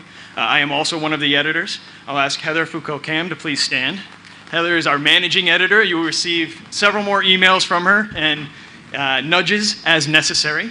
So please, a round of applause for you. And we have some other editors, EO, Father Emmanuel Ojiefu, who we all know, but he will be one of the other editors. And Father Emmanuel, of course, and Ellis Adams in the back. If you want to raise your hand for us, thank you. So we have a very strong editorial team. Most of you have already received feedback, except for those who might have submitted a little bit late or have yet to. But we have a strict timeline we're going to need to follow because we have to have this to our publisher by December 1st. For that, if you had not seen in the instructions that were given, the publishing house for this is Springer Nature. And so it'll be both in print and digital formats, and I'm working on open access fee so that anyone can access the volume once it's published. That's not a guarantee, but something we're working towards. The volume itself, the timeline that we need to follow, so many of you have already received feedback, and some of you have even already incorporated that feedback and sent it to us, which we're very grateful. But for those who have not done that yet, we do need to receive your edits to the feedback that we've given you by August 15th. The next return will be, and then we will give feedback to you again on that submission by September 15th. So if you send it to us August 15th, we will work with them and then send them back to you for final revisions on September 15th. The expectation then is you will incorporate that last round of feedback into your final document and submit that back to us by October 7th. It's a short turnaround. The hope is that by that point, it'll be minimal changes or revisions that need to be made, but it's also because we've taken on control of the external review process, which is very good because that means we can likely get many more pieces through the review process than we might have otherwise. So we will have to send it for external review to at least one reviewer per chapter, which we will coordinate it as editors. And then we will have it, that's why we need your final feedback by October 7th. And then we will work through the external review process and final collation of all the individual documents to submit it to Springer Nature by December 1st. The title, for those who may have missed it on the sheet again, is Integral Ecology for the Anthropocene, Africa and Beyond. And it's one of the first whole books focused on integral ecology and with a wide array of academics, scholars, practitioners. As you can see from the diversity of folks here, it's going to be quite a diverse volume as a result of that. And then we will look to have a volume launch. We're still working through the ideas of when that might happen. Depending on the time that it's published, it might happen in Rome in March with another event that's happening, or it might happen at a conference that's being held on the Anthropocene this summer in July. But those are all still things that are in the works, but just to at least mention them for your awareness. The final thing I'll note is on the different sections of the volume, and then I'll ask if there's any questions. To understand how we're bringing this together, we will have a section of reflections. We'll have a section that is on case studies, specifically from the African continent. And then we will have case studies as comparative studies from other places in the world where we've seen operationalization of integral ecology and making comparative statements to things that have been seen here at BLI. And then we will have more theoretical, more theological section that will talk about what this means in those contexts. And then one that is looking at the science of integral ecology. So you have several papers that are from our environmental scientists and engineers. And of course, many of these papers transcend these boundaries in a way. But that's the general sections that we'll have. And then the editorial team, here's again myself, Father Emmanuel, Heather, and EO, and Ellis will write the introduction and conclusion for the entire volume and try and string it together cohesively. So that's the overarching plan. If there are any questions, I'm happy to field those. Do I get time for that, Arthur? Okay. Any questions for Drew? My primary 6 teacher told me if you teach anything and you don't receive questions means 2 things. You are either a very good teacher, that the students understood everything. A hand of applause for Drew. And everything that I just said, we will send in an email format back out to the entire group. So if you didn't catch those notes or your notes get wet for some reason, even though it's July in Uganda, that'll be okay. Thank you. Of course, the other option, you knew it. That's why I didn't say it and doesn't apply to Drew. He's a very good teacher. I attest to that. All right. To get a little vibe going in the room and for us to get into this second lap around towards the close, this question. But before that, where are brother Nigerians? Make some noise, brother Nigerians, sister Nigerians. Really? You don't know what that word means. Brother and sister Nigerians. Let's hear your voices. All right. Brother and sister Ugandans. Now, is it true that Ugandans are louder than Nigerians? No? All right, let's hear it, let's hear it. Brother and sister Nigerians. Okay. Brother and sister Ugandans. Brother and sister Kenyans.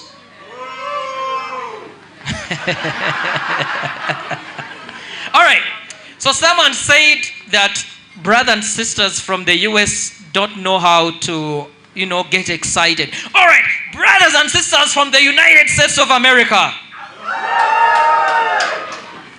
Now, let's do that again as if Notre Dame is winning the national championship. Brothers and sisters from the United States of America. Woo! All right, good. Here's the question. We have been here for coming to 3 days. What next for us? When we leave here, what are we going to do? We don't have to, but we should. Any ideas? What? For whom? Where? Why? How? In 1 minute. Very concrete things. 1 minute. I saw a hand go up really quickly. Of course. Well, all right. Thank you so much. I'll be so quick. It has been a very amazing time.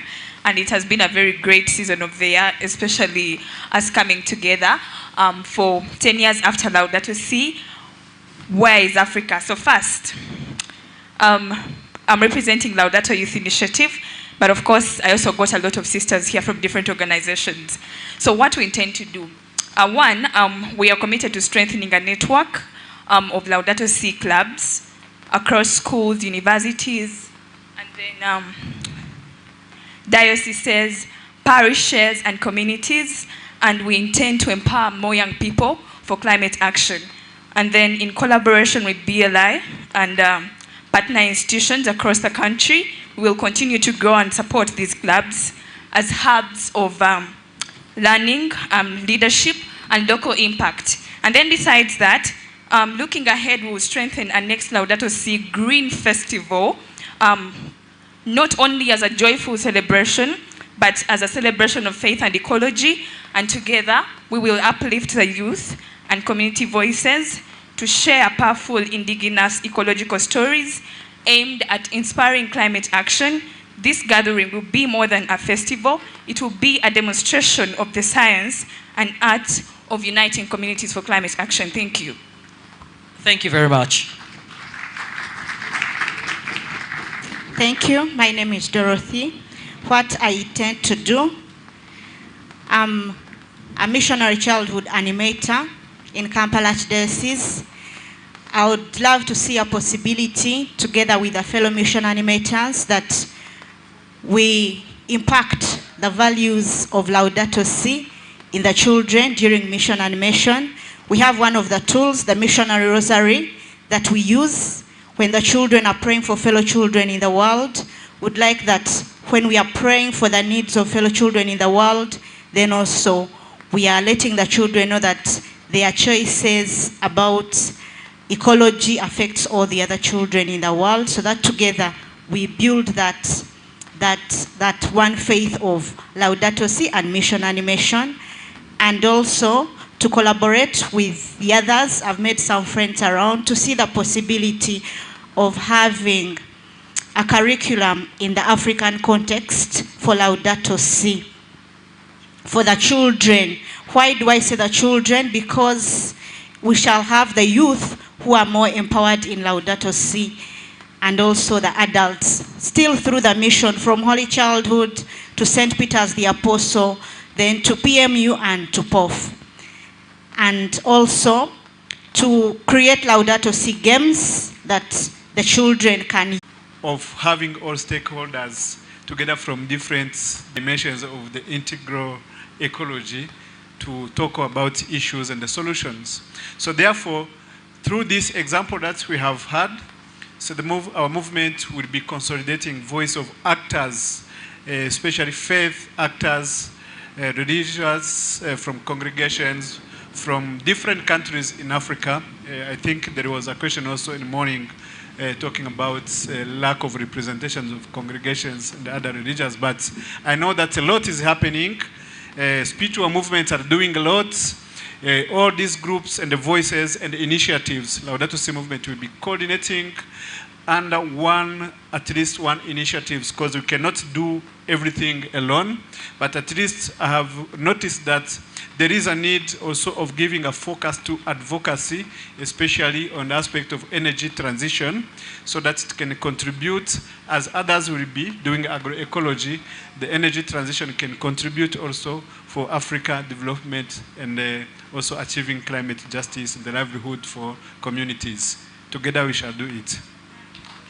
Thank you. I'll go from one side to the other. Thank you. What's next? Being a dancer myself, so we'll be co-creating a production called The Dance of the Last Forest. And I welcome people to share stories from the forest, which we will incorporate into that production. Thank you. Remind us of that dance again. Remind us of that dance. Of the last forest. Ta! Ta! Ta! Ta! Ta! Ta!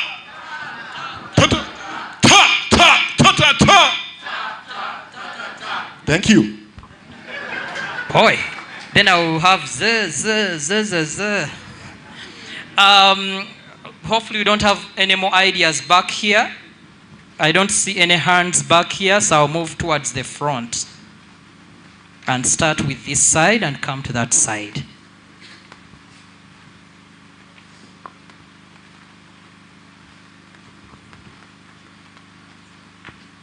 Hi everyone.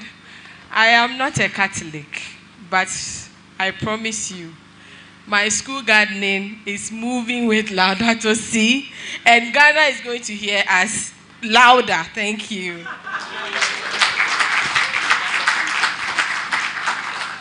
From here, I am going to continue developing a program, an initiative that we have earlier started on, and we want to launch in Ghana next week. So this is an initiative to integrate integral ecology into university training university outreach, and university research. So we are mobilizing all universities in the continent, all the 54 countries of Africa, but we do not have the connection. So if you know a university that has training, research, outreach in human integral ecology, in agroecology, in ethnobotany, we can talk, because it's both in person and also online. We want these things to be taught in the university so that we have a workforce, a manpower that will go out there and spread the gospel. So we have some little funding to start with, but we want to keep growing this through partnership and collaborations. Perfecto. Let's go to the kids' voices. Okay, in a personal capacity, I have created a lot of videos here. So I'm going to make sure that I bring the story of BLI to my community, to the people online, so that they can also be inspired. And then I'm also going to connect with faith-based organizations in my community, including the church, to see what we can do about Laudato Si in Botswana. Mr. Kure should be clapping loudest.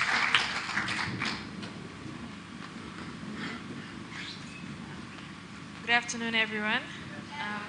I think what I'll do when I go back home is to probably start a Laudato Si youth movement or anything, because one of the things that I've realized in my country, there's a low awareness of Laudato Si generally. I literally did not know it until I met Father back March this year. So I think I'll start a movement. I don't know what I'll start, but I'll start something. And probably educate them and put awareness about integral ecology. With the fact that 80% of our economy is backed up by agriculture, I think they need to be aware of what is happening. So I'll just start something. I'm not Catholic. I don't know how I'll do it, but I'll do it. I promise you. Thank you. Do you know Gabriel? Where's Gabriel? Gabriel, stand up, Gabriel. You know Gabriel? Have you had dinner, supper, lunch, tea with him? He has a guide. He has a guide of what you could start. Anyone here? No one here? No one else here? All right, now I move back to this side. I'll come to everyone who's putting up their hand. Thank you so much. Then when I will go back at home, my country, my lovely country, dear Congo, I will take my time to organize a big conference for this ceremony, to share the issue of this conference, because we need this news about Laudato Si, and then I will strong with my colleagues and other member of our country who is in this conference. Thank you so much. Yeah, je préfère bien parler en français. Je vais organiser une conférence par rapport à ce que nous venons de faire ici. Et cela, ça va être dans beaucoup de provinces, selon les capacités que j'aurai. Je vais devoir collaborer avec la sœur avec qui nous sommes ici pour devoir partager les nouvelles que nous avons apprises par rapport à Laudato Si, parce que ce sont de bonnes nouvelles que nous avons apprises. Et c'est là nous voulons normalement garder de bons souvenirs dans notre pays aussi, que ça puisse du moins accroître de fruits aussi, comme nous le souhaitons. Merci beaucoup. Merci beaucoup, monsieur. Okay, Steve Damaris, I'm one of those that almost did not make it to this conference. I got my visa late on Saturday. I'm forgiving all that stressed me. I'm happy that I made it. And yesterday I was challenged, and I already told Father Emmanuel that you'll get the outcome of this conference from me. I've already started making contacts back home to see what I can do, starting from my parish. Father Emmanuel is from Nigeria. We have to make him proud. Where the journey has stopped, we have to start so that we'll be up to speed with other people that have done a lot in this area. So ensuring that we have these movements around parishes in Abuja is my priority. coming from this conference. And then for my organization, I was talking with Sandra and Sarah yesterday after their meeting, after their panel. We do a lot of mentorship for young people, and I hope that I connect with them more to get those opportunities for them to also grow in this field. That's what I'm hoping to do. Thank you. Thank you very much. Would you consider yourself one of the ancestors or one of the Gen Zs? Or somewhere in the middle? She doesn't know. I knew she didn't know. Something from Nigeria.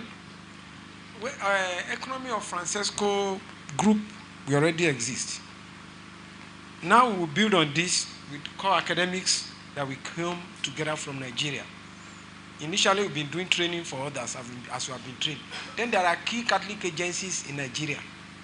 Pax Harbor, Justice, Development and Peace Program.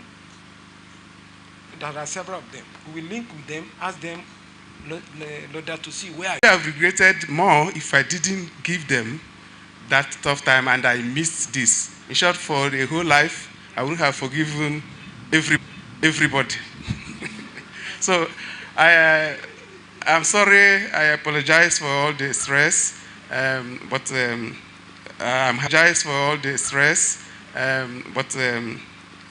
happy I did, because there's no experience. I've been attending conferences. This is a different type of conference. And I want to say that I was touched, and I'm touched in a different way. His Eminence, I've never seen humility of that level. And I don't know, I feel like, who am I? So I'm very grateful, and I thank God. I'm very grateful, and I thank God that I made this. Yesterday, the moderator of your panel referred to three of you as the traditionalists. Is that true? We are digital traditionalists. Love this. Love this. So, Father, then we go over here. Thank you. I'm sure there's a lot of information that we have got from this conference. I work for Laudato Si Center, a company in Uganda. One of the things that have impressed me in this conference is the walk, the tour we made in the garden, in the farm. So we have a school here in Luero, St. Daniel Comboni College. Right from visiting the farm, I just committed myself that I have to bring them back to BLI to see and learn for themselves. Thank you. Mr. Kule and Simon, better clap the loudest.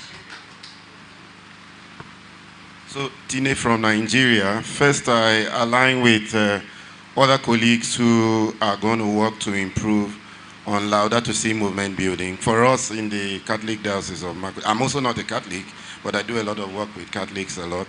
So I'm going to see how I will link up the Laudato Si movement in the Catholic Diocese of Makudi with others in Nigeria and elsewhere across the world, so that as they foster those collaborations, they are better able to improve on the work that they do.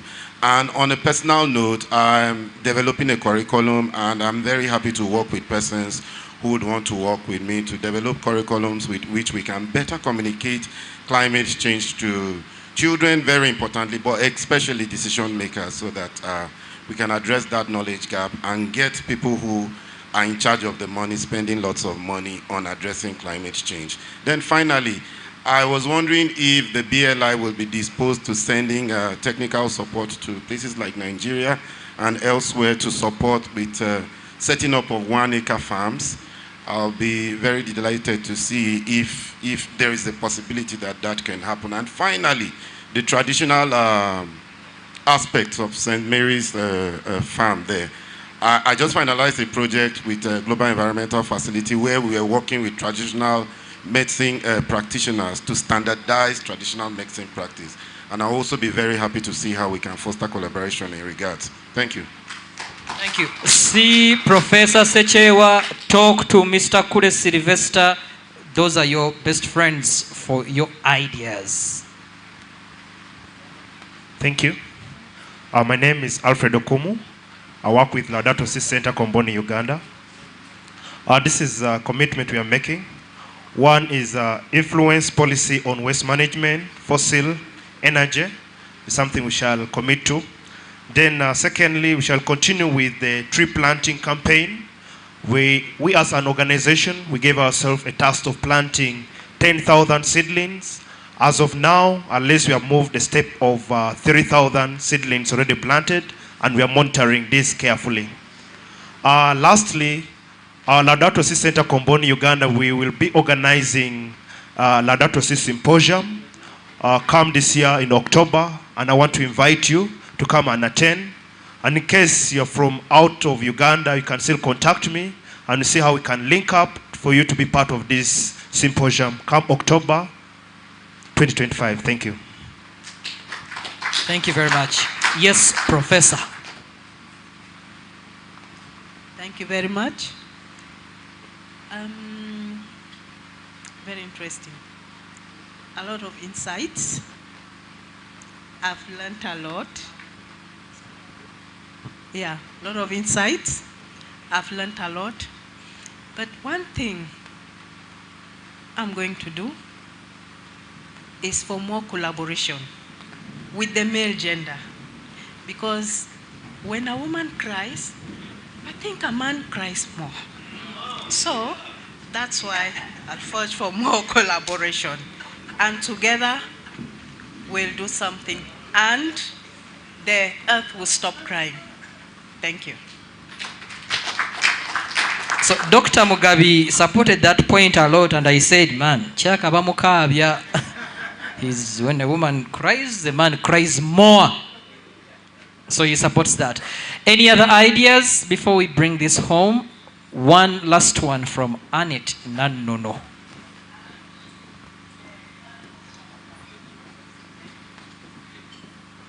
Thank you so much. Some of you were asking the meaning of my name, Nanono. When you hear anyone called Nanono in Uganda, in Buganda, it is a name given to first daughters in the Ingo clan.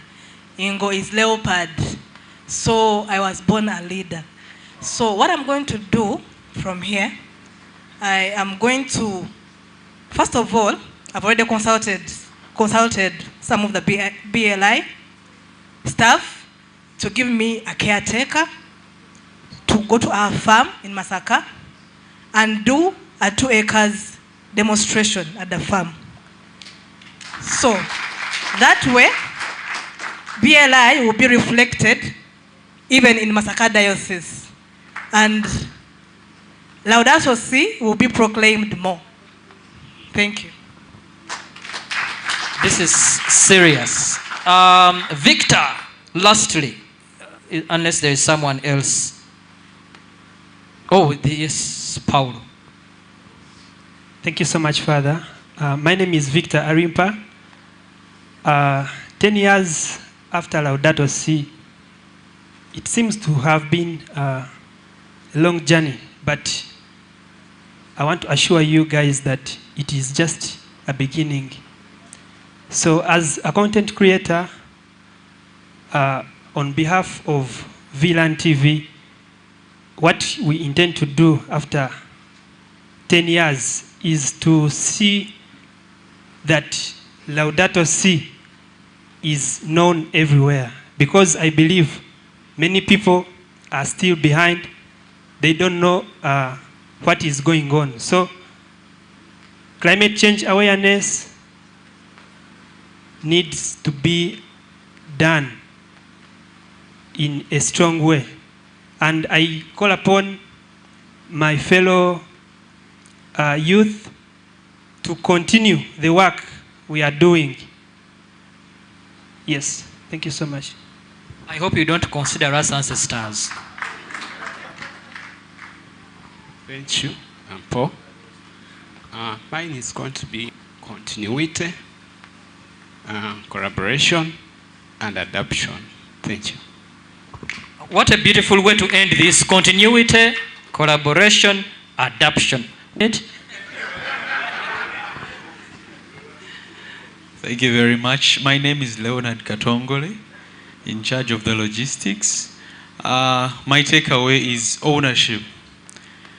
If we could own the Laudato Si, you will do it. If you could own whatever it is that you've learned here, I'm so sure you'll be able to accomplish it. God bless you. Starting with you. Thank you, friends. That concludes the second lap towards the close of our conference of participation and hearing individual commitments. Thank you very, very much. May I now invite Father President to take the podium as he takes us around the third lap towards the close. Thank you.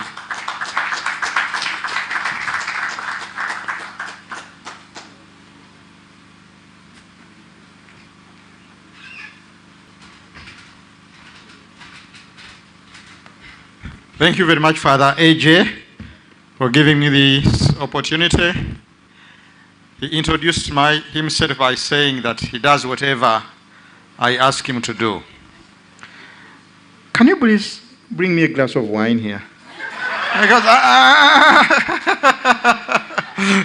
Because I feel like incredible time together. My heart is filled with gratitude to see what we have realized the last 2.5 days. There are a lot of people to thank the Almighty for this conference, palaver, so many gifts to name. Just listening to the commitments that people are making, that people have made, just confirmed that we needed to do this, to have a conversation to celebrate the 10 years of Laudato Si. But I know we have listened to a lot of words. Over how many panels and panelists? 66. So there have been a lot of words, and I don't want to add more words to what have already been said. So by way of conclusion, I want just to name 3 gifts in gathering. Talk a little bit about those 3. So the first gift, personal take, friends, you will agree. What rich conversation, friends, you will agree. What rich conversations we have had. It's been so rich conversations we have had. It's been so rich for me, sitting down, taking notes, kind of listening to so many incredible stories, incredible insights, the lessons that have been very, where we have the lessons that have been very, where we have got stories, insights, inspirations, insights, inspirations, and that's what has really helped me to see the number of commitments, the depth of care by different people, different places and contexts. It could not require to care for our common home. It also to feel a sense of kind of urge and commitment and push that actually I can do more, I can go on. So it's been very, very hopeful space. I don't know what this means going forward, but that sense of being hoped, feeling a sense of hope, feeling a sense of, wow, look at all these possibilities. Look at all, question mark really. Yeah, it's been 10 years of Laudato Si in Africa. But what did, and then say, yeah, we are not alone. So, but anyway, some kind of really spaces like this are important. That's what I'm saying, that spaces like this are important. And so I want to name that as the first gift. The gift of a space like this, the gift of a palaver. The second gift I want to name is the gift of where we are gathered here at BLI. You have heard the story of BLI, you have seen some of the activities that we are doing and stuff and management at BLI. In many ways in the conference, so much that still needs to be done. So the gift of BLI trying out. I think if there's anything to learn from BLI is the invitation to try out. And as our motto here at BLI goes, start small, start well. Try to start well, but start nevertheless. So honestly, I'm glad that we started. Still, we don't know where we are headed. But we are willing to try and follow where now this thing called BLI is leading us. I heard Father Peter's observation clearly. Okay, BLI, you say start small. Yes, small is beautiful, but he says big is necessary. I don't know what that even means, what big is necessary.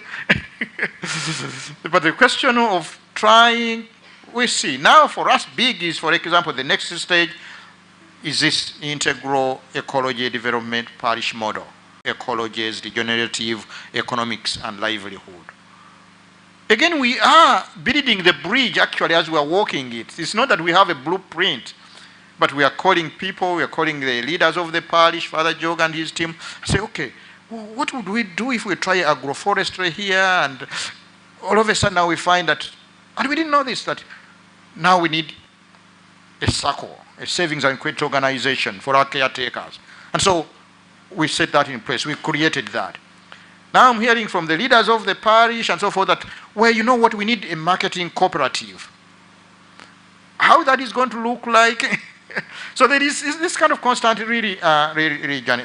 All I'm saying is that the gift of us coming here at BLI is not take BLI as the model, but as in a spirit of, well, here is an organization, here are people who started and they're still working their way through integral ecology, not as a theory, but as an invitation into practice. And whatever we do, even as we heed Father Peter's invitation that big is necessary, even as we think about that, we are reminded. We are reminded by Wendell Berry. My friend Sean talked about Wendell Berry, and he's really, Sean, you taught me to appreciate the work of Wendell Berry in a deep way. This poet, agrarian, activist, farmer from Kentucky, who writes beautiful about land, about the care for creation. He has also taught me to see ambitious plan, rural transformation, the transformation of rural communities who interact with them. It's just the transformation of rural communities who interact with them. It's just quite amazed to interact with the caretaker. The kind of confidence, you saw some of them on the stage here yesterday, the kind of confidence that is just staggering. A mess. You'll excuse us, but we are going to take your 7 things, and we are going to continue to add on. I want to deepen the connections amongst ourselves. There is ourselves. There is what is usually called an African saying. And I'm trying to locate it within different languages, what that African saying. But I think many of you know it about, if you want to go fast, you walk alone. Eh? You walk alone. So please help me if you know it in that proverb in your language, that if you want to go fast, you walk alone. But if you want to go far, you go together. You have that in Malawi, in Nigeria, in Uganda, South Africa. That's a rich, really saying. If you want to go fast, you walk alone. Because when you walk with others, they slow you down, okay? But if you want to go far, don't walk alone, walk with others. The journey of integral ecology is a long journey. And we intend to go far. So, working together with others is imperative. That is the other C. Collaboration. That's another gift that I wanted to name. Already here, I think we see a lot of opportunities for networking, for collaboration, for really building a community of activists, revolutionaries, if you want to use that language, on the journey of integral ecology. let me just end here. So by naming those three gifts that I really feel they are going to keep us moving forward, together with the different commitments that many of you are feeling, and with the time, we'll continue to figure out what this concretely means in terms of our ongoing work together. But let me just end on a very personal note, and how deeply, deeply honored and humbled that I am by the so many collaborations that made this conference possible. They have all been thanked, but I want again for you all to join me to thank once again a few people that I need personally to thank. Father Emmanuel Ojeifo, the one and only Igwe, thank you very much for pushing me to think about this conference, for thinking through it, for extending all the invitations, for really coordinating all the activities, the invitations, everything about this conference. Thank you very, very much. Working with the Notre Dame coordinating committee, organizing committee, Heather, Drew, Ellis, and again, please join me on a personal note to thank Ari as well for her incredible. Ari, where is Ari? Her incredible organizational skill. So all the ND partners from the university as a whole, the different units at Notre Dame University, what an honor and a joy for me to be associated with such a rich, dynamic, but also committed university that is committed really to a mission of making the world a better place. So to all our partners from the University of Notre Dame, represented by different people here, please say my big, big thank you to our partners that have been named. I want also to add one partner that I didn't hear well, the Just Transitions in Sustainability, here represented by Bethany. It's a new initiative, and it looks like we are going to continue to journey together. But thank you all, the different people, Apple and Renee with the kiosk school, heading the communications team. So Notre Dame, broadly speaking, we are extremely, extremely grateful. Eliana, Taproot Earth, what a joy to work with you in organizing this conference. Looking forward for more collaboration. BLI organization, is Ruth here, or she's still up there organizing for the next event?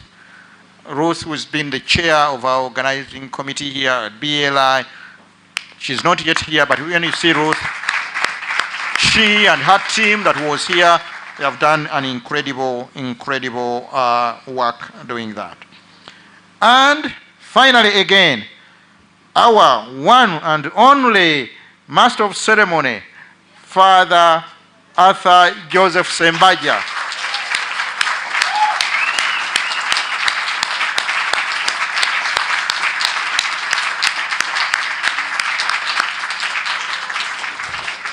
I would be amiss if I didn't conclude by thanking, in very, very humble way, Cardinal Peter Turkson for his love, for his graciousness, for his time, for being here with us as our guest of honor.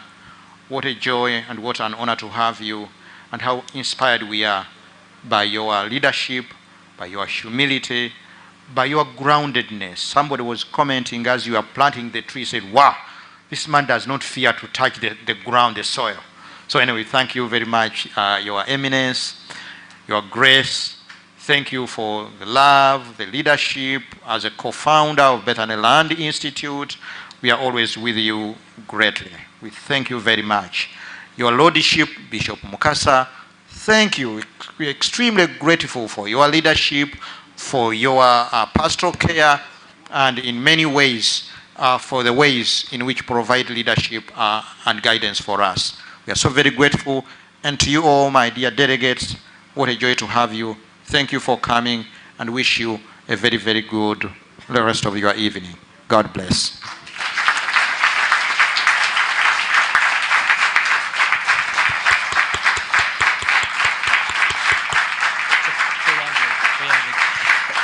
Thank you very much, Father Emmanuel Katongole, Professor.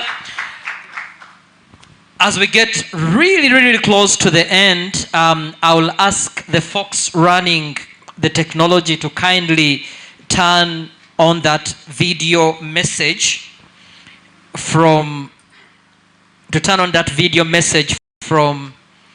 Cardinal Borgia. And as soon as it shows, I'll introduce him a little more. So pause it, and 10 years after I will Laudato Si. pick my notes.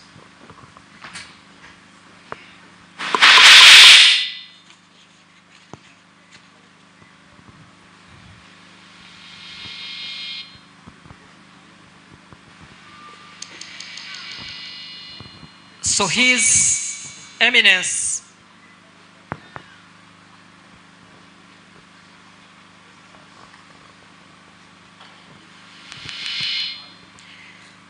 So this video is recorded by Sister Alessandra and His Eminence Cardinal Fabio Baggio, the Undersecretary of the Dicastery of Integral Human Development and the Director of the Bolgo Laudato Si Institute from the Castle Gandolfo, the Pope's summer resting place in the Vatican City.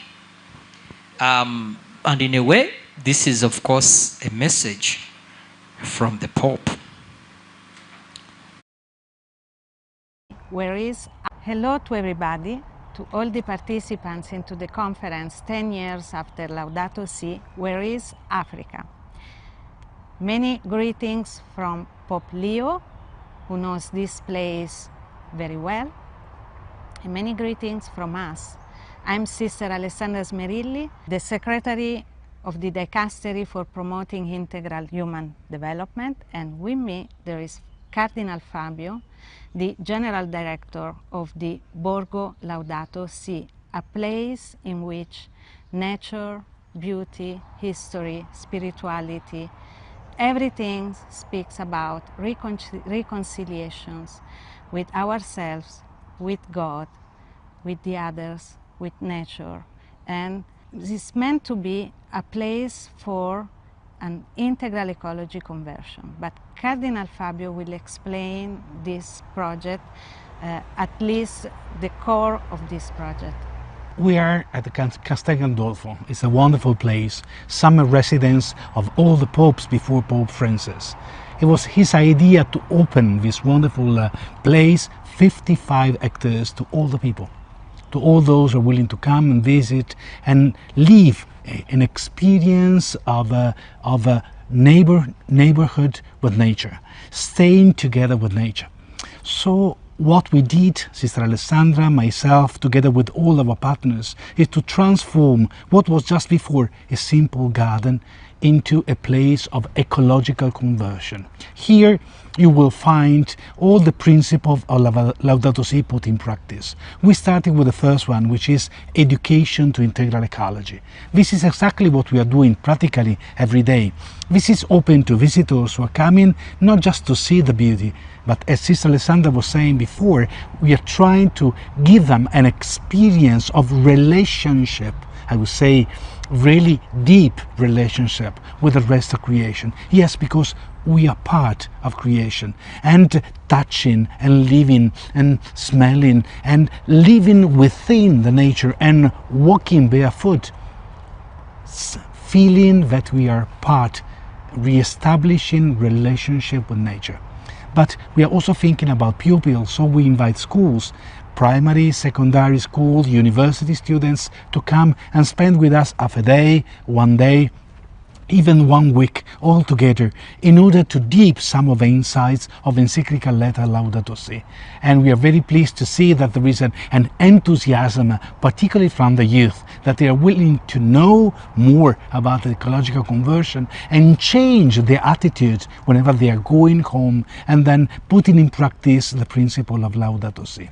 And then we are thinking also about entrepreneurs. Yes, because our teachings, better the teachings of Laudato Si, are actually addressing them in changing their business, changing activities in terms of ecological conversion.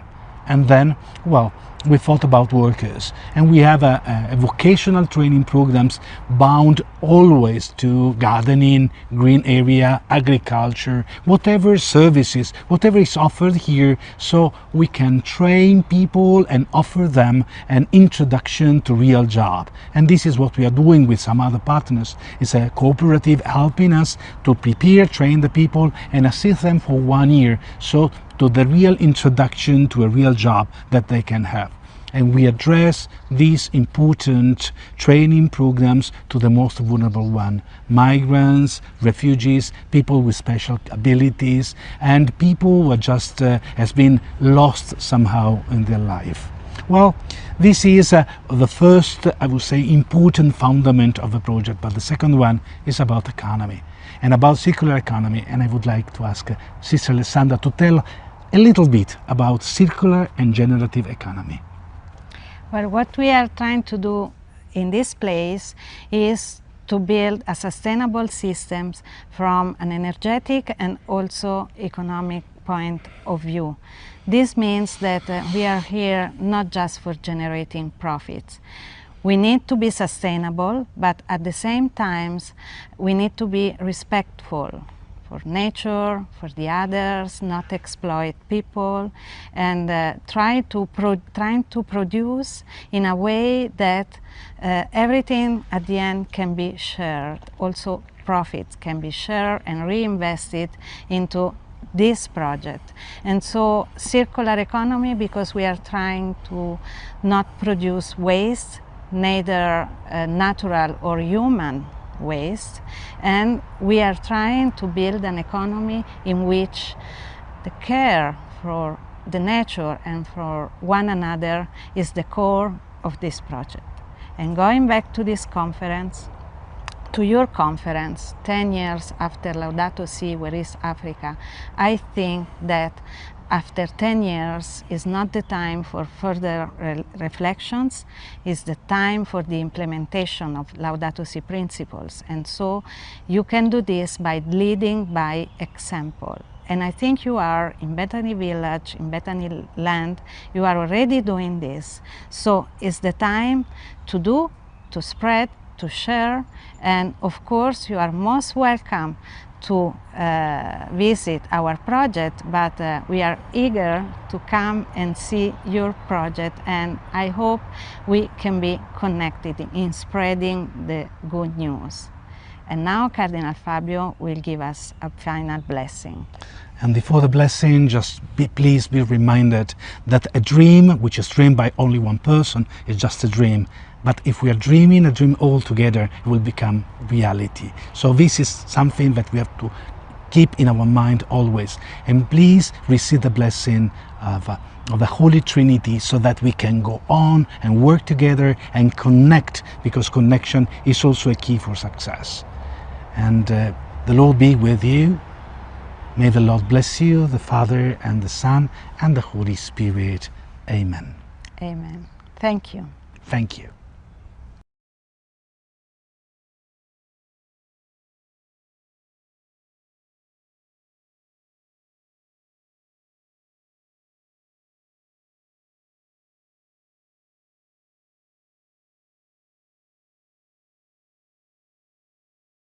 And officially declare our conference ended. And as His Grace makes his way to the podium, I'll lead him there in a minute. After that, we'll have a group photograph, and I will communicate a few other programs for the evening.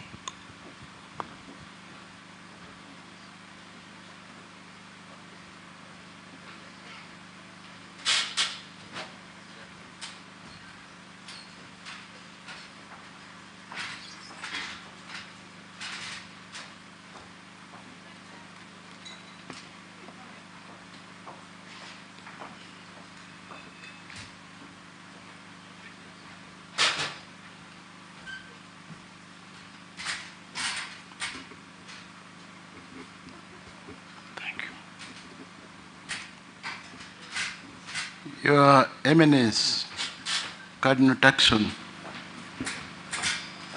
Your Lordship, Bishop Mukasa, our President,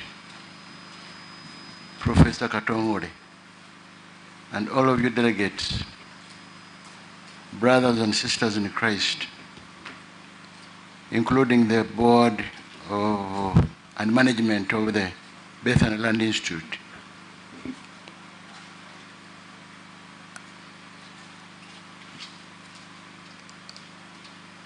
Father didn't come to I didn't put up the hand what I was going to do after here. But I was challenged when somebody wondered why we didn't have so many religious here, men and women. I think that I should pledge that that's what I'm going to do now after here. Not to bring the religious on board, because I know somehow they're on board, but to let them be seen that they're on board with us as Laudato Si. I congratulate you on all the last 3 days of rich conversation and deliberations on the theme, 10 years after Laudato Si, where is Africa? In a special way, I join the President to welcome and thank Your Eminence Cardinal Turkson, who has been with us these last 4 days, and who not only gave us a keynote address at the start of the conference, but has stayed with us throughout the conference in a humble and simple way. You have made us feel at home. You have been a very good shepherd and father, good judge, grandpa.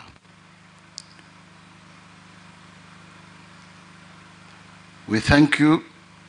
We thank him also for the lovely celebration of Mass that I hope we are about to have, which will conclude and commission the BLI caretakers.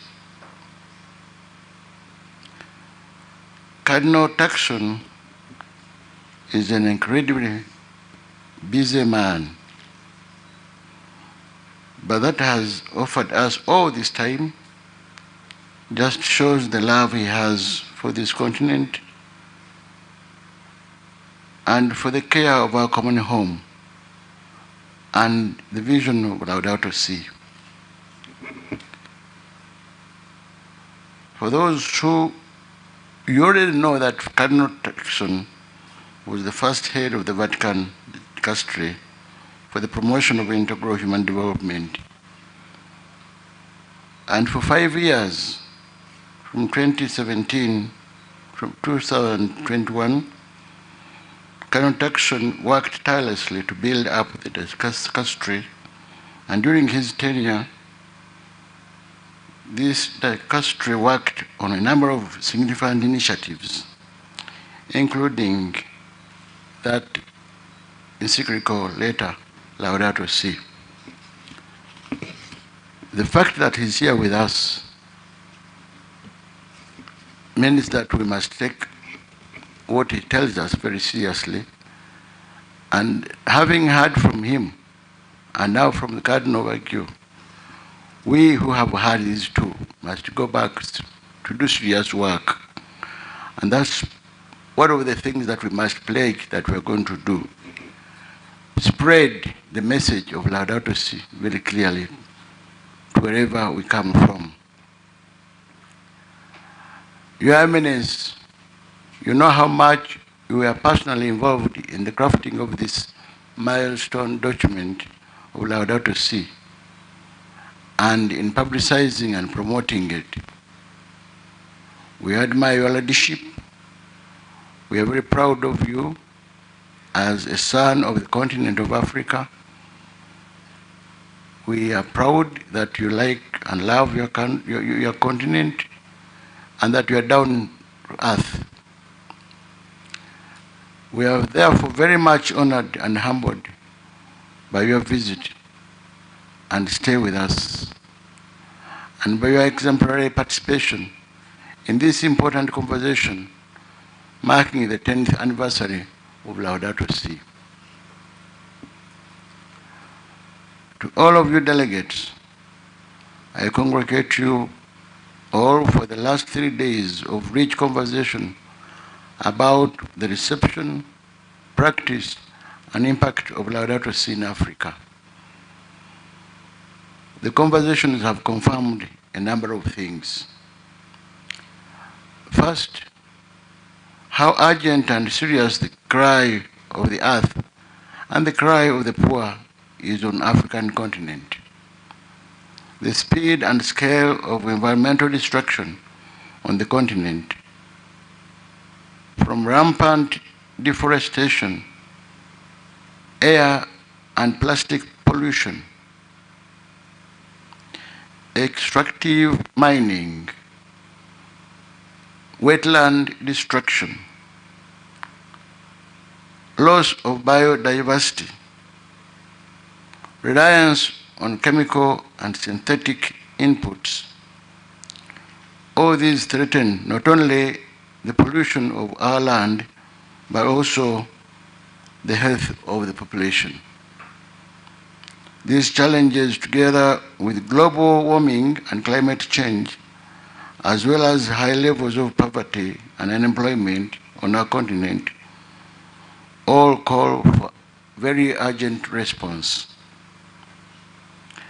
The conversations have also highlighted some inspiring stories and initiatives being undertaken by individuals, organizations, as well as by civic and religious institutions.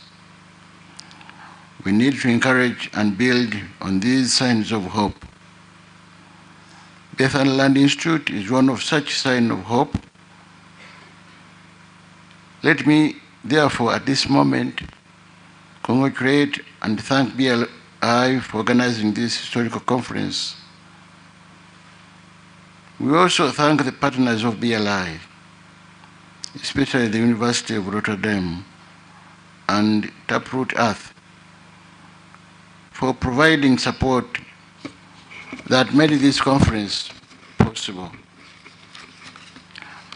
Beyond the conference, I also congratulate and thank BLI for offering us a model and being an education center for Laudato Si. Models like BLI are very important for the church in Africa. When Laudato Si came out in 2015, I was the Bishop of Kasana-Ruwero Diocese. I was already very much aware of the challenges of food insecurity, poverty, and environmental degradation in this area of the country. So when Father Manuel and his two priest friends, Father Cornelius Sempala and Anthony Zachary Rueza, got problems on the land where they had started the BLI initiative and approached me, I was happy to consult the people of Kasana-Ruwero, the administration, and they willingly offered this piece of land, the many acres, here at Nandere. And I would like to be very grateful to the people of Nandere, but more so to the Bishop of Kasana-Ruwero. His presence here is an indication that he is ready to support this initiative. And we can thank the people of Kasana-Ruwero that with their generosity, they are not only helping Africa, or the Kasana-Ruwero people, or Africa only, but the international community. We thank you very sincerely. And I'm happy that this initiative is being done very well and is already producing fruits. I saw an opportunity that working together with BLI would not only advance a major pastoral priority of the diocese, fighting poverty and environmental destruction, it had the potential of turning our diocese into a model Laudato Si diocese. And Your Eminence, I know other dioceses have made different initiatives, but I think this one is the leading one. And that is how I became a pastoral program of the diocese. But that is when I decided to send the seminarians of the diocese to the institute.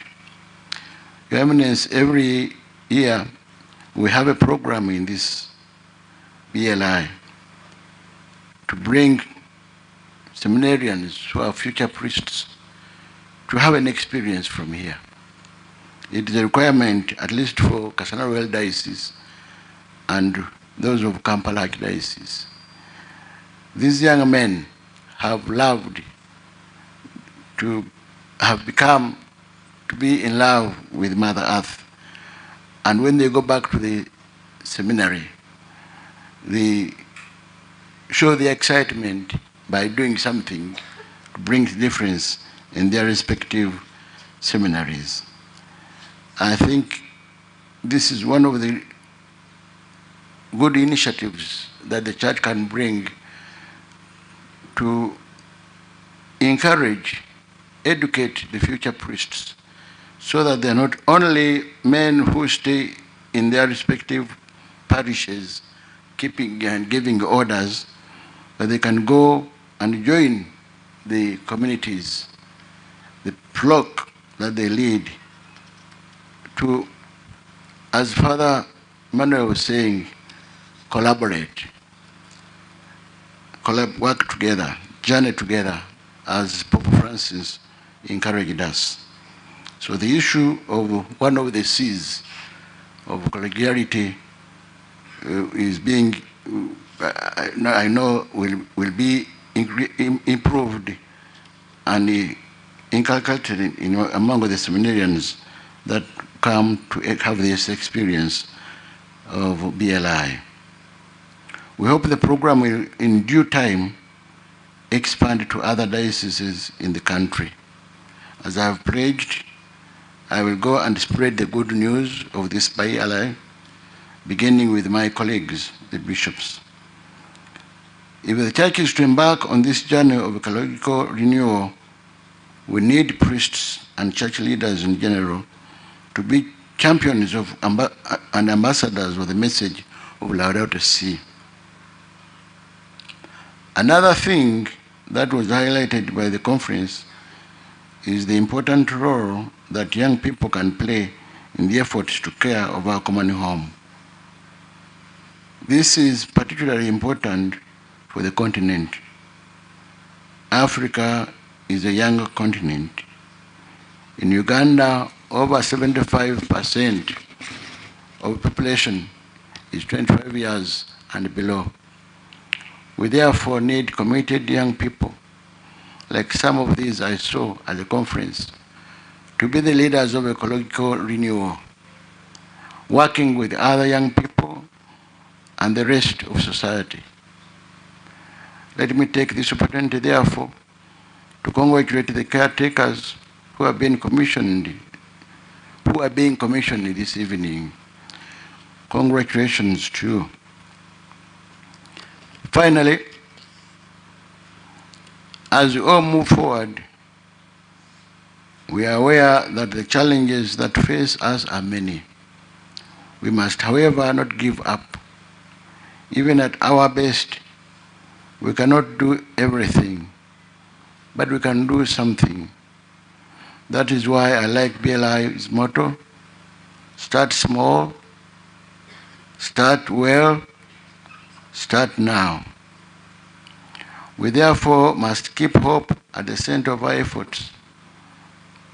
Therefore, as we go forth, we must always remember these words of the late Pope Francis at the end of Laudato Si. He urged us, and continues to urge us from now and to beyond. Let us sing as we go, May our struggles and our concern for this planet never take away the joy of our hope. God, who calls us to generous commitment and to give him our all, offer us the light and the strength needed to continue on our way. In that heart of this world, the Lord of life, who loves us so much, is always present. He does not abandon us. He does not leave us alone, for he has united himself definitely to our earth. And his love constantly impels us to find new ways forward. So praise him, praise be to him, as we lead Laudato Si at Co 244 and 245. I know we have enjoyed ourselves here. I pray that you continue to enjoy yourselves. Those who are not from Uganda, have a good experience with the Ugandan community. May the Uganda Matters bless you as you are here and as you go back home. And I wish you a very good evening and safe travels to your respective destinations. The Lord be with you. Thank you very much, Your Grace.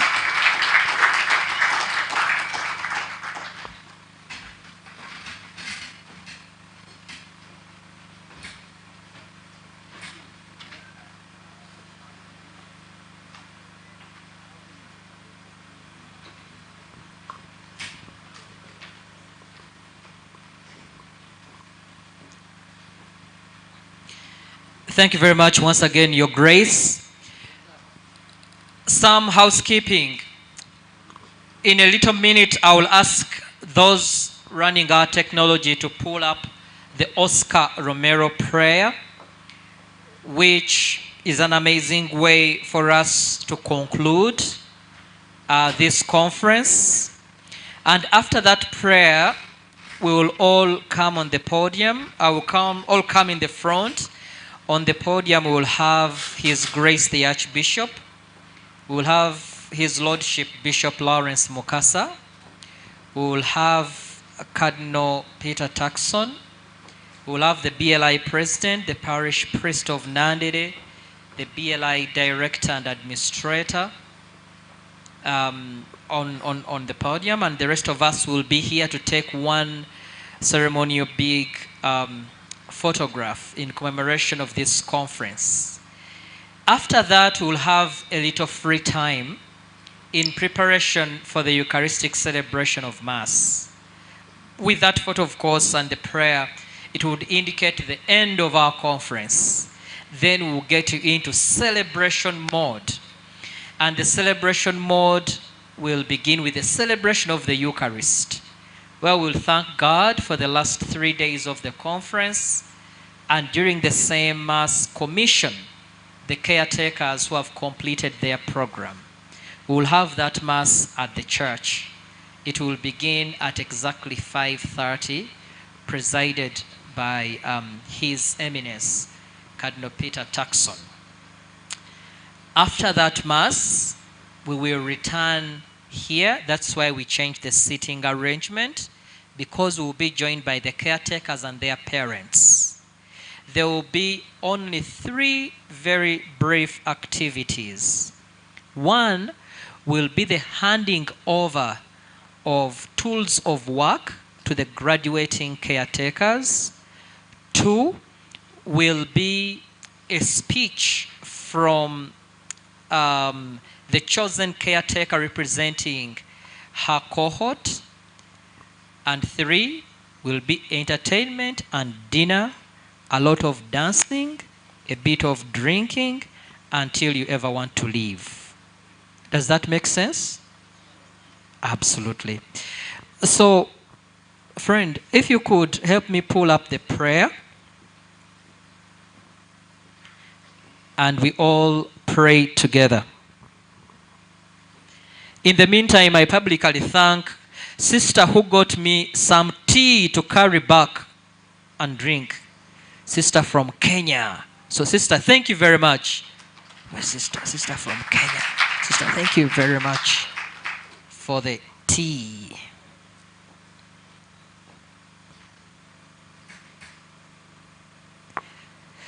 As they work the technology, oh, there we go. It's going to be made, I think, bigger. All right.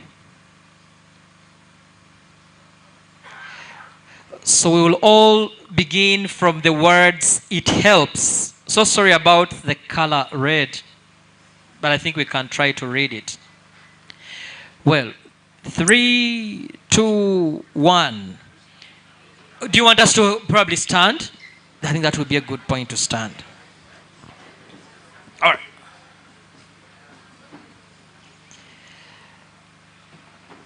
So together we pray this amazing prayer.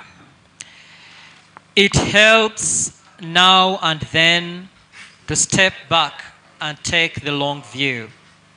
The kingdom is not only beyond our efforts, it's even beyond our vision. We accomplish in our lifetime only a fraction of the magnificent enterprise that is God's work.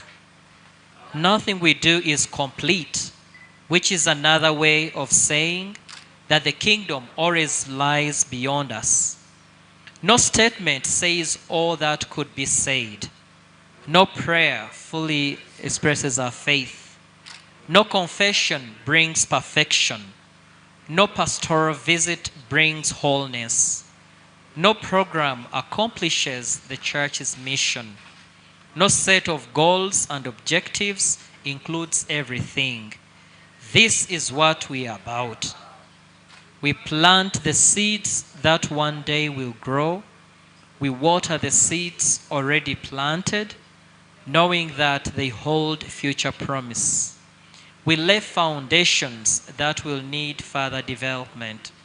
We provide yeast that produces effects far beyond our capabilities. We cannot do everything, and there is a sense of liberation in realizing that.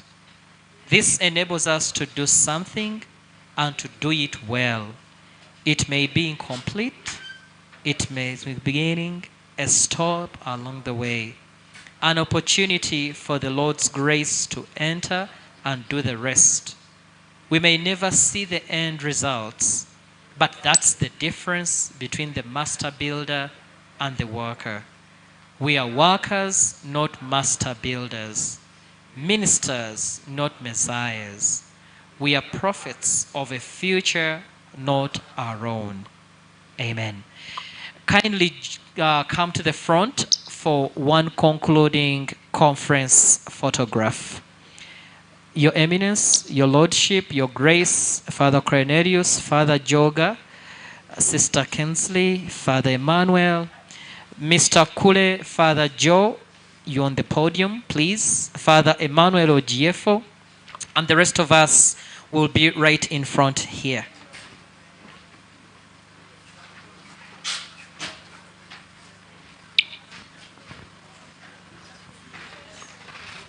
I'm going to take it behind.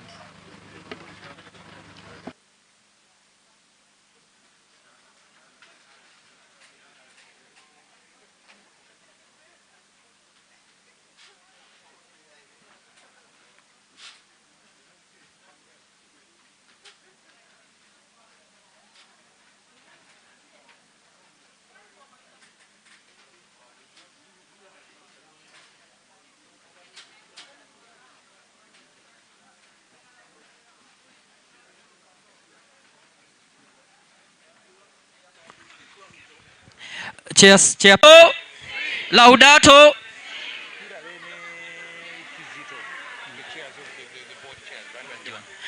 Muchala Chizito, Father Hilary, chairpersons of the board, kindly come join the bishops at their table. Muchala Quiet for life, God has given me, and I know who I am. We are a chosen generation, we've been called for to show His excellence. All I require for life, God. Yes, nobody can say no.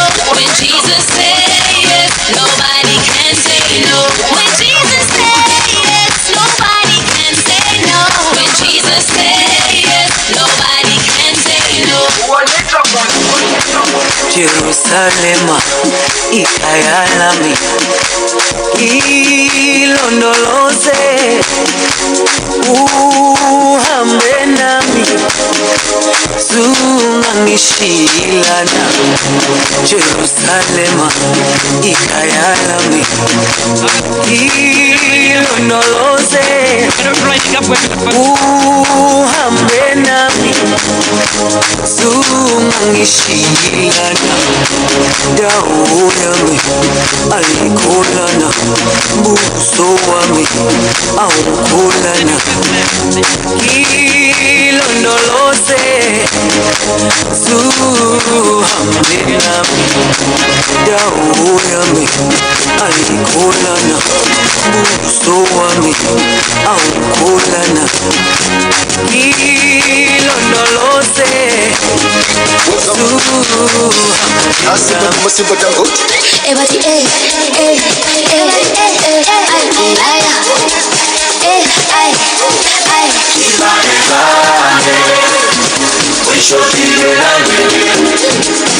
It's the kids, babe.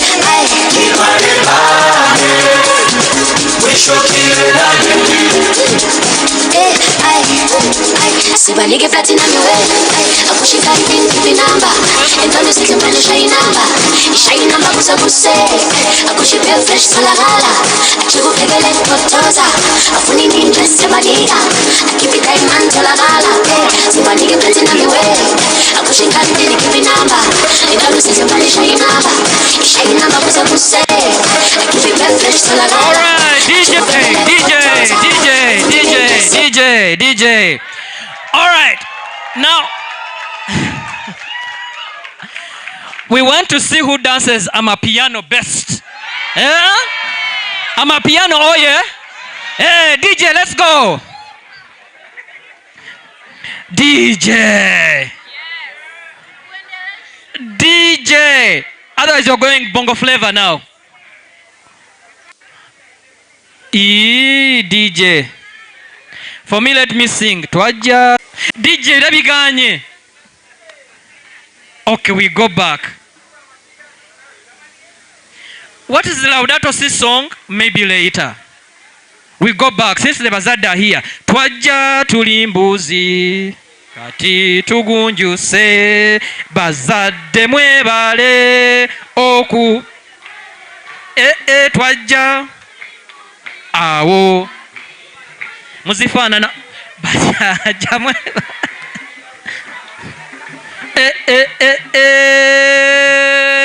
Kona Wanji Baliwa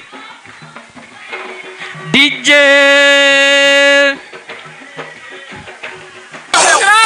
All right.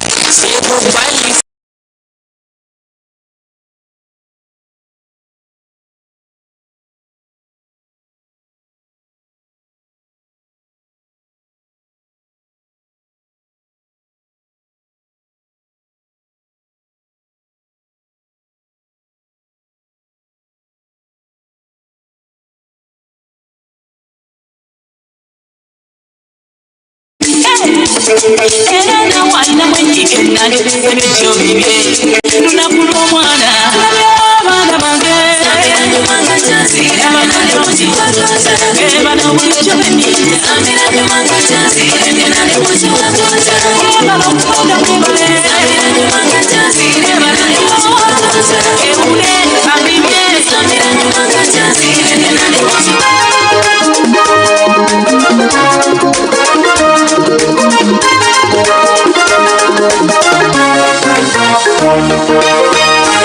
Mukyala wabanga bufumbo kyabanga kifo okudibira ku lukya n'abazadde kyabatwalanga ne ku ndaku bafune pulani afune yamutwala nazikuna abawala bafunanga n'essenga n'amubuulira embeera z'obufumbo ti wano tokola bwoti wano kola bwoti mwana wattu ebyo byaggwawo abakacyoka tuzaddemu ati n'ebireya osanyusiza nnyo omwattu kyozwaziza akalagala buli katajja buliika koko kamutwalira abazadde bamulabeko yemanga ng'oseera pala kumulo y'omusajja omulagatira yagana ngatalakira essanyu ly'omwana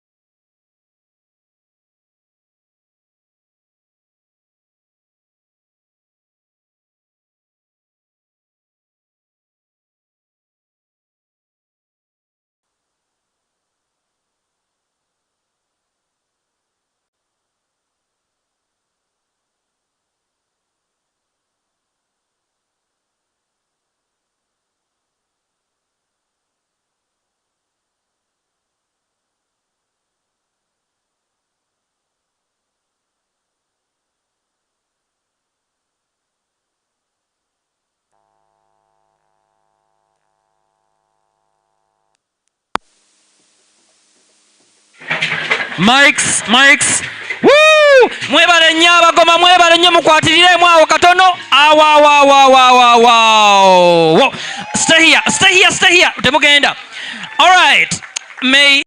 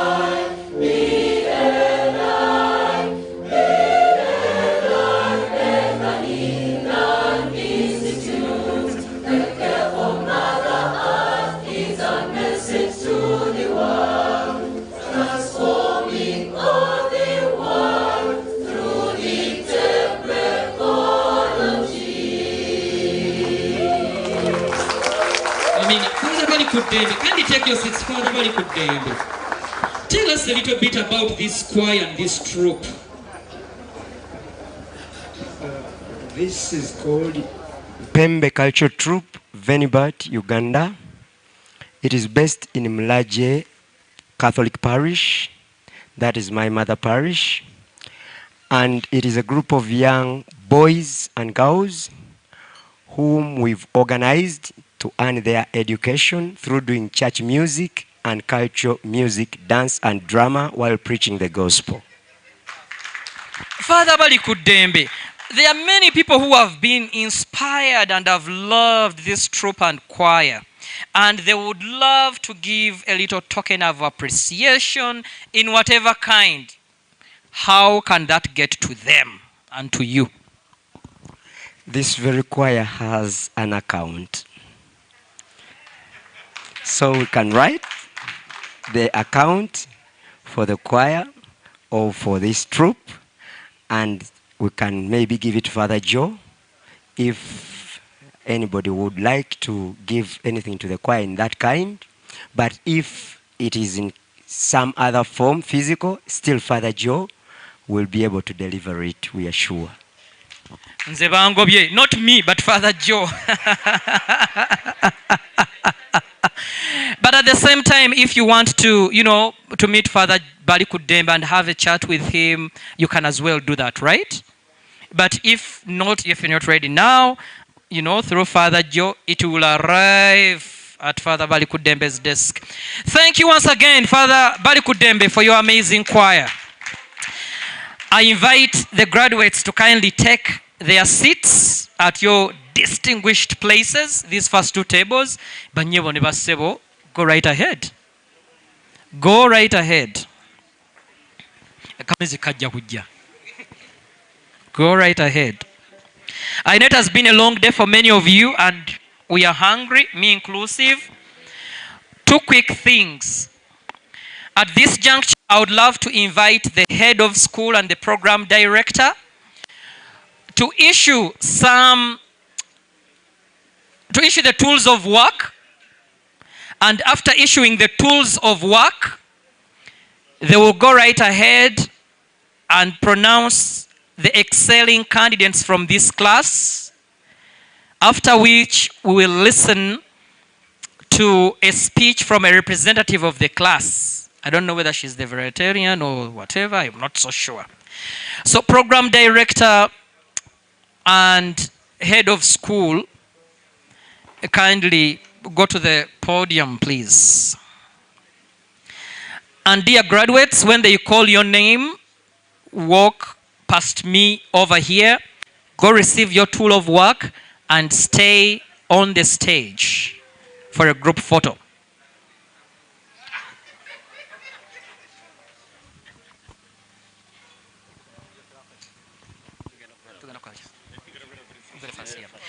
Let's go, please, and then have the tools of work delivered.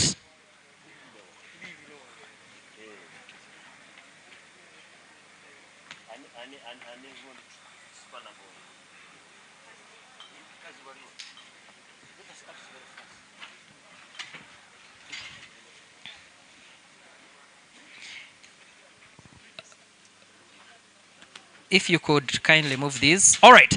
So Simon, please call out the students as the director hands them the tools of work.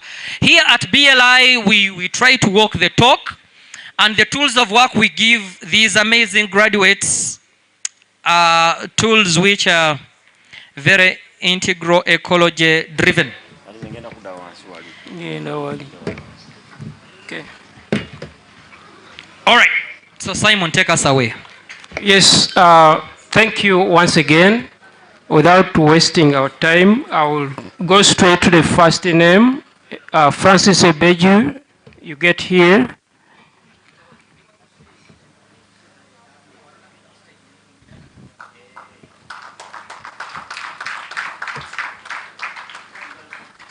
Gimono Allen.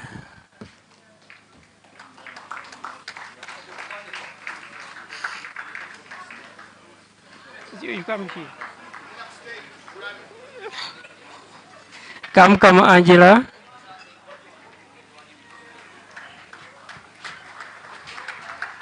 KS Sharon.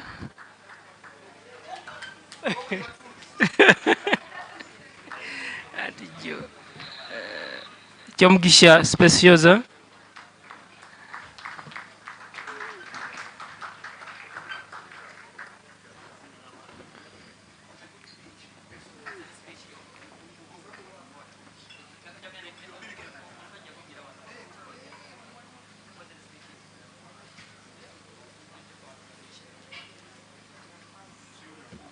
Mawanda Andrew Kagwa.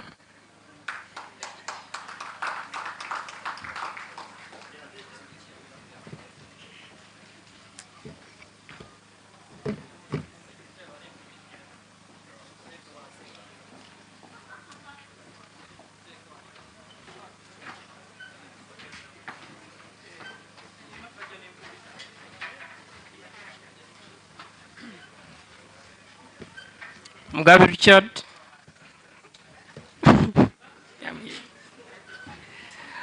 Mlindwa Edrin.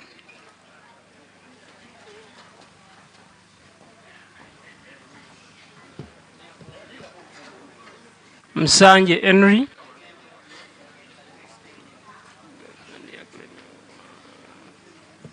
Mtibwa Samuel.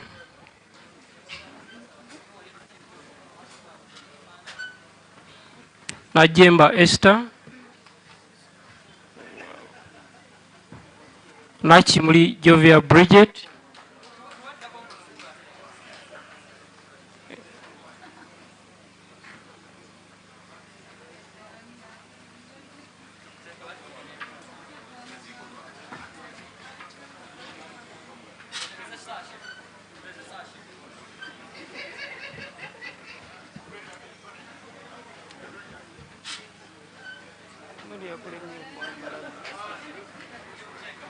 Right, left. Right, left.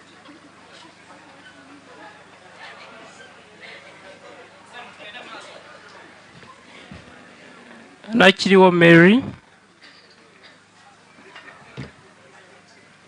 Ochen Brian.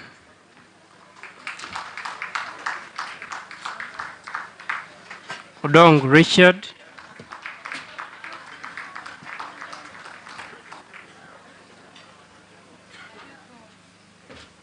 Sechians Thomas.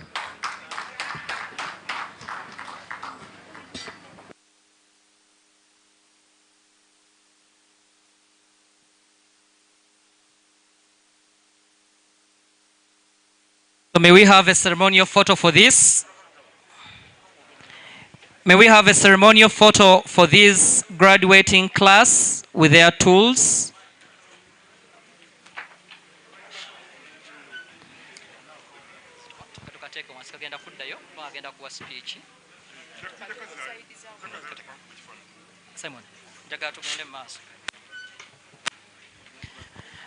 We have a ceremonial photograph taken. The head of school is going to award other gifts to excelling students.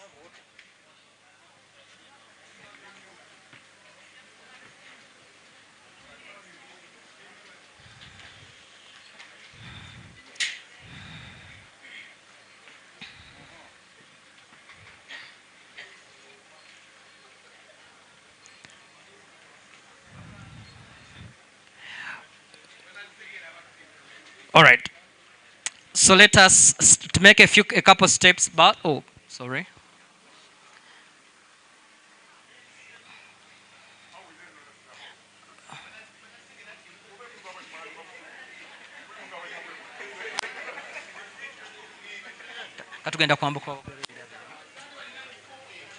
All right. In 30 seconds, we should be done with this.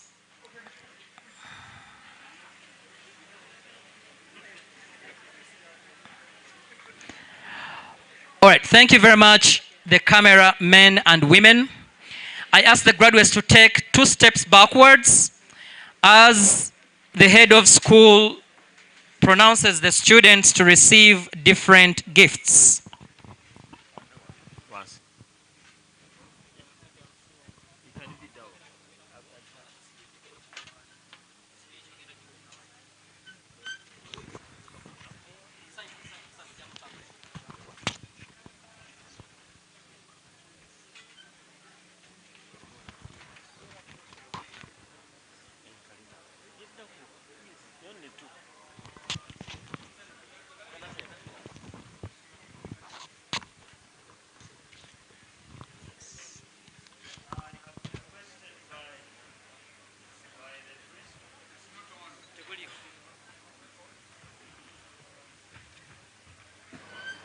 Hello.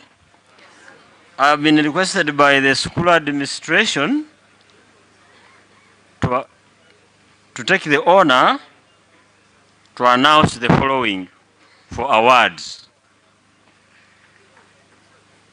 The assessment for the 2.5 years proved that there are some people who excelled in performance. Out of them, in the first position, because we are gender sensitive, we have a male and a female, and Mugabe Richard Kamukama Angela took the first position.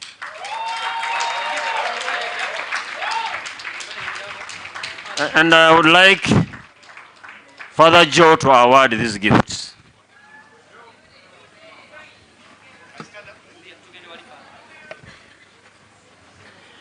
And for the second position, they will be awarded by Madame Florence Chizito. For the second position, please get ready.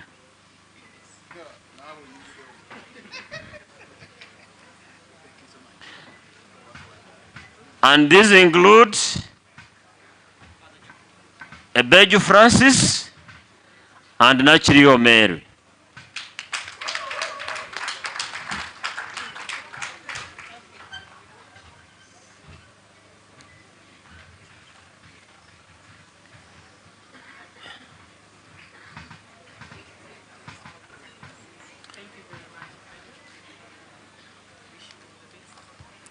And the rest did very well.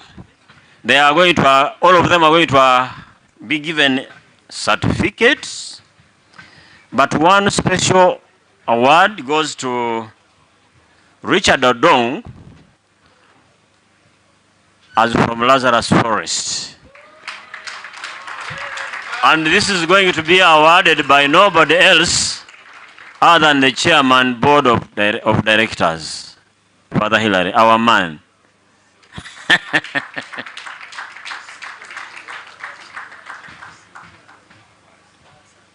It is a tree in an envelope. And those few rewards, I think that is, our session is done. Thank you very much, and congratulations to the excelling caretakers. Mr.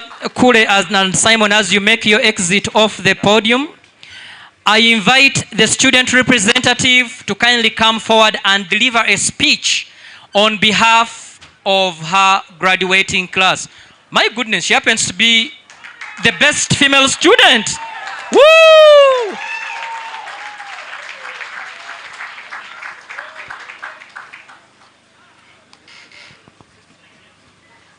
Hi everyone, my name is Angela and I'm here to represent Core 3 class, the graduating class.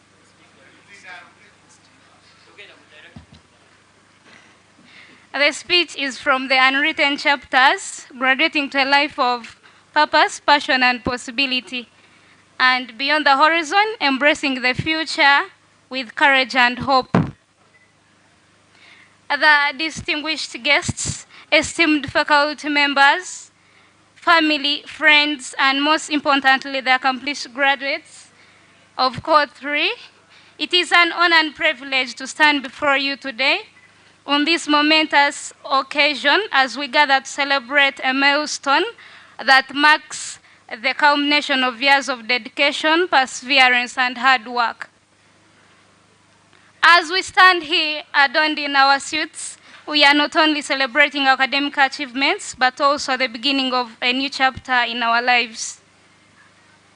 As we gather today to celebrate this occasion of our commissioning from the Integral Ecology Program, we started this journey as a group of 20 enthusiastic caretakers, eager to explore the complexities of integral ecology, although we have had 2 of our colleagues depart along the way, but we remained a cohesive and supportive community of 18 caretakers, 7 remarkable women and 11 dedicated men who have worked tirelessly to reach this milestone.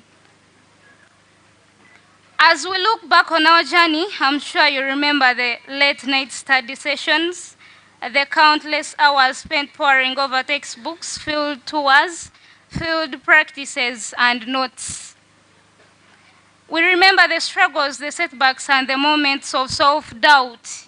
But most importantly, we remember the triumphs, the victories, and the sense of accomplishment that comes with overcoming obstacles.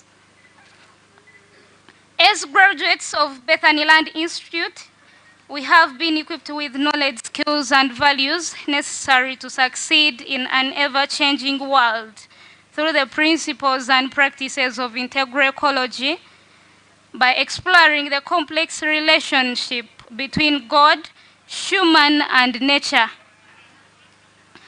And we have come to recognize the inherent value of every being.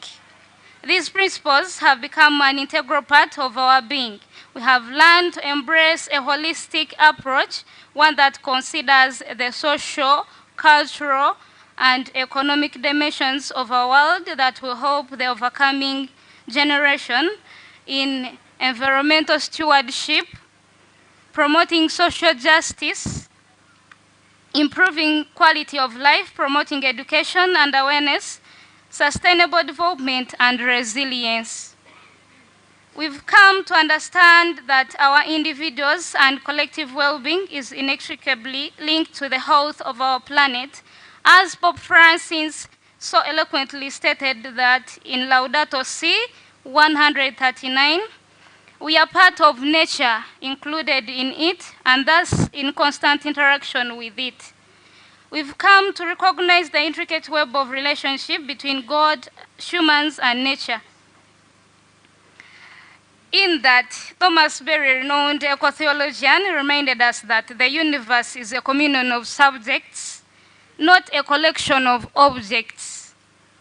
This profound insight has guided us throughout our journey as we've sought to cultivate a deeper sense of reverence, respect, and reciprocity with the natural world. Throughout the journey, we've been taught and supported by exceptional faculty members who include the incubators, formators, sponsors, the administrators, the school board, fellow students, and the community members who have inspired, motivated, and challenged us through vigorous academic passes, lively discussions, and sharing immersive experiences in integrated crop and animal husbandry, leadership skills, wetland conservation skills, climate change mitigation and adaptation strategies, application of information communication technology in agriculture, agribusiness, community outreaches, and the encyclical letter of Pope Francis helped us reach our full potential and gain a deeper understanding of the intricate web of life. Furthermore, a deep applause goes to the family and friends who have encouraged, comforted, and celebrated with us every step of the way. As we move forward, I urge you to hold on to the values that have guided us thus far: curiosity, creativity, critical thinking, and compassion through the use of the head, heart, and hands. As we move forward, we are committed to applying the principles of integral ecology in our personal and professional lives and to transform the lives of others. We recognize that we've a critical role to play in addressing the complex challenges facing our world, from climate change and biodiversity loss to social injustice and economic inequality. As Pope Francis reminded us in Laudato Si 161, that the pace of consumption, waste, and environmental change has so stretched the planet's capacity that our contemporary lifestyle, unsustainable as it is, can only precipitate catastrophes. We are determined to be part of the solution, working collaboratively to create a more just, sustainable, and peaceful world. In a nutshell, I offer my sincerest congratulations to the graduating class Code 3. May our future be bright, may our hearts be filled with joy, and may our spirits be lifted with hope. May we continue to grow, learn, and evolve, and may we always remember the values, principles, and ideals that have guided us thus far. Love Mother Earth, make everyone happy. Woo! Wonderful, wonderful, wonderful, wonderful, wunderbar. So this graduating class wants to offer this gift. I will ask the two excelling students, the male and female excelling students, to kindly come forward and offer this gift to Father President on behalf of BLI. This graduating class would love to give a gift to BLI. Father President, kindly come and receive this gift on behalf of BLI. Fun fact. Angela here, who has just given the speech, is my sister-in-law. Yes, I will tell you how. Angela is a sister to Annette. Annette is Timothy Galabzi's wife. And they are over there. Timothy is my brother. Annette is his wife. And they are two little daughters. And Annette is her young sister. So she's my sister-in-law. Boy, I love to claim these things. I love to claim good things sometimes. So the cardinal has asked, there's something else we should know. I live in South Bend, Indiana.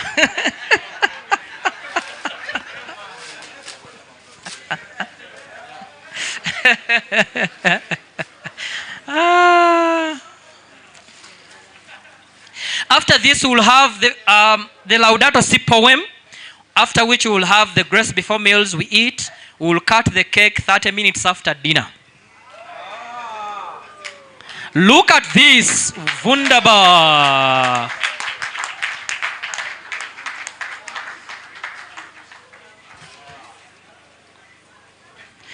Thank you, cohort 3. DJ, give cohort 3 a good song as they majestically make their way off the stage back to their seats, and that stage will be taken by those to give the poem.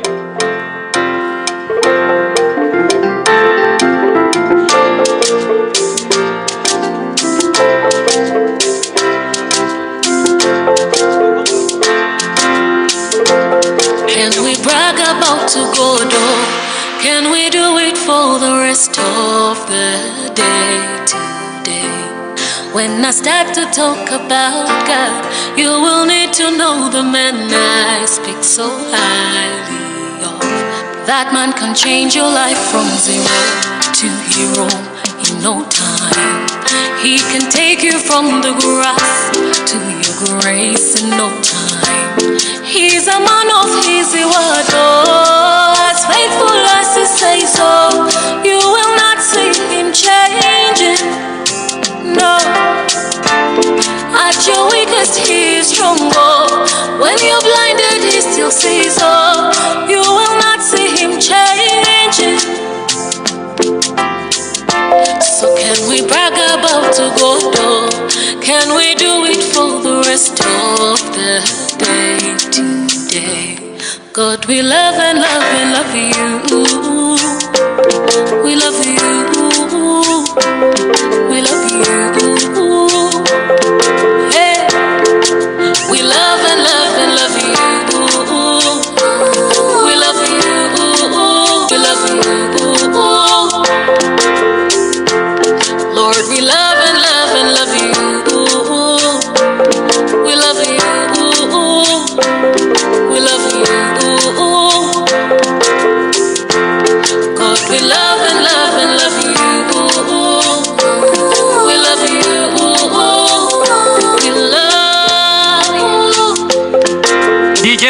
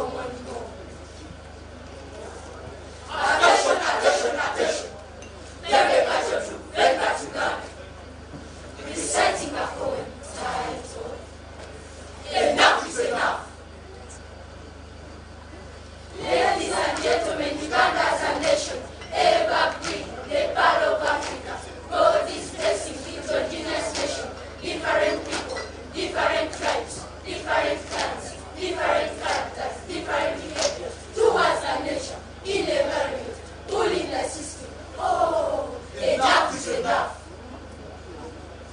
The place we have is our environment. The surrounding area is our environment. Like countries is our environment. Plants and animals is our environment. While destroying the ecosystem, the doom of sinners, enough is enough. The ecosystem, destroying system. Land, plants and animals are the victims. Desert and semi-deserts, destroying system. You and I, we are the convicts of the system. Enough is enough. Industrialization, sound pollution, industrialization, water pollution, industrialization, air pollution, industrialization, land pollution, industrialization, destroying the nation. When I was a child, I got that is a boy eating polythene bags, dumped in the soil, plastic materials dumped in the soil, chemical materials dumped in the soil, but why? But why?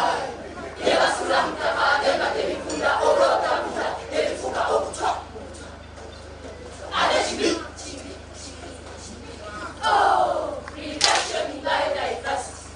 Enough is enough.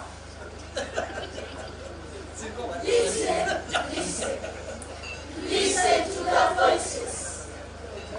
Crying voices.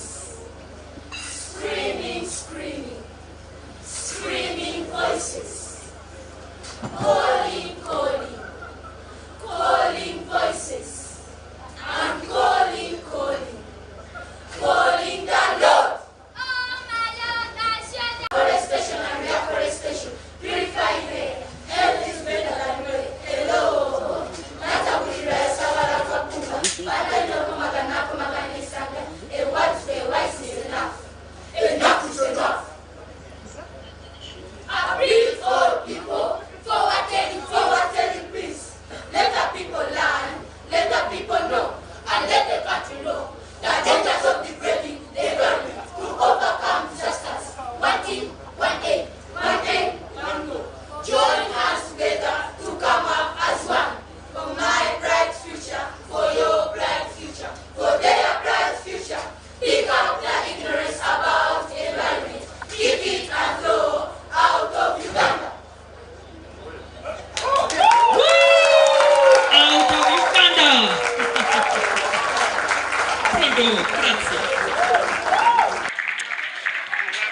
Father Board Chair is going to lead us in the blessing before meals. After the blessing before meals, we are cognizant of those who are going to travel a little further than us.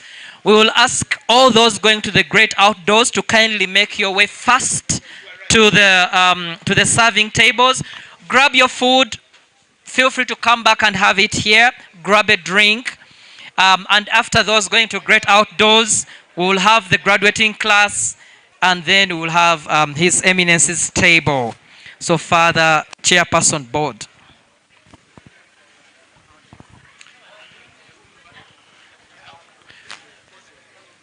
Let us remain seated and humble ourselves in the name of the Father, and of the Son, and of the Holy Spirit. Amen. Lord God, Almighty Father, we thank you for this beautiful event we've had. We thank you for the meals we are going to have. May you bless the food we are going to have, so that by partaking of it, it gives us energy to do your will. We make this prayer through Christ our Lord. Amen. In the name of the Father, and of the Son, and of the Holy Spirit. Amen. I'll ask the ushers to lead those going to the great outdoors. Mr. Kle, kindly take charge of your team. And as you make your way out, DJ, give us some soft music. And I'm also going to send out the graduating class with their parents and then all other delegates. Oh baby, mon amor, hakuna mwingine kumsikia kwenye masikio yangu. DJ, bano kabatu wemo ku instrument